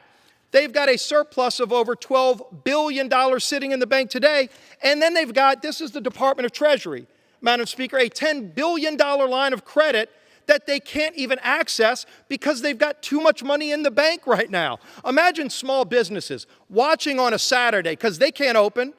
They're not even sure if they're going to be in business next week because they have no money in the bank. And they're hearing about this crisis. Congress is coming here on a Saturday. And then they find out the post office has over $12 billion in the bank. They've got access to a line of credit of $10 billion from Treasury that they can't get today because they've got too much money in the bank. Right now, it's here. This is the letter from Treasury. And it's so important, Madam Speaker, that 68 Democrats chose not even to show up today. 68 are not even here today because this is a fake crisis. It's a fabricated crisis. It's a shame that instead of helping small businesses and families, they're trying to scare the American people when everybody knows there's enough money to carry out the mail. The gentleman's time has expired. Barack Obama and Joe Biden took out over 11,000 post offices. It was never even a problem. Gentleman's time has expired. We got to vote against this. I yield back the balance of my time. The gentleman yields. The gentlewoman from New York is recognized. I now recognize Representative Krishnamurthy, the distinguished chair of the Subcommittee on Economics and Consumer Policy in the Government Oversight and Reform Committee, 1.5 minutes. The gentleman is recognized for 1.5 minutes. Thank you, Chairwoman Maloney. Thank you for your leadership. Madam Speaker, I rise as a proud co-sponsor of H.R. 8015, the Delivering for America Act. Madam Speaker, the USPS is under attack. In the last month, Postmaster General DeJoy has made irreversible changes causing mail delivery backlogs as long as 3 weeks. But don't just take my word for it. 1,612 constituents of mine have contacted us about delayed mail. Denise Winchar contacted us saying, I run a small business and rely on the post office to receive payment from my clients. Without payment, I have no income. Any delay in getting paid is a big hardship for me. In the past month, I've had to wait several weeks for payment. Take Vanessa Durbin's word for it. She says, quote, my insurance forces us to get our prescription delivered by mail. I have diabetes, and I need to take my meds or risk health problems. The USPS is a service that we all pay with our taxes, and as a paying customer, we need to demand that we get our service back now. The Delivering for America Act includes 3 important provisions, Madam Speaker. It reverses the dangerous operational changes implemented by Postmaster DeJoy. It includes $25 billion for relief for the USPS, and it requires the USPS to treat all official election mail as first-class mail. I strongly urge my colleagues to support this legislation, and I yield back. The gentleman yields back. The gentleman from Kentucky is recognized. Madam Speaker, I yield 3 minutes to the gentleman from California, Mr. Nunes. The gentleman from California is recognized for 3 minutes. Thank you, Madam Speaker, and thank you for the time. Since the election of President Trump, the most absurd conspiracy theories have been proclaimed as gospel by the entire Democratic Party and their media mouthpieces. Let's begin with the Russian collusion hoax, the theory that Trump was a secret Russian agent who colluded with Putin to steal the 2016 election from Hillary Clinton. The theory comprised many preposterous sub-conspiracies, including several wild tales. For example, secret computer servers communicated with Russians. Secret meetings with Russians occurred in Prague. Secret Russian money laundering from the Trump campaign. And best of all, Putin having a secret stash of nude pictures of Trump, and now the infamous P-tapes that the Democrats and their puppets in the media spent several years searching all over Europe for. The Russia hoax ultimately imploded, but you have to almost admire the Democrats' amazing ability to jump from one debunked conspiracy theory to another without a hint of shame, embarrassment, or self-reflection. The Democrats supposedly convened us here today to protect Americans from Trump's latest nefarious plot, his alleged attempt to sabotage the Postal Service to steal the election. In the grand scheme of Democratic conspiracy theories, this one really is scraping the bottom of the barrel. I suppose we can grant the Democrats that the post office actually does exist, and it does deliver mail. But watching them vent outrage on social media about missing mailboxes and anti-mail theft devices is rather sad. Good conspiracy theories have rich, false details that tell a story, like Area 51, for example. But the Democrats have grown a little lazy to develop the necessary backstory. The Postal Service hoax is more akin to theories that the Earth is flat, NASA faked moon landings, that Elvis is alive, and that Paul McCartney is dead. Even the Loch Ness Monster, Bigfoot, and the Chupacabra at least yielded photographic evidence. In closing, I want to thank my Democratic colleagues for inviting us here for a Saturday afternoon matinee in August. I urge them next time to put more effort into their future conspiracy theories. If you no longer have time to properly craft your fake news narratives, you can always have the Democratic National Committee launder money to hire a British spy to go to your Russian friends and develop another set of fake dossiers. Have a good afternoon. I urge a no vote. I yield back. Members are reminded to address their remarks through the chair. The gentlewoman from New York is recognized. I now recognize for 1 minute the distinguished member of Congress from Massachusetts, Congressman Keating. The gentleman from Massachusetts is recognized for 1 minute. Madam Speaker, for several years, I was a letter carrier, working my way through college and grad school, working overtime as mail volume necessitated, and yes, necessitated. It was understood then that it was a necessity. I worked with dedicated postal workers, many of whom were veterans who persevered through emergencies, hurricanes, blizzards, floods, as the motto says, snow, rain, gloom of night. Now our country faces new emergencies, a pandemic that threatens lives and encumbers our basic rights, like the right to vote safely, and an economic crisis where 600,000 Postal Services workers battled back, providing economic stimulus and $1.6 trillion in sales revenues. The Postal Service is an economic and healthcare lifeline, a lifeline that Donald Trump is trying to sever, all to sabotage mail-in voting he thinks will dampen his chances to cling to power. He is the gloom of night, and it is our job, our duty, to throw some sunlight his way and to stop him. I yield back. The gentleman yields back. The gentleman from Kentucky is recognized. Madam Speaker, may I inquire about how much time we have remaining? The gentleman has 8 minutes remaining. Madam Speaker, I yield 1 minute. The gentlewoman from New York has 10 minutes remaining. Madam Speaker, I yield 1 minute to the gentleman from Michigan, Mr. Wahlberg. The gentleman from Michigan is recognized for 1 minute. I thank the gentleman and I thank the Speaker. I was told in persuasion class many, many years ago that if you had a weak argument, you shouted all the more. After hearing some of the leadership on the other side of the aisle, I guess they learned the same approach. A weak argument that isn't holding up. When I heard the majority leader talk about this is for the people, this is for your people, I don't believe that at all. Because Jeannie, my rural mail carrier, is working today. 68 Democrats are not working today. And yet this is supposed to be something of importance. Last week we heard the convention start this postal deal going on. This is just a continuation of the Democrat convention. I want you to know that nothing that has been said about supposedly what the president is attempting to do in defunding, in deflating, in stopping the vote or the mail service is true. My Democrat colleagues know that as well. And I think that's why 68 chose to stay home today as opposed to coming here in a planned event that meant nothing other than politics. And I yield back. The gentleman's time has expired. The gentlewoman from New York is recognized.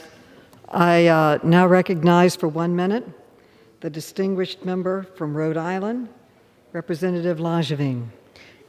The gentleman from Rhode Island is recognized for 1 minute. I thank the gentlelady for yielding. Madam Speaker, the Postmaster General Louis DeJoy's attempts to push forward operational changes that delay the mail are simply unacceptable. My constituents depend on the U.S. Postal Service. In the past week alone, I received over 1,000 constituent letters expressing confusion and anger over these changes that he's planned and he's implemented. A senior from Coventry wrote me expressing her alarm over what might happen if her diabetic husband failed to receive his medications on time.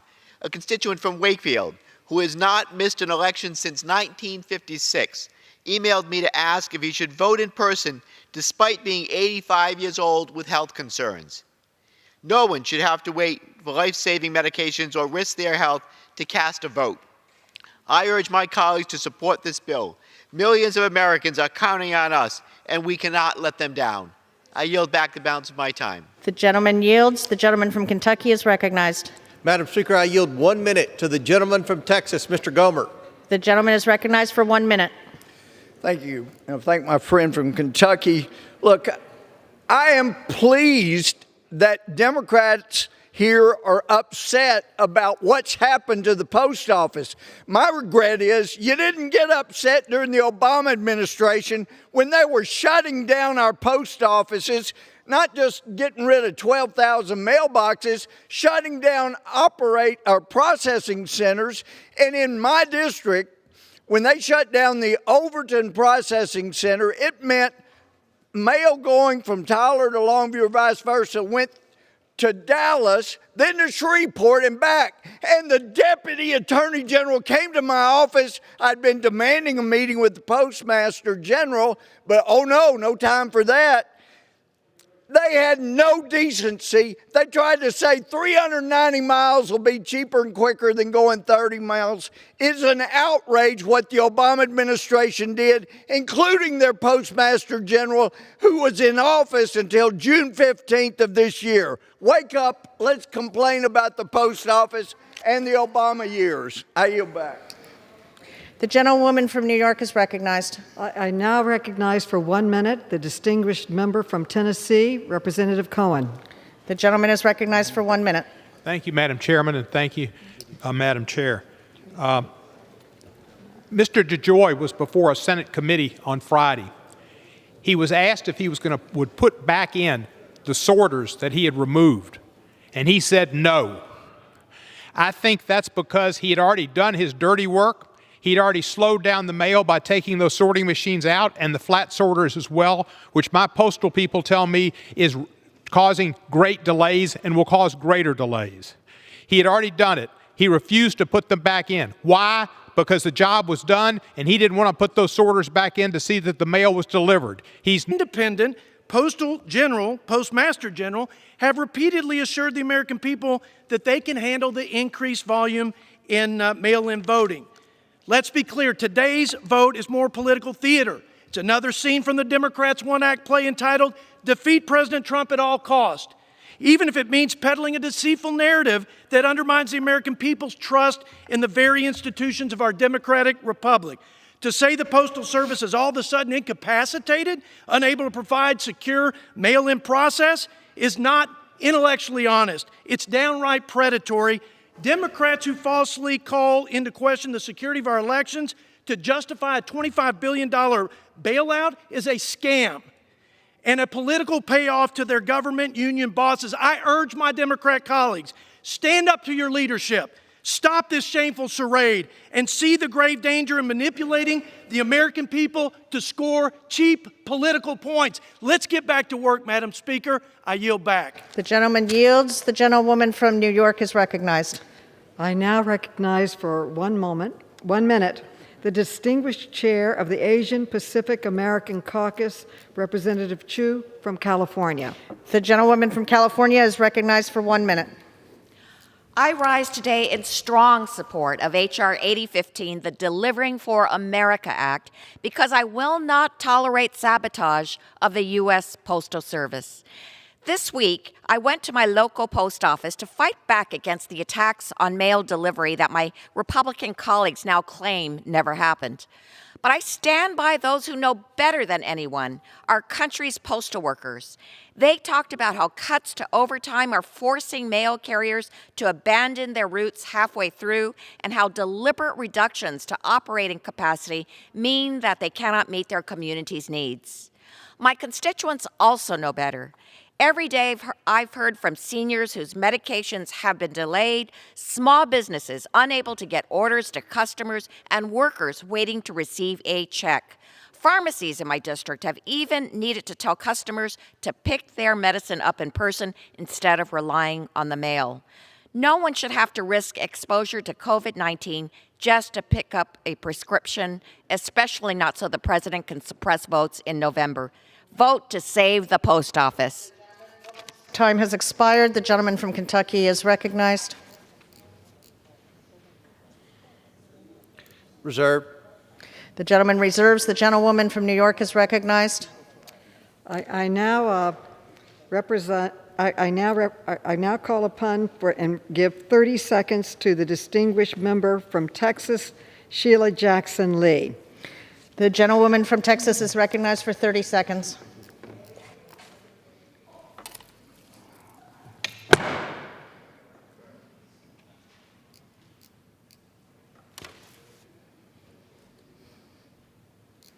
Over the last couple of hours, I've heard my friends on the other side of the aisle say this is not serious. You know why this is serious? 176,000 dead Americans from COVID-19 and the projection that there may be 300,000 dead by December 1st. I left and got on a plane from a hotspot, 14 to 20% infection. And so my constituents who are suffering from stage 4 cancer need the mail. And if they want the proof, I read the words of General Counsel and Executive Vice President Thomas J. Marshall, the U.S. Postal Service. We are currently unable to balance our cost with available funding sources to fulfill both our universal service mission and our other legal obligations. The Post Office says they have no money. We need to be able to deliver this money to them and vote on this bill. The gentlewoman's time has expired. Ask my colleagues to vote on it. I yield back. The gentleman from Kentucky is recognized. Reserve. The gentleman reserves. The gentlewoman from New York is recognized. I now recognize for 1 minute the distinguished member from North Carolina, Alma Adams. The gentlewoman is recognized for 1 minute. Thank you, Chairwoman Maloney. Thank you for your leadership. I rise today in strong support of H.R. 8015, Delivering for America Act. Our courageous postal workers and letter carriers have been essential in keeping our country on track during this pandemic. And more of us than ever are relying on the U.S. Postal Service to safely deliver medication and mail in a timely manner. But now, this hand-picked Postmaster General is engineering an unconstitutional assault against the Postal Service from the inside out. I saw it myself just yesterday in Charlotte. Mail sorting machines have been reassembled and removed. Workers are being prohibited from working overtime, and letters and packages are piling up. I was proud to help lead the charge with Chairwoman Maloney, Chairman Connolly, and DeFazio earlier this month in a letter we wrote to Speaker Pelosi. And now I am proud to vote in favor of protecting the essential institution. The U.S. Postal Service has been delivering for us our entire lives. Now it's time we deliver for them and for America. I urge my colleagues to vote in favor of H.R. The gentlewoman's time has expired. Thank you. The gentleman from Kentucky is recognized. Madam Speaker, may I inquire how much time we have remaining? The gentleman has 4 minutes remaining. The gentlewoman from New York has 5.5 minutes remaining. Reserve. The gentleman reserves. The gentlewoman from New York is recognized. I now recognize for 1 minute the distinguished representative from Colorado, Joe Neguse. The gentleman from Colorado is recognized for 1 minute.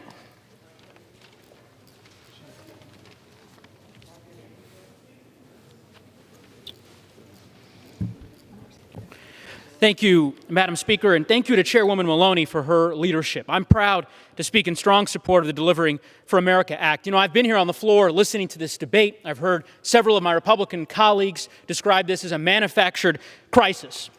Tell that to my constituents.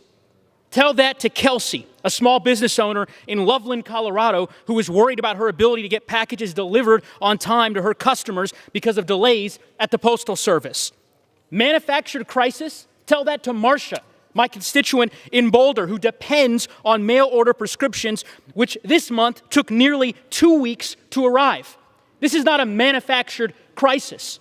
There is a real crisis at the Postal Service under this Postmaster General, and we here in the House strive to fix it. That's why I'm a strong supporter of the bill that is before the House today, ultimately to ensure that the current standards of the Postal Service are protected and provide $25 billion in emergency funding. Let us get this done for the American people. And with that, I yield back. The gentleman yields back. The gentleman from Kentucky is recognized. Reserve. The gentleman reserves. The gentlewoman from New York is recognized. I now recognize for 1 minute the distinguished member from Texas, Al Green. The gentleman from Texas is recognized for 1 minute.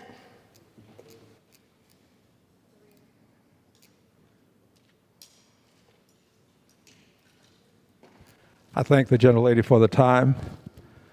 Madam Speaker, it is shameful and sinful that history will record that on the great issues of our time, many of them, the Senate failed to act. On issues concerning life and death, the Senate of the United States of America refused to act.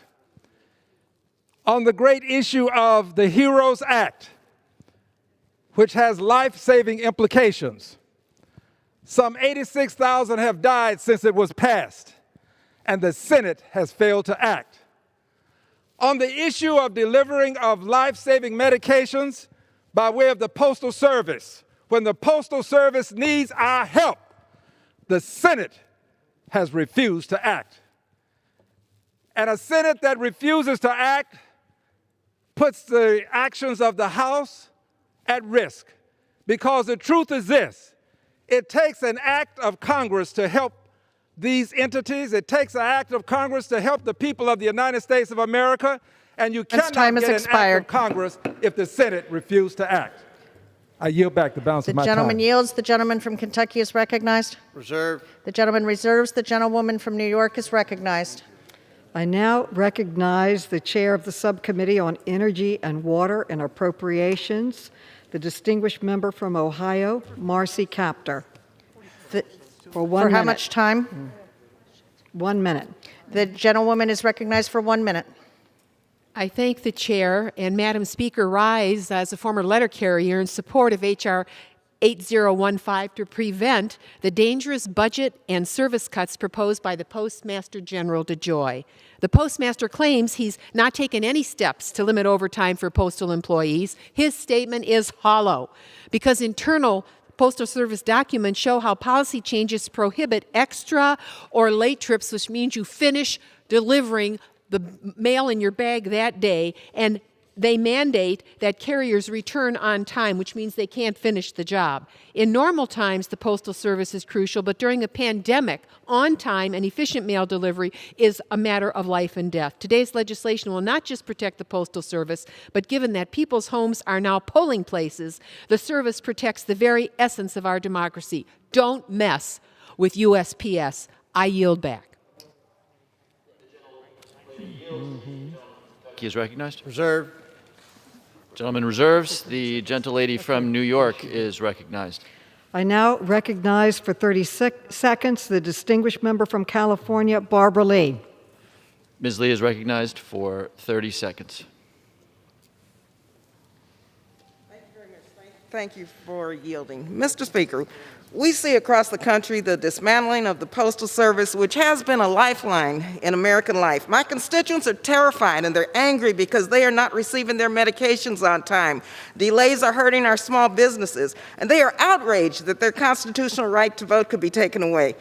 This is not only an attack on our democracy, but also on our workforce heroes who, in spite of the pandemic, deliver our mail. 40% of these heroes are people of color. My grandfather retired as a letter carrier after 35 years of service. I urge an aye vote to support rather than to destroy our postal service. Thank you again, and thank you for yielding.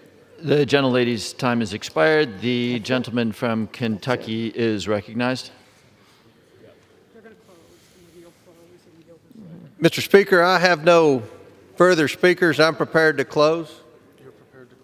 The gentleman reserves. The gentlewoman from New York is recognized. I have no further speakers, and I'm prepared to close except for the distinguished leader of the speaker. I reserve. Mm-hmm. The gentleman from Kentucky reserves. The gentlewoman from New York is recognized. To close. It's my honor to. I reserve. Okay. The gentleman from Kentucky is recognized. I yield. Okay. So I'll go ahead and close. Mr. Speaker, despite the passionate arguments made by supporters of H.R. 8015, the truth is simple. The new Postmaster General is not trying to sabotage the election. He's doing the exact opposite. In fact, he's ensuring that states are educated on the reality of the Postal Service's operations so that enough time is given for American citizens to vote by mail if they choose to do so. And just yesterday, the Board of Governors announced a bipartisan committee to focus on election mail issues. Voting by mail is a crucial way that American citizens can exercise their constitutional right to vote, and it's important that all ballots be counted. The Postal Service will be able to handle an increase in mail volume ahead of the election, as they've already handled a larger volume of census forms and stimulus checks earlier this year. This increase in mail will also bring in revenue, strengthen the U.S. Postal Service's fiscal outlook. Let's not forget that the Postal Service already has approximately $15 billion in cash on hand, which will allow it to be operational through August of 2021. It also has a $10 billion line of credit from the CARES Act that it has not drawn down. The USPS clearly does not need a bailout for the 2020 election season. To provide these funds without a concrete business reform plan that modernizes the post office for long-term viability would be reckless. We all want to see an operational, efficient postal service that best serves every American. My grandmother was a rural mail carrier for 27 years. As both her grandson and as a representative elected by rural Kentuckians, I know firsthand the importance of a reliable postal service in helping small businesses thrive, ensuring Americans get their medications on time, and allowing folks to share greeting cards with loved ones. Americans deserve an improved postal service, but this bill potentially makes things worse. I yield back the balance of my time. The gentleman yields back. The gentlewoman from New York is recognized. Mr. Speaker, delivering the mail and medications and ballots, this is a part of our Constitution. It's important to our democracy. And numbers don't lie. This internal report from the Postal Service shows that services are down 10% since this Postmaster General took charge. I want to publicly thank the Speaker of this great body for her leadership and for calling this emergency meeting an emergency vote. And there was no change in service until she called the meeting and vote. I thank you for standing up to the American people and fighting for their services and their democracy and their vote. I yield to the distinguished Speaker of the United States Congress, the first woman in history, as we celebrate the 100th anniversary of women gaining the right to vote. We are so proud of you and your leadership, Speaker Nancy Pelosi. The gentlewoman from California is recognized.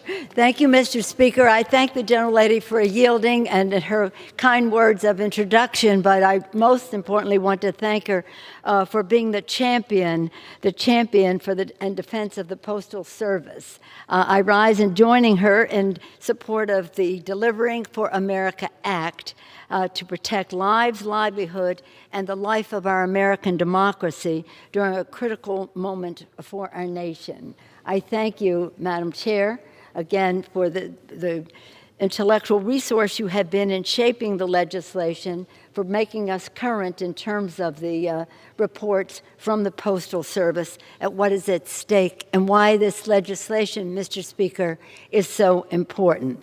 I salute House Democrats for their enthusiasm, energy, and insistence on delivering for America. Since day one of the postal crisis, they have conveyed the concerns of their communities to the Congress, holding events, accelerating a drumbeat, and shining light on this crisis. This Postal Service, I'm going to say three things, talk about three things, Mr. Speaker and Madam Chair and Ranking Member. This is about the provenance of the postal system and how important it has been to America. Also, what the challenges are in delaying service and therefore why this legislation is so necessary. First, let me say that in the Constitution of the United States, it says that Congress shall have the power to establish post offices and post roads, Article 1, Section 8. So the post office is there in the Constitution, but even before that, it has been a pillar of American democracy. It is an all-American institution which enjoys the overwhelming support of the American people for a reason. Again, enshrined in the Constitution, an inseparable part of our national story, helping transition America from colonies to country. In the early 1770s, our founders relied on the precursor of the Postal Service, the Committees of Correspondence, to educate people about the abuses of the British and to build support for independence. Even before the Declaration of Independence was signed, the Continental Congress had established the Postal Service as one of the first and most important offices that would be part of the new government. Two of our U.S. presidents, Abraham Lincoln and Harry Truman, would proudly hold the title of postmaster. One of our founders, Benjamin Franklin, was the Postmaster General. Actually, he established the Postal Service. So this goes to the heart of our country and the connection that the Postal Service throughout our history from the very start has been in tying our country together. In the early 19th century, when visiting America to write his great book, Democracy in America, Alexis de Tocqueville praised the Postal Service as being the great link between minds, and writing that not in the most enlightened rural districts of France is there an intellectual movement either so rapid or such on a scale as this, as the Postal Service. So it has been excellent from the start, part of the unity of America. As we all know, the postal model states neither rain, nor snow, nor rain, nor heat, nor gloom of night stays these couriers from their swift completion of their appointed rounds. Swift completion of their appointed rounds. As members of Congress, we have a responsibility to ensure that those courageous couriers are not strayed from their constitutional duty to serve the American people. We salute the patriotic, I join you, Madam Chair, in saluting the patriotic men and women who risk their health and safety to serve the American people every day, our postal workers, our letter carriers, and all who bring us together. There was a second postal motto inscribed above the original Washington, D.C. post office. It says, and this is really so clearly what the Postal Service has been about: messenger of sympathy and love, servant of parted friends, consoler of the lonely, bond of the scattered family, enlarger of the common life, carrier of news and knowledge, instrument of trade and industry, promoter of mutual acquaintance, of peace and of goodwill among men and nations. Our Postal Service are the beautiful thread that connects our country, delivering sympathy and love, news and knowledge, peace and goodwill. And as a grandmother, I will say, we have seen our children and grandchildren write their letters to Santa. We've seen messages come from the Tooth Fairy. We've seen photos and drawings of families and taking joy in each other that no amount of social media can convey. So again, we must honor their service with our full support and protection and gratitude for what they mean in our lives. Today, the Postal Service, and this is why this is so important that we have this legislation, the Postal Service provides critical services for Americans in every corner of the country, from our workers delivering paychecks and tax returns, for our seniors ensuring Social Security benefits, for small businesses providing shipping and essential services, for millions of Americans, particularly rural Americans, delivering 1.2 billion prescriptions, including most of the medications delivered by the VA. In 2019, 1.2 billion prescriptions were delivered by the Postal Service. And that was before the coronavirus hit. And for voters, delivering absentee ballots and election mail, which is essential, especially during the coronavirus epidemic. No one should be forced to choose between his or her health and the right to vote. Across the nation, though, the Postmaster General is pushing sweeping new operational changes that degrade service, delay the mail, and threaten to disenfranchise voters, particularly in communities of color. Now the postmaster says he will postpone any further changes until after the election. That's what he says. But this is about more than the election. This legislation is written in a timely fashion to be about the coronavirus, and these changes to be there beyond until the end of January or the end of the raging epidemic, whichever is later. It is in that regard that I rise as Speaker to support the legislation. But as a representative of my district, where I'm not called Madam Speaker, I'm called Nancy, this is what they have told me. Nancy, Michael has said, he's a veteran with epilepsy. He reports the prescriptions sent by the VA through the mail are taking twice as long to arrive. Walker says he is a senior with debilitating health conditions, is now struggling to send and receive his mail after his closest mailbox was suddenly removed. Claire, an 83-year-old with serious chronic illness who does not have a car and is afraid to use public transport during the pandemic, is in a panic because I'm utterly dependent on USPS for my medication and other vital deliveries, and of course, my ballot.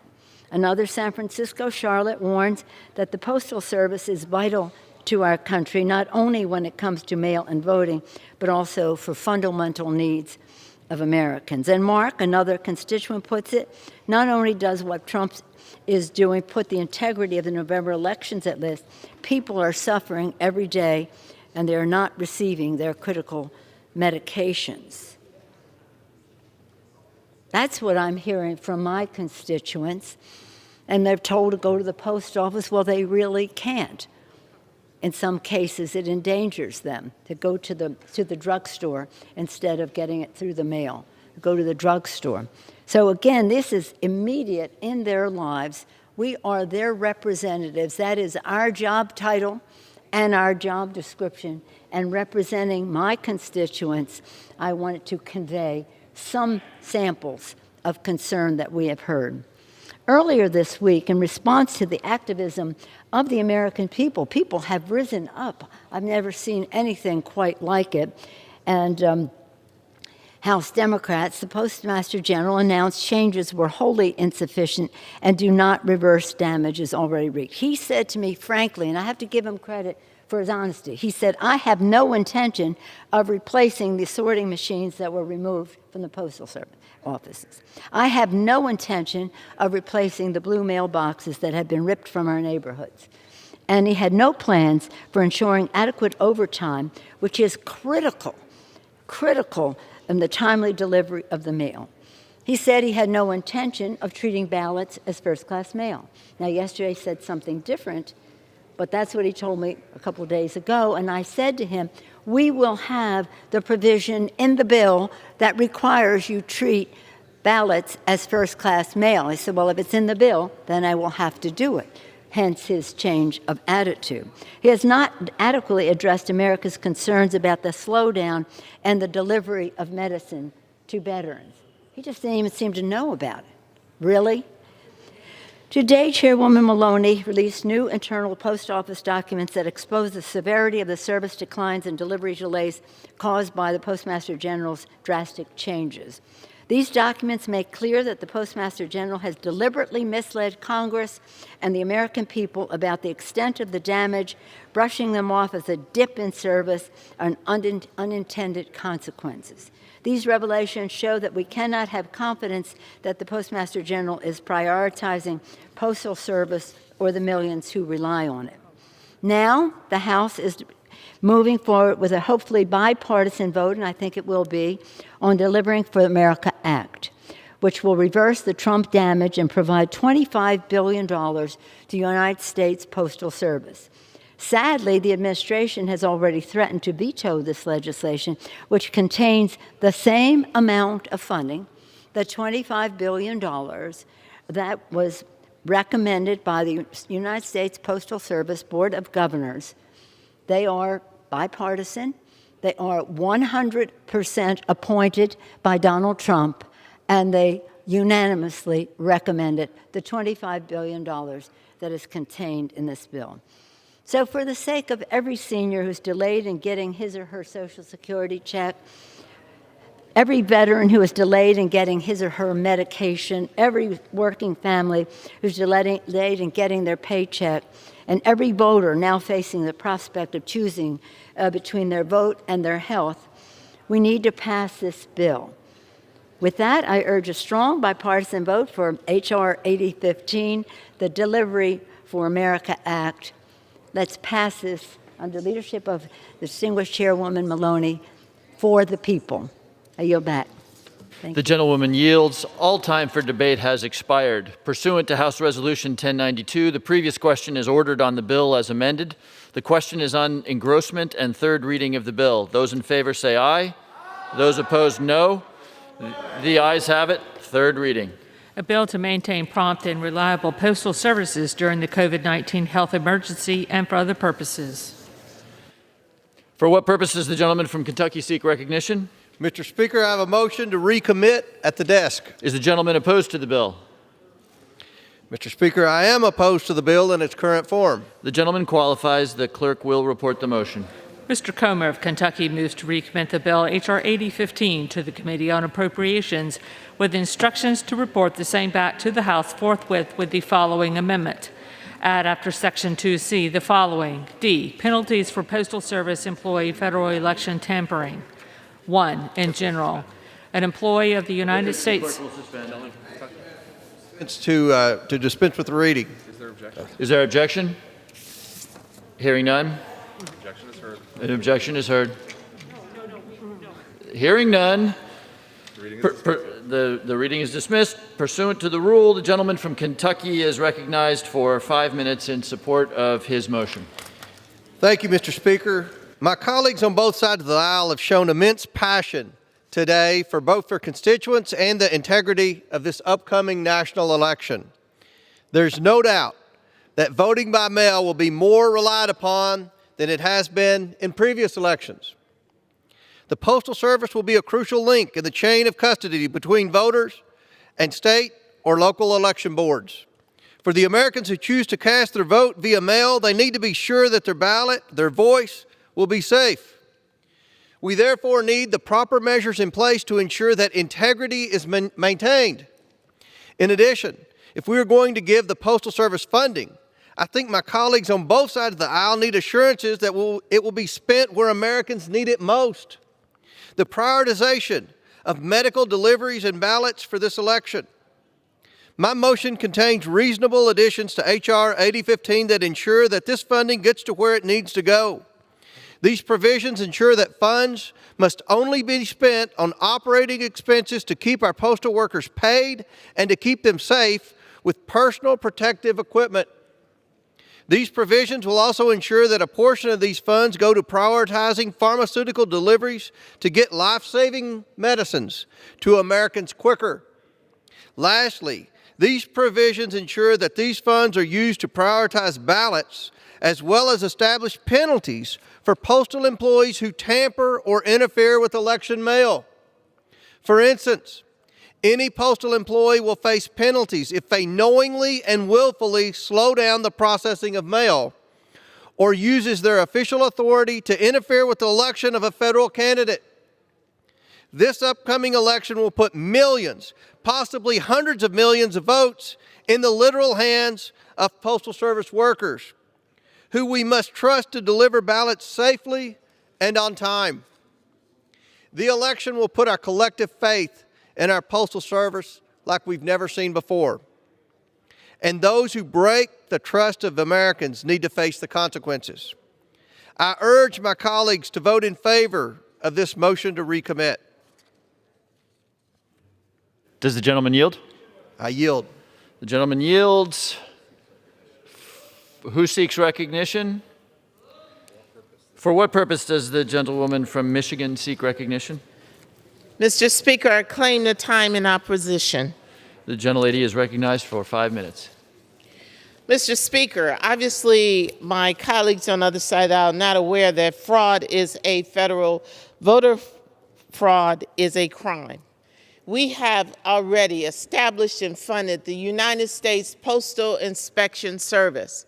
Little do they know, whenever an employee is in a postal facility, there are internal galleys in every facility where you are observed for 24 hours a day by postal inspectors. I am very comfortable, Mr. Speaker, that we will adhere to those laws.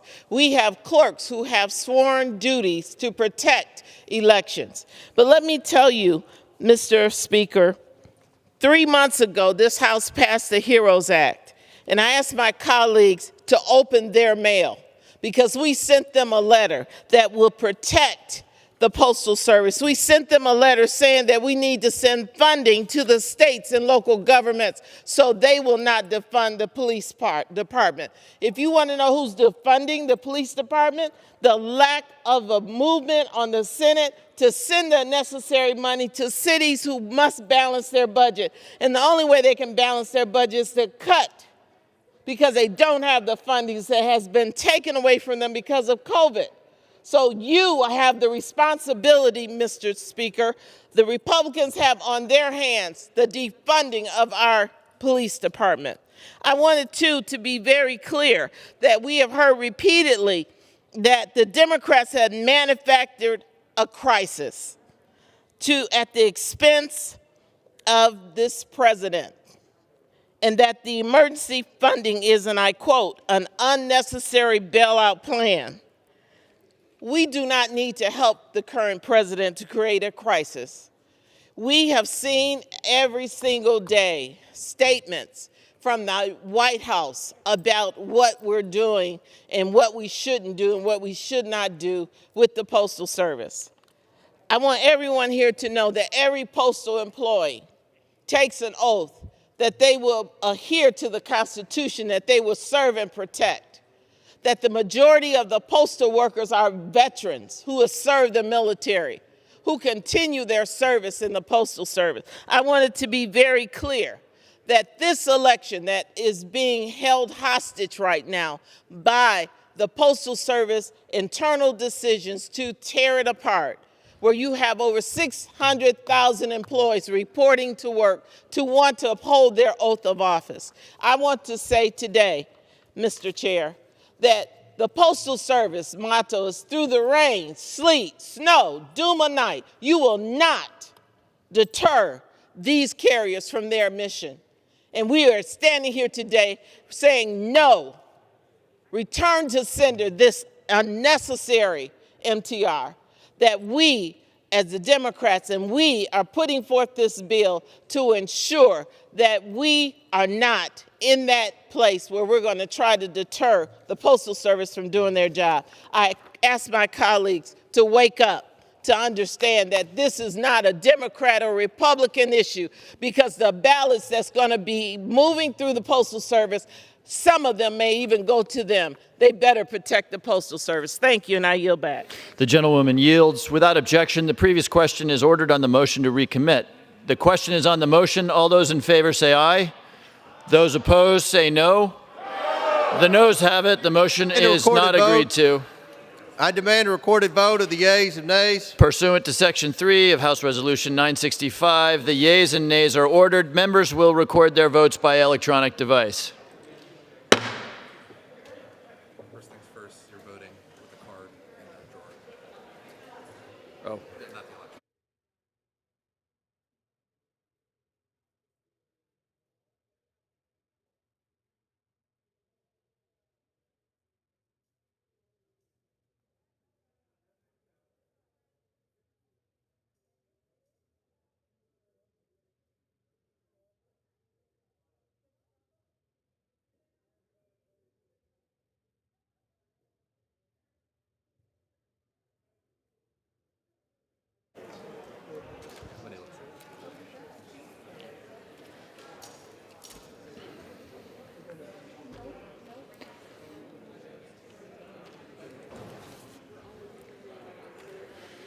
For what purpose does the gentleman from Washington seek recognition?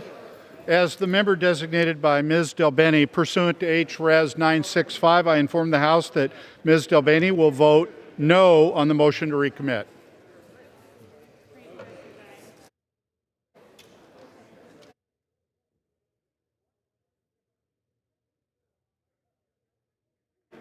California? Illinois. For what purpose does the gentleman from Illinois seek recognition? Mr. Speaker, as the member designated by Mr. Grijalva of Arizona, pursuant to H-Res 965, I inform the House that Mr. Grijalva will vote no on the motion to recommit.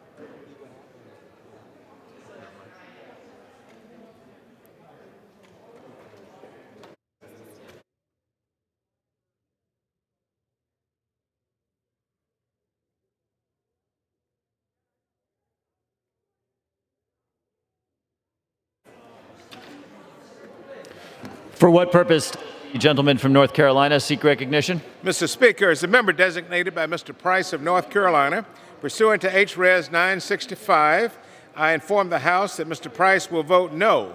He will vote no on the motion to recommit. Thank you, sir. Thank you.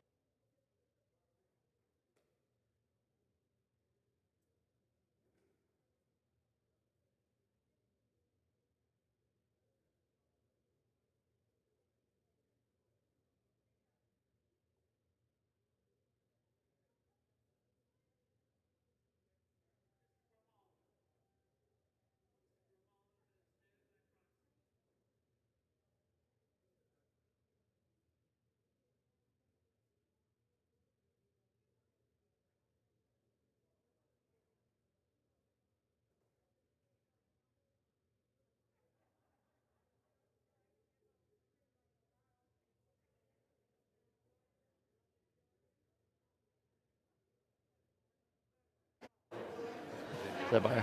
Yeah.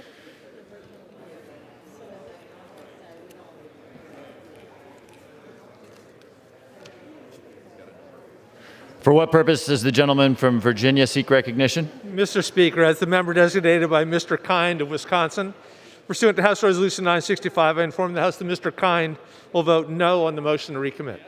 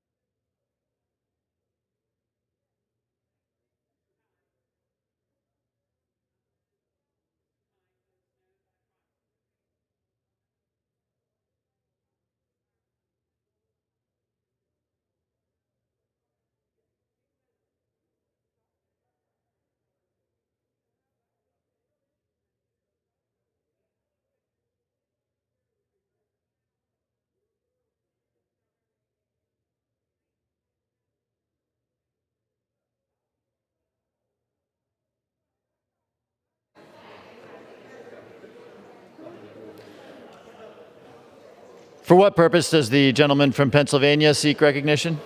Mr. Speaker, as a member designated by Mr. Case of Hawaii, pursuant to House Resolution 965, I hereby inform the House that Mr. Case will vote no on this motion to recommit.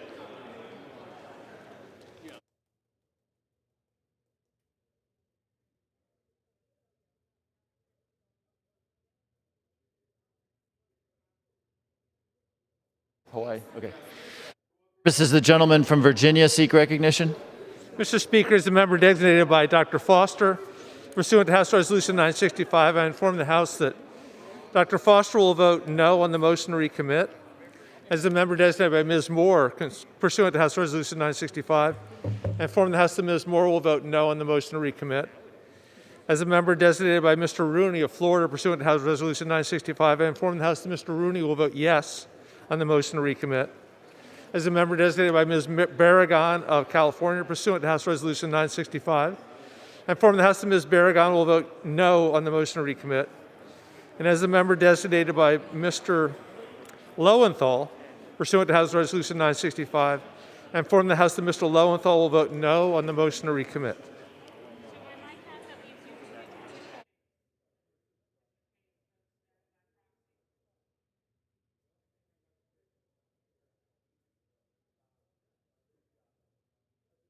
Purpose does the gentlelady from Illinois seek recognition? As the member designated by Ms. Schakowsky pursuant to HRS 965, I inform the House that Ms. Schakowsky will vote no on the motion to recommit.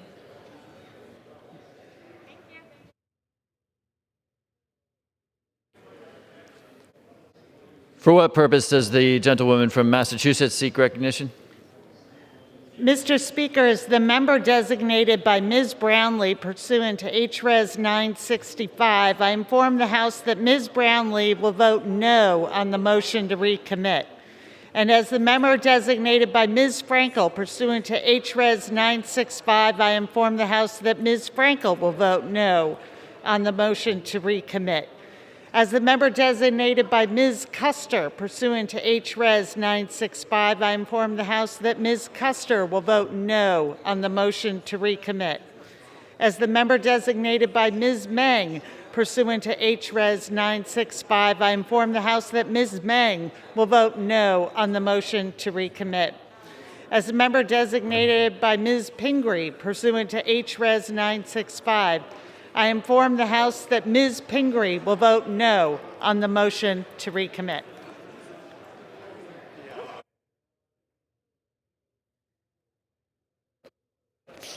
For what purpose does the gentlewoman from Delaware seek recognition?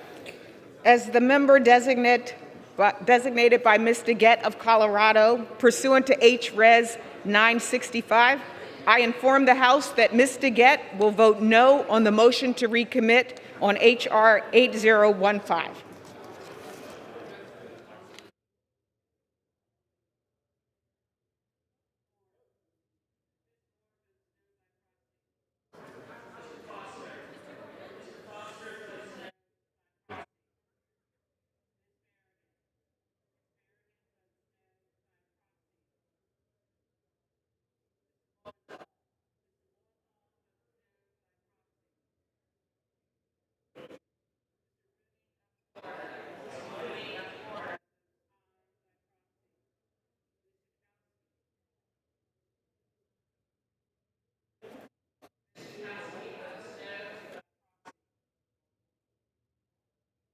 For what purpose does the gentleman from Virginia seek recognition? Mr. Speaker, as the member designated Mr. Liu of California, pursuant to House Resolution 965, I inform the House that Mr. Liu will vote no on the motion to recommit. And as the member designated by Mr. Blumenauer of Oregon, pursuant to House Resolution 965, I inform the House that Mr. Blumenauer will vote no on the motion to recommit.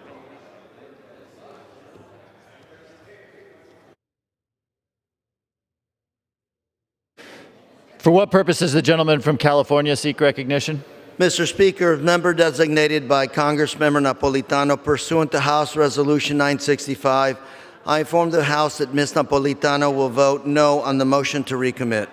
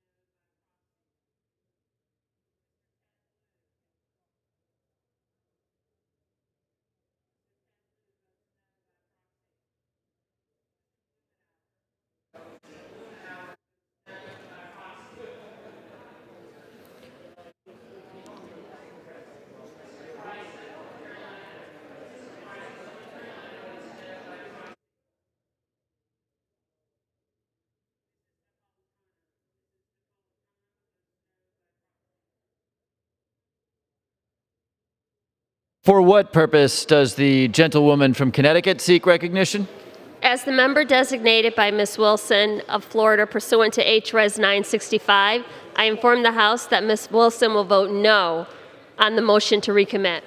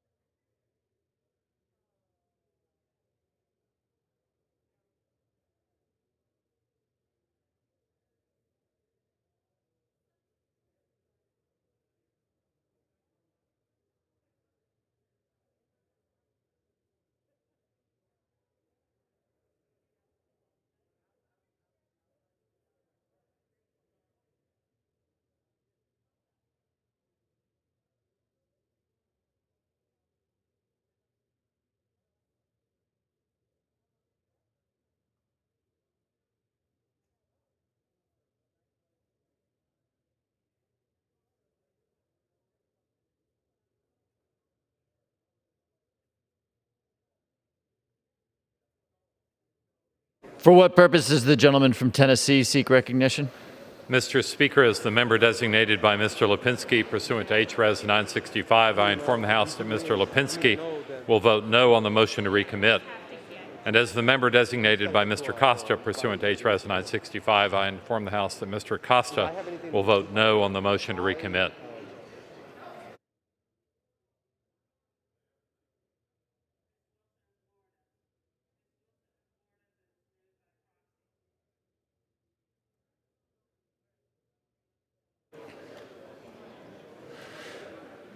For what purpose does the gentleman from Maryland seek recognition? Mr. Speaker, as the member designated by Mr. Doggett pursuant to House Resolution 965, I inform the House that Mr. Doggett will vote no on the motion to recommit. As the member designated by Mr. McNerney of California pursuant to House Resolution 965, I inform the House that Mr. McNerney will vote no on the motion to recommit. As the member designated by Ms. Bonamici pursuant to House Resolution 965, I inform the House that Ms. Bonamici will vote no on the motion to recommit. As the member designated by Mr. Visklosky pursuant to House Resolution 965, I inform the House that Mr. Visklosky will vote no on the motion to recommit. And as the member designated by Ms. Jayapal pursuant to House Resolution 965, I inform the House that Ms. Jayapal will vote no on the motion to recommit.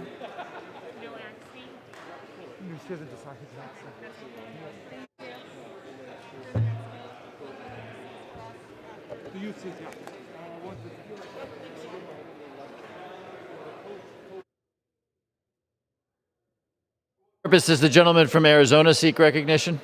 Member designated by Representative Kirkpatrick pursuant to H.R. 965, inform the House Representative Kirkpatrick will vote no on the motion to recommit.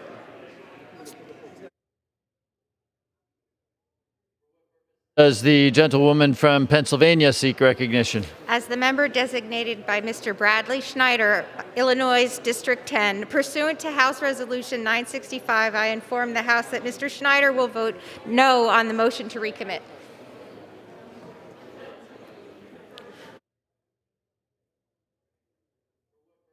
The gentlewoman from California seek recognition? Mr. Speaker, as a member designated by Mr. DeSaulnier of California, pursuant to H.Res. 965, I inform the House that Mr. DeSaulnier will vote no on the motion to recommit.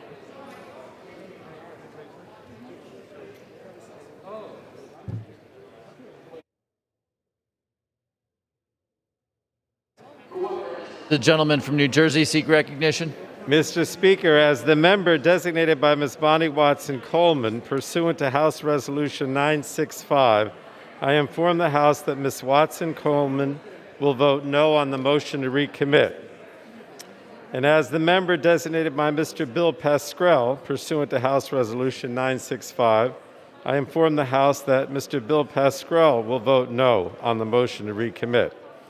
And as the member designated by Mr. Albio Series, pursuant to House Resolution 965, I inform the House that Mr. Albio Series will vote no on the motion to recommit. And as the member designated by Mr. Elliot Engel, pursuant to House Resolution 965, I inform the House that Mr. Elliot Engel will vote no on the motion to recommit.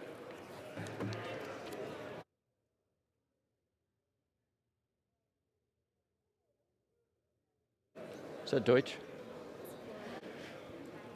For what purpose does the gentleman from Florida seek recognition? Mr. Speaker, as the member designated by Mr. Kennedy pursuant to House Resolution 965, I wish to inform the House that Mr. Kennedy will vote no on the motion to recommit.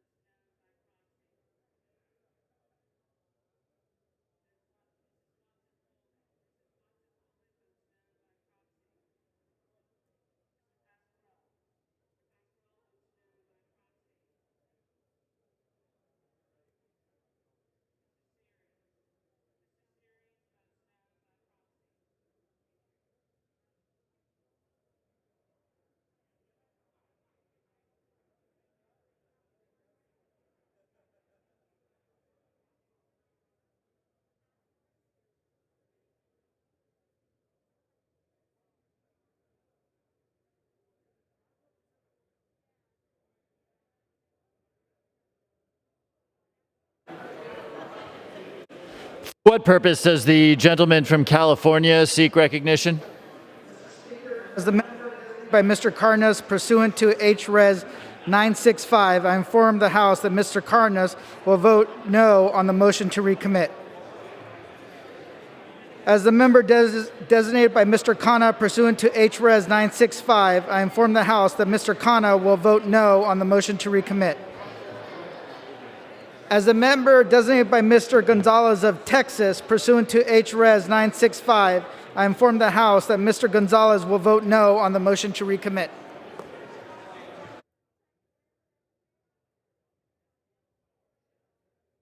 Does the gentlewoman from Minnesota seek recognition? Mr. Speaker, as a member designated by Representative Roybal Allard pursuant to House Resolution 965, I inform the House that Representative Roybal Allard will vote no on the motion to recommit H.R. 8015.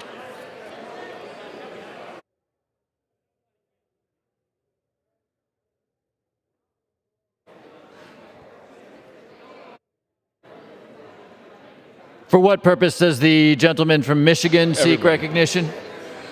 Mr. Speaker, as the member designated by Mr. Panetta of California, pursuant to H.Res. 965, I inform the House that Mr. Panetta will vote no on the motion to recommit.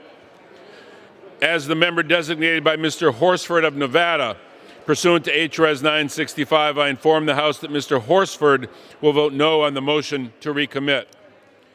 As the member designated by Mr. Huffman of California, pursuant to H.Res. 965, I inform the House that Mr. Huffman will vote no on the motion to recommit. As the member designated by Mr. Thompson of California, I inform the House that Mr. Thompson will vote no on the motion to recommit. I'm thinking about messing with their...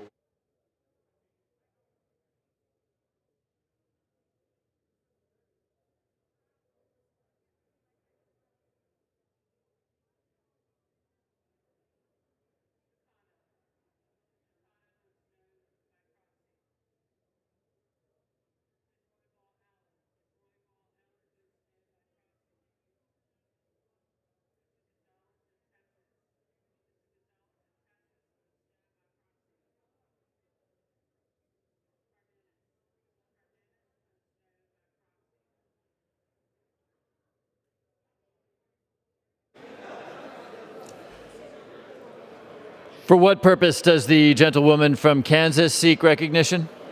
Mr. Speaker, as the member designated by Mr. Clay pursuant to H.Res. 965, I inform the House that Mr. Clay will vote nay on the motion to recommit. Well done with the adjustment.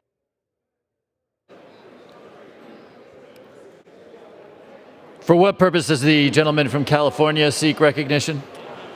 Mr. Speaker, as the member designated by Mr. Barra pursuant to House Resolution 965, I inform the House that Mr. Barra will vote no on the motion to recommit H.R.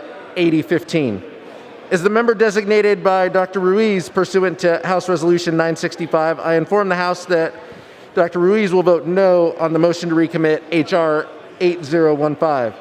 And as the member designated by Ms. Sanchez pursuant to House Resolution 965, I inform the House that Ms. Sanchez will vote no on the motion to recommit H.R. 8015.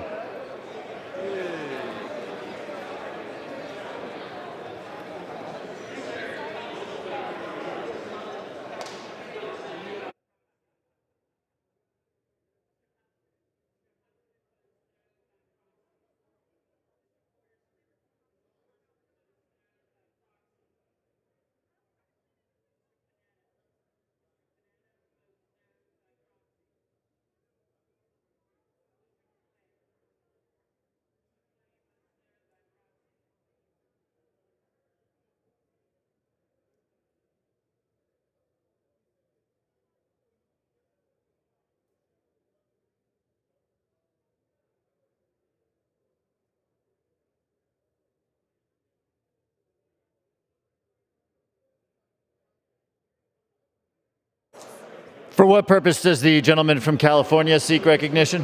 As the member designated by Mr. Garamendi pursuant to House Res. 965, I inform the House that Mr. Garamendi will vote no on the motion to recommit.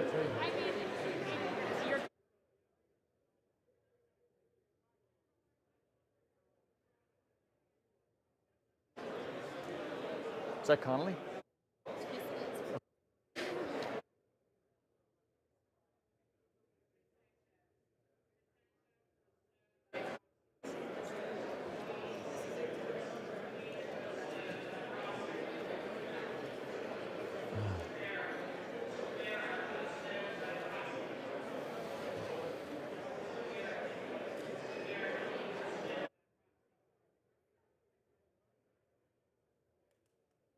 Purpose does the gentleman from Virginia seek recognition? Mr. Speaker, as the member designated by Ms. Titus of Nevada, pursuant to House Resolution 965, I inform the House that Ms. Titus will vote nay on the motion to recommit.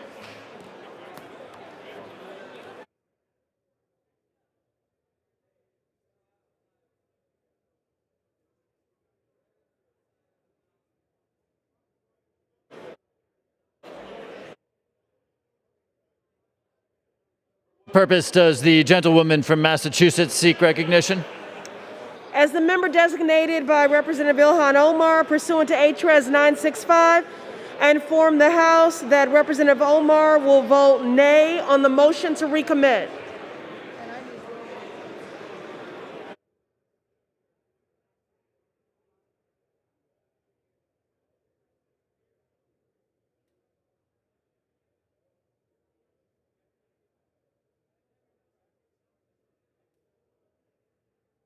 Does the gentleman from Massachusetts seek recognition? As the member designated by Mr. Welch of Vermont, pursuant to HRES 965, I will inform the House that Mr. Welch will vote no on the motion to recommit.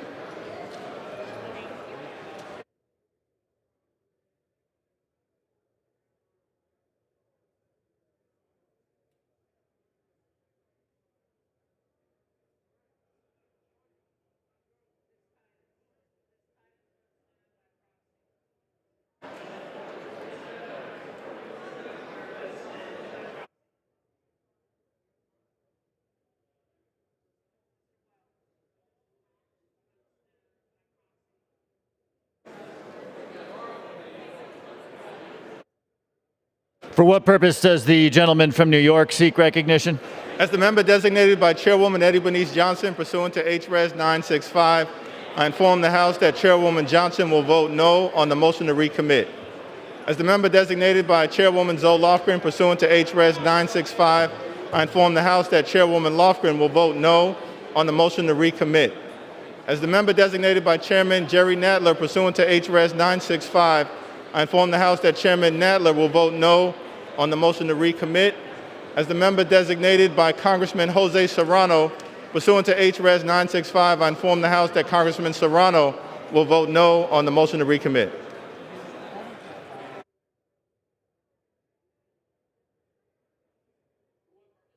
The gentleman from Maryland seek recognition. As the member designated by Ms. Axney of Iowa pursuant to House Resolution 965, I inform the House that Ms. Axney votes no on the motion to recommit.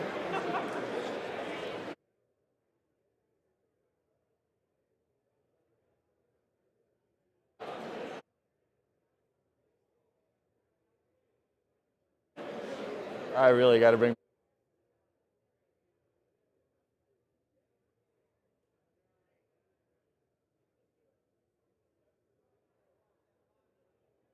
For what purpose does the gentlewoman from Pennsylvania seek recognition?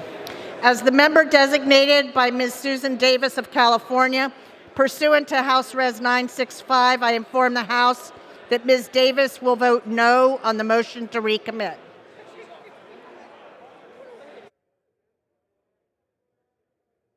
Purpose does the gentlewoman from Pennsylvania seek recognition? As the member designated by Ms. Spear of California pursuant to House Resolution 965, I inform the House that Ms. Spear will vote nay on the motion to recommit.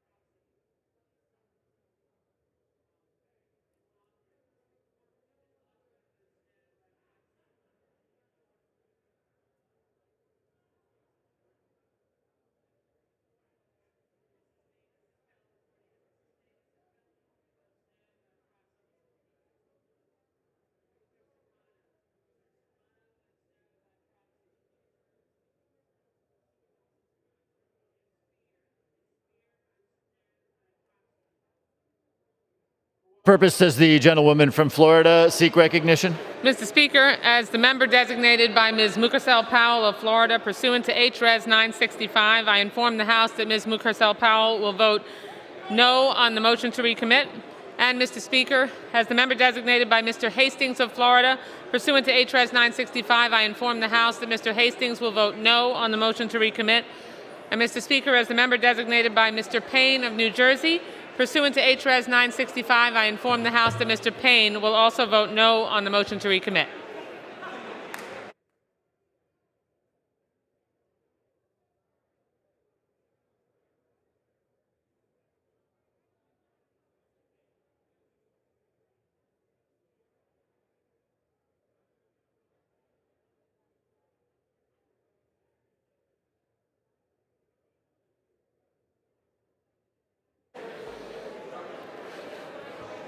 For what purpose does the gentleman from Pennsylvania seek recognition? As a member designated by the House Resolution 965, I inform you that Mr. Lawson of Florida, pursuant to House Resolution 965, votes nay on recommitment.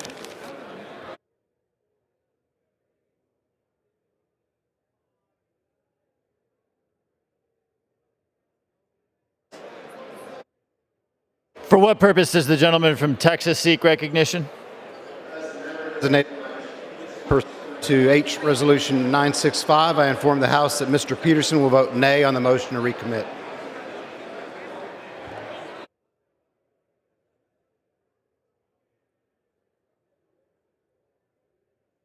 Does the gentleman from New York seek recognition? Speaker, as a member designated by Representative Lowy, pursuant to H.Res. 965, I inform the House that Representative Lowy will vote nay on the motion to recommit.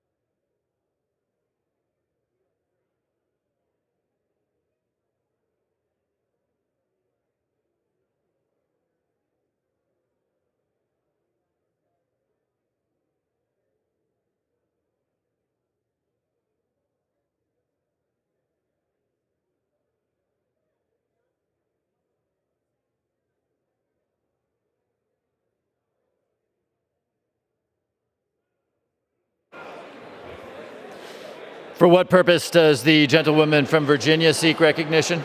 Mr. Speaker, as the member designated by Ms. Porter pursuant to House Resolution 965, I inform the House that Ms. Porter will vote no on the motion to recommit.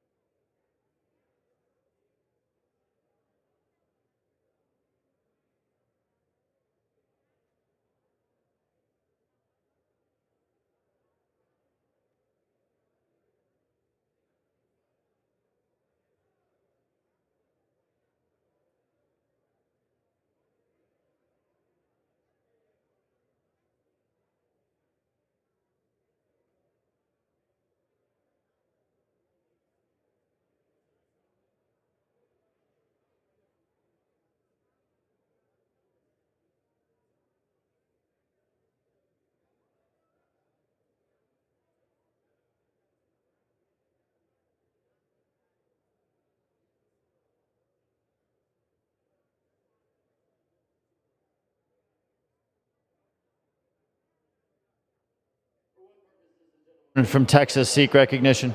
Mr. Chairman, as a member designated by Ms. Escobar of Texas pursuant to House Res 965, I inform the House that Ms. Escobar votes no on the motion to recommit.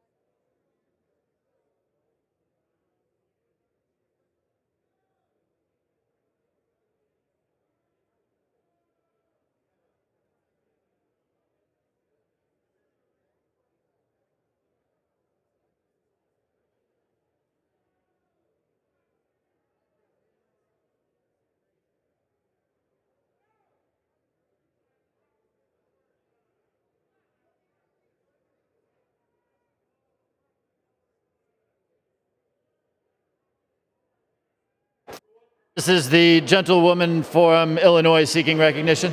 As a member designated by Mr. Rush pursuant to HRES 965, I inform the House that Mr. Rush will vote no on the motion to recommit.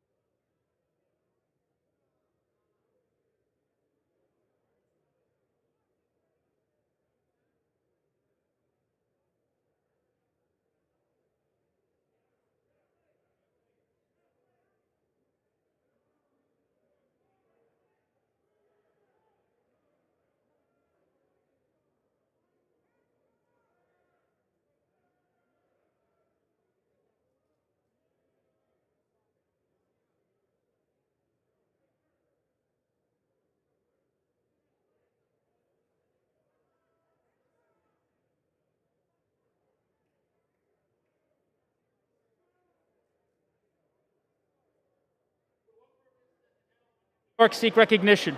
As the member designated by Mr. Peters of California, pursuant to H-Res 965, I inform the House that Mr. Peters will vote no on the motion to recommit. All good?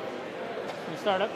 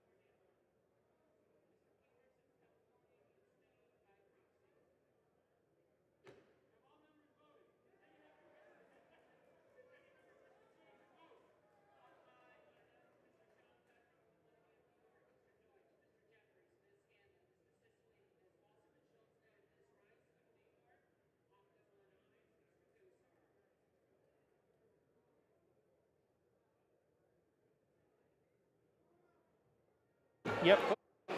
On this vote, the ayes are 182 and the nays are 223. The motion is not adopted. The question is on passage of the bill. Those in favor say aye. Those opposed say no. In the opinion of the chair, the ayes have it. As for the yeas and nays. The yeas and nays. All right. Pursuant to Section 3 of House Resolution 965, the yeas and nays are ordered. Members will record their votes by electronic device.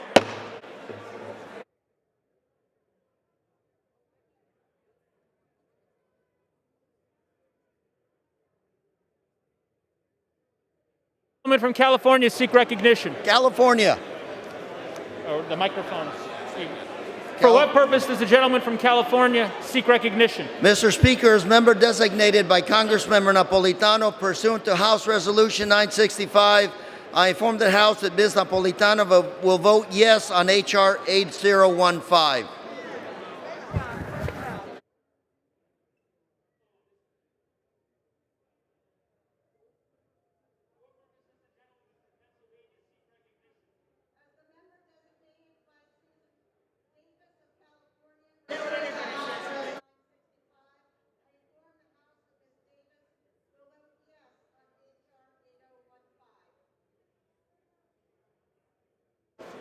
For what purpose does the gentlewoman from Texas seek recognition?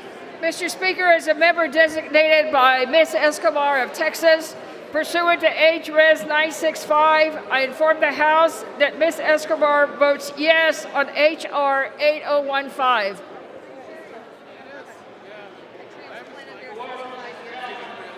The Minnesota recognition. Thank you, Mr. Speaker. As a member designated for Representative Roybal Allard, pursuant to House Resolution 965, I inform the House that Representative Roybal Allard will vote yes on final passage of H.R. 8015, the Delivering for America Act.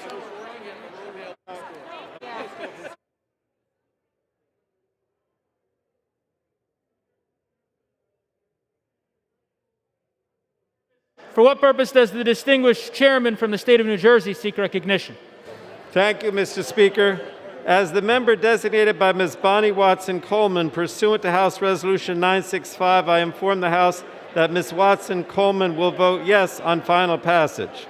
And as the member designated by Mr. Bill Pascrell pursuant to House Resolution 965, I inform the House that Mr. Bill Pascrell will vote yes on final passage. And as the member designated by Mr. Albio Series pursuant to House Resolution 965, I inform the House that Mr. Albio Series will vote yes on final passage. And as the member designated by Mr. Elliot Engel pursuant to House Resolution 965, I inform the House that Mr. Elliot Engel will vote yes on final passage. Thank you, Mr. Speaker. Does the gentleman from the city of Chicago seek recognition? Mr. Speaker, as a member designated by Mr. Grijalva pursuant to H.Res. 965, I inform the House that Mr. Grijalva will be voting yea on H.R. 8015.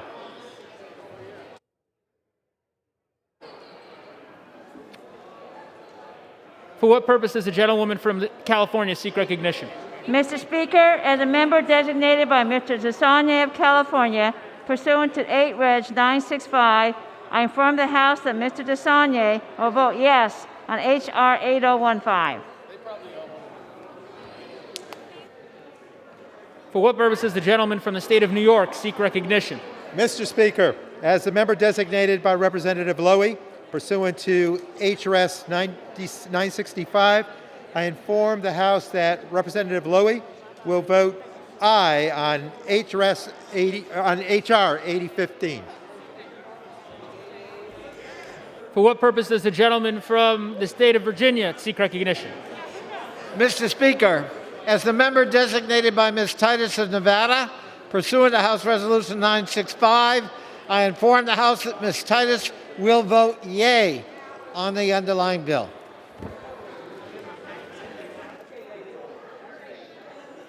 Virginia, right? Yeah. For what purpose does the distinguished gentlewoman from the state of Virginia seek recognition? Thank you, Mr. Speaker. As the member designated by Ms. Porter pursuant to House Resolution 965, I inform the House that Ms. Porter will vote yes on H.R. 8015. For what purpose does the distinguished gentlewoman from the state of Massachusetts seek recognition? Member designated by Representative Ilhan Omar pursuant to H.Res. 965, I inform the House that Representative Omar will vote yes on H.R. 8015. For what purpose does the distinguished gentlewoman from the state of Pennsylvania seek recognition? Mr. Bradley Schneider of Illinois, pursuant to House Resolution 965, I inform the House that Mr. Schneider will vote yes on H.R. 8015.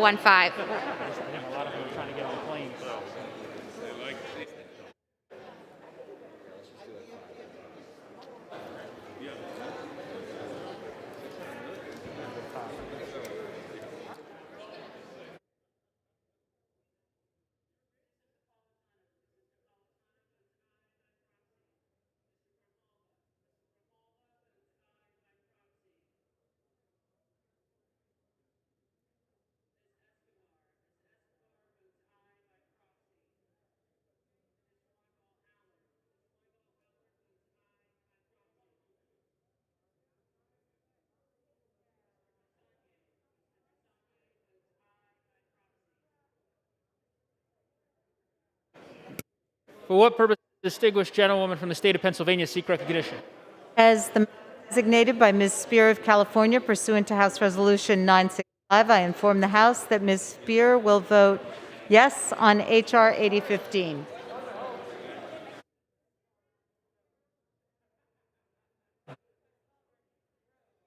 For what purpose does the distinguished gentleman from the state of Pennsylvania seek recognition? Mr. Speaker, as a member designated by Mr. Case of Hawaii pursuant to House Resolution 965, I hereby inform the House that Mr. Case will vote yes on H.R. 8015.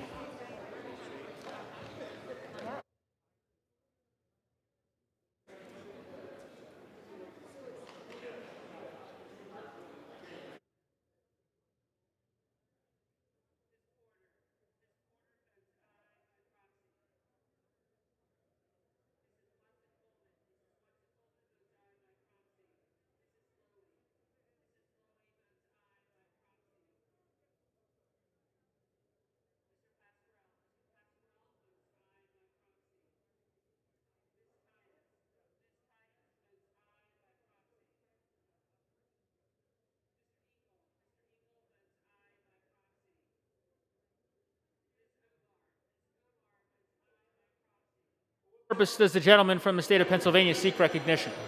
Mr. Speaker, as a member designated by Mr. Lawson of Florida, pursuant to House Resolution 965, I inform the House that Mr. Lawson votes yea on final passage.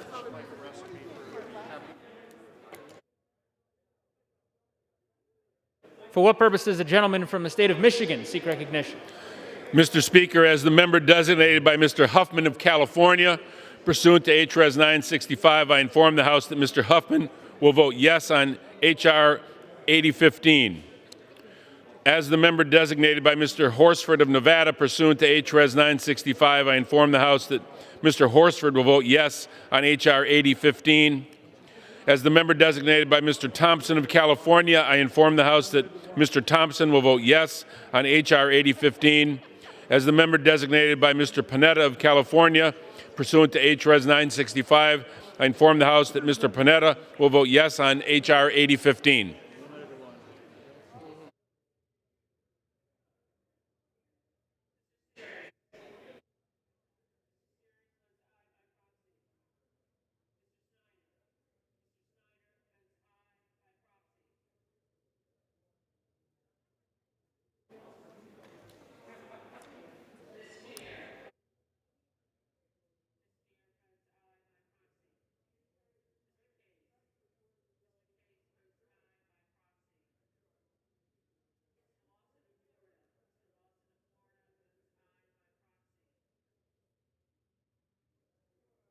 For what purpose does the distinguished, honorable gentlewoman from the state of Illinois seek recognition? Mr. Speaker, as the member designated by Mr. Rush pursuant to HRES 965, I inform the House that Mr. Rush will vote yes on H.R. 8015. Does the gentleman from the state of Washington seek recognition? As the member designated by Ms. Delbeni pursuant to HRES 965, I inform the House that Ms. Delbeni will vote aye on H.R. 8015. For what purpose does the distinguished gentlewoman from Illinois seek recognition? As the member designated by Ms. Schakowsky pursuant to HRES 965, I inform the House that Ms. Schakowsky will vote yes on H.R. 8015. Did I vote?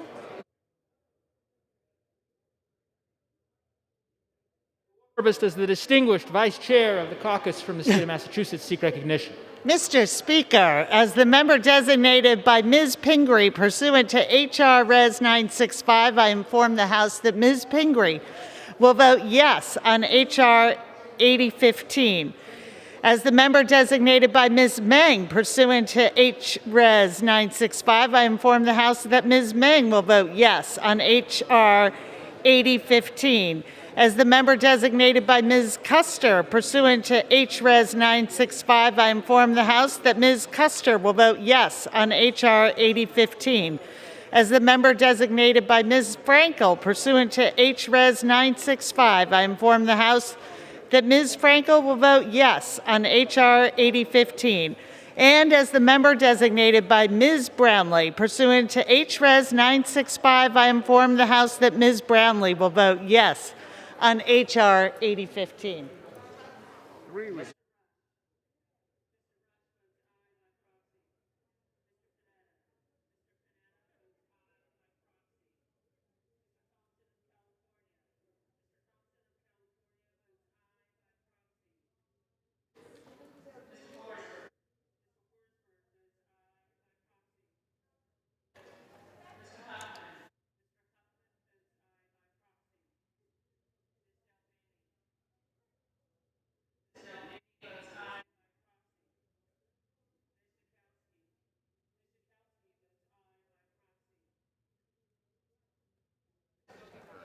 For what purpose does the distinguished gentleman from the state of North Carolina, Mr. Chief Deputy Whip, seek recognition? Mr. Speaker, as a member designated by Mr. Price of North Carolina, pursuant to HRES 965, I inform the House that Mr. Price will vote yes on H.R. 8015. Thank you. Does the honorable gentlewoman from the great state of Delaware seek recognition? Mr. Speaker, as the member designated by Ms. DeGette of Colorado, pursuant to HRES 965, I inform the House that Ms. DeGette will vote yes on H.R. 8015. Thank you. Gentleman from the state of California seek recognition. Mr. Speaker, as the member designated by Dr. Barra pursuant to House Resolution 965, I inform the House that Dr. Barra will vote yes on H.R. 8015. is the member designated by Dr. Ruiz pursuant to House Resolution 965. I inform the House that Dr. Ruiz will vote yes on H.R. 8015. And as the member designated by Ms. Sanchez pursuant to House Resolution 965, I inform the House that Ms. Sanchez will vote yes on H.R. 8015. Does the distinguished gentlewoman from the state of Florida seek recognition?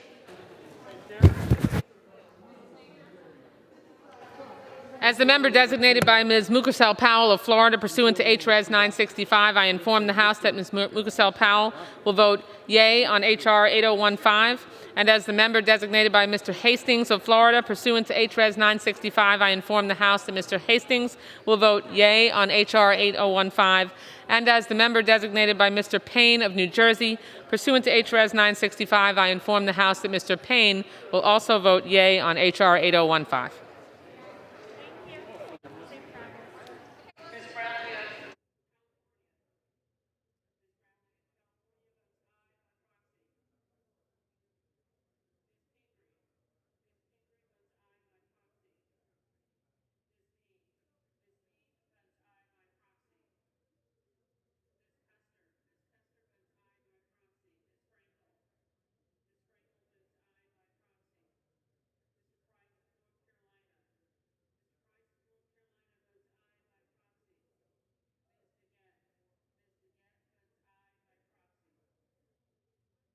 For what purpose does the gentleman from the state of California seek recognition?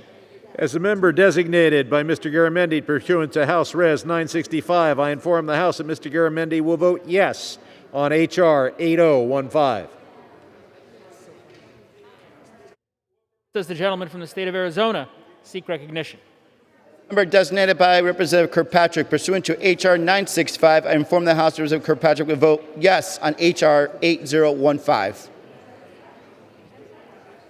For what purpose?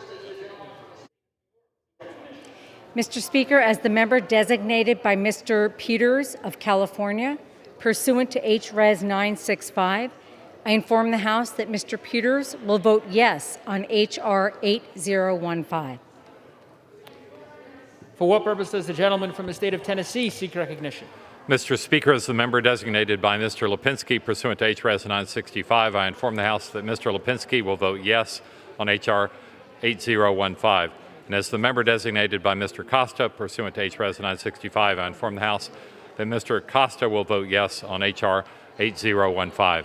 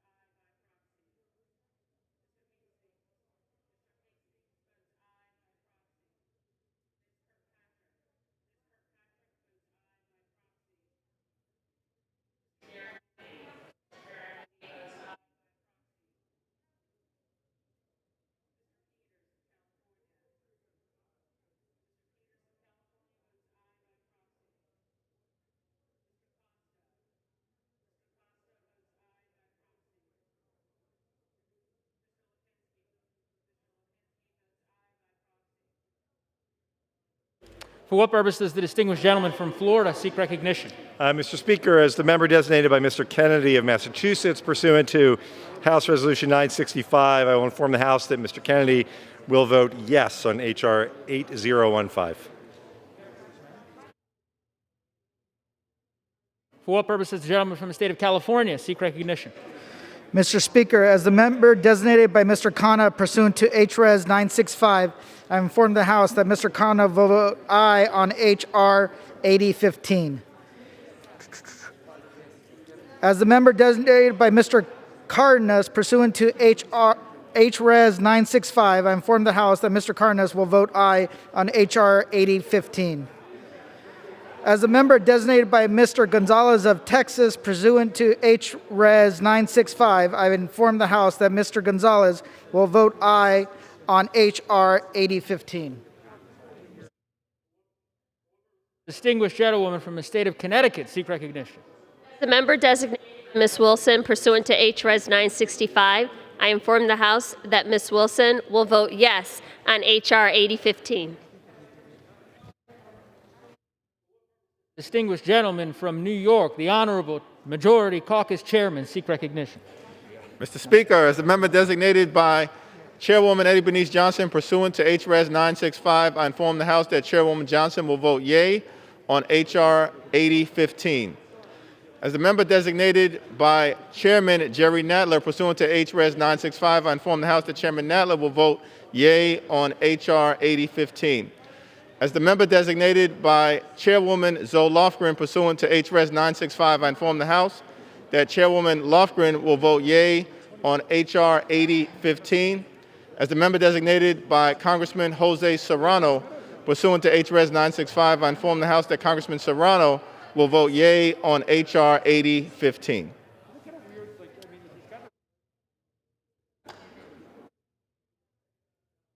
Purpose does the distinguished Rules Committee Chairman from the state of Massachusetts seek recognition. As the member designated by Mr. Welsh of Vermont pursuant to H.Res. 965, I will inform the House that Mr. Welsh will vote yes on H.R. 8015.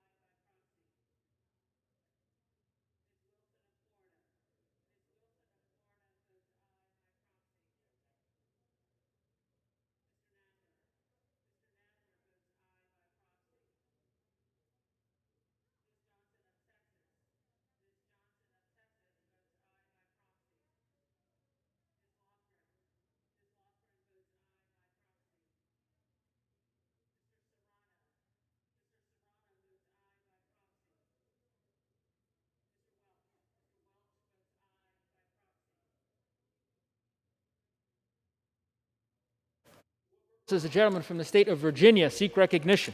Mr. Speaker, as the member designated by Mr. Blumenauer, pursuant to House Resolution 965, I inform the House that Mr. Blumenauer will vote yes on H.R. 8015.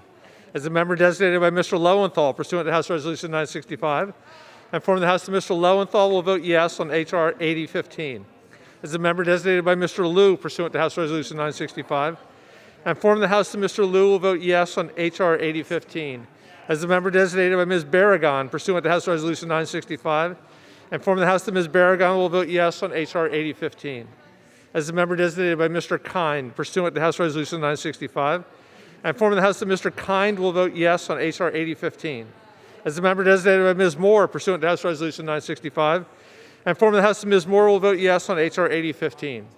As the member designated by Mr. Foster, pursuant to H.Res. 965, I inform the House that Mr. Foster will vote yes on H.R. 8015.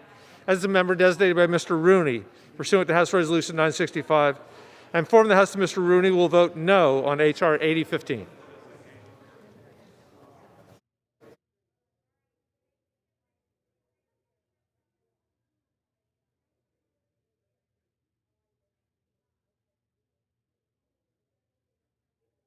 For what purpose does the distinguished gentleman from the state of Maryland seek recognition?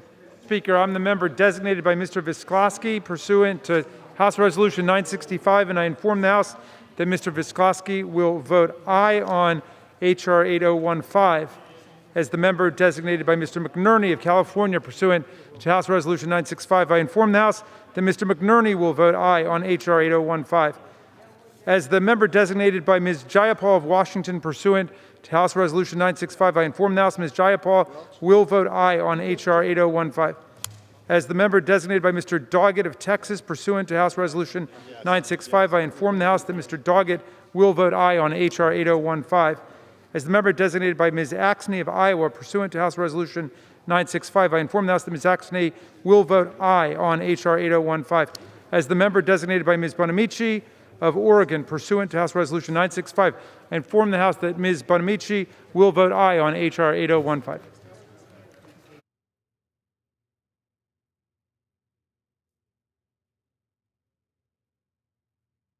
For what purpose does the gentleman from the state of Texas seek recognition? Mr. Speaker, as the member designated by Mr. Peterson of Minnesota, pursuant to H Resolution 965, I inform the House that Mr. Peterson will vote yes on H.R. 8015.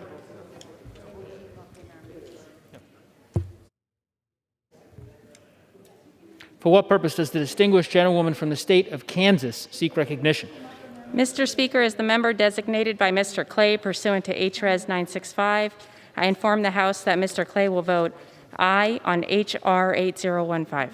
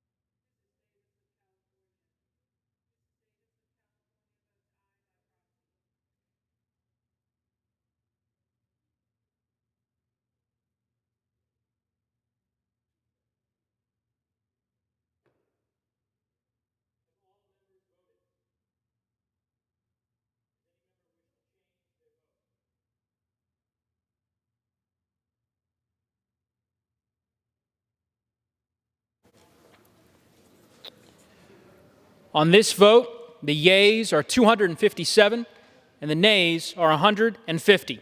The bill is passed. Without objection, the motion to reconsider is laid on the table.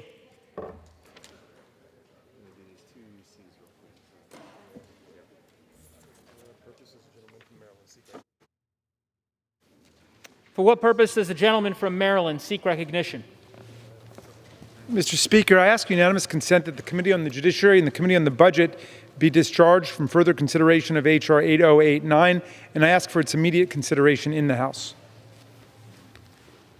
Clerk will report the title of the bill. H.R. 8089, a bill to amend the Immigration and Nationality Act to expand premium processing for certain immigration benefits and for other purposes. Is there objection to the consideration of the bill? Without objection, the bill is engrossed, read a third time, and passed, and the motion to reconsider is laid on the table. Ask unanimous consent that the Committee on House Administration be discharged from further consideration of House Joint Resolution 88 and ask for its immediate consideration by the House. The clerk will report the title of the joint resolution. House Joint Resolution 88, joint resolution providing for the appointment of Franklin D. Raines as a citizen regent of the Board of Regents of the Smithsonian Institution. Is there objection to the consideration of the joint resolution? Without objection, the joint resolution is engrossed, read a third time, and passed, and the motion to reconsider is laid on the table.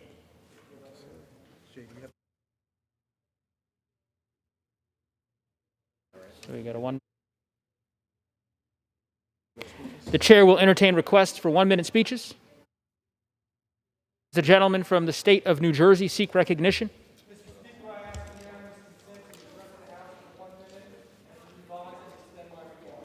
The gentleman is recognized.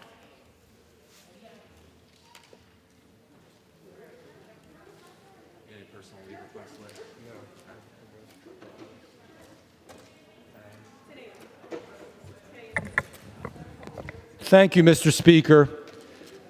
I would like to recognize this year's graduating class of firefighters in Salem County, South Jersey. I was honored to attend and see this class in action at the Fire Academy Firefighter 1 recruit graduation earlier this month. They are not just a team, they are a family. This special class was hardened and unified in the midst of a nationwide coronavirus. I am so proud to be able to represent these men and women in Congress and to recognize them for their feat. They represent the resolve and the commitment that makes this great nation even greater. Your nation is proud of you. Your community is proud of you. We are all proud of you and the selfless work that you are all beginning. God bless you all, and God bless these United States of America. Thank you, Mr. Speaker. Are there any other requests for 1-minute speeches? Hearing none. Pursuant to Section 4, subparagraph B of House Resolution 967, the House stands adjourned until 10 a.m. on Tuesday, August 25th, 2020.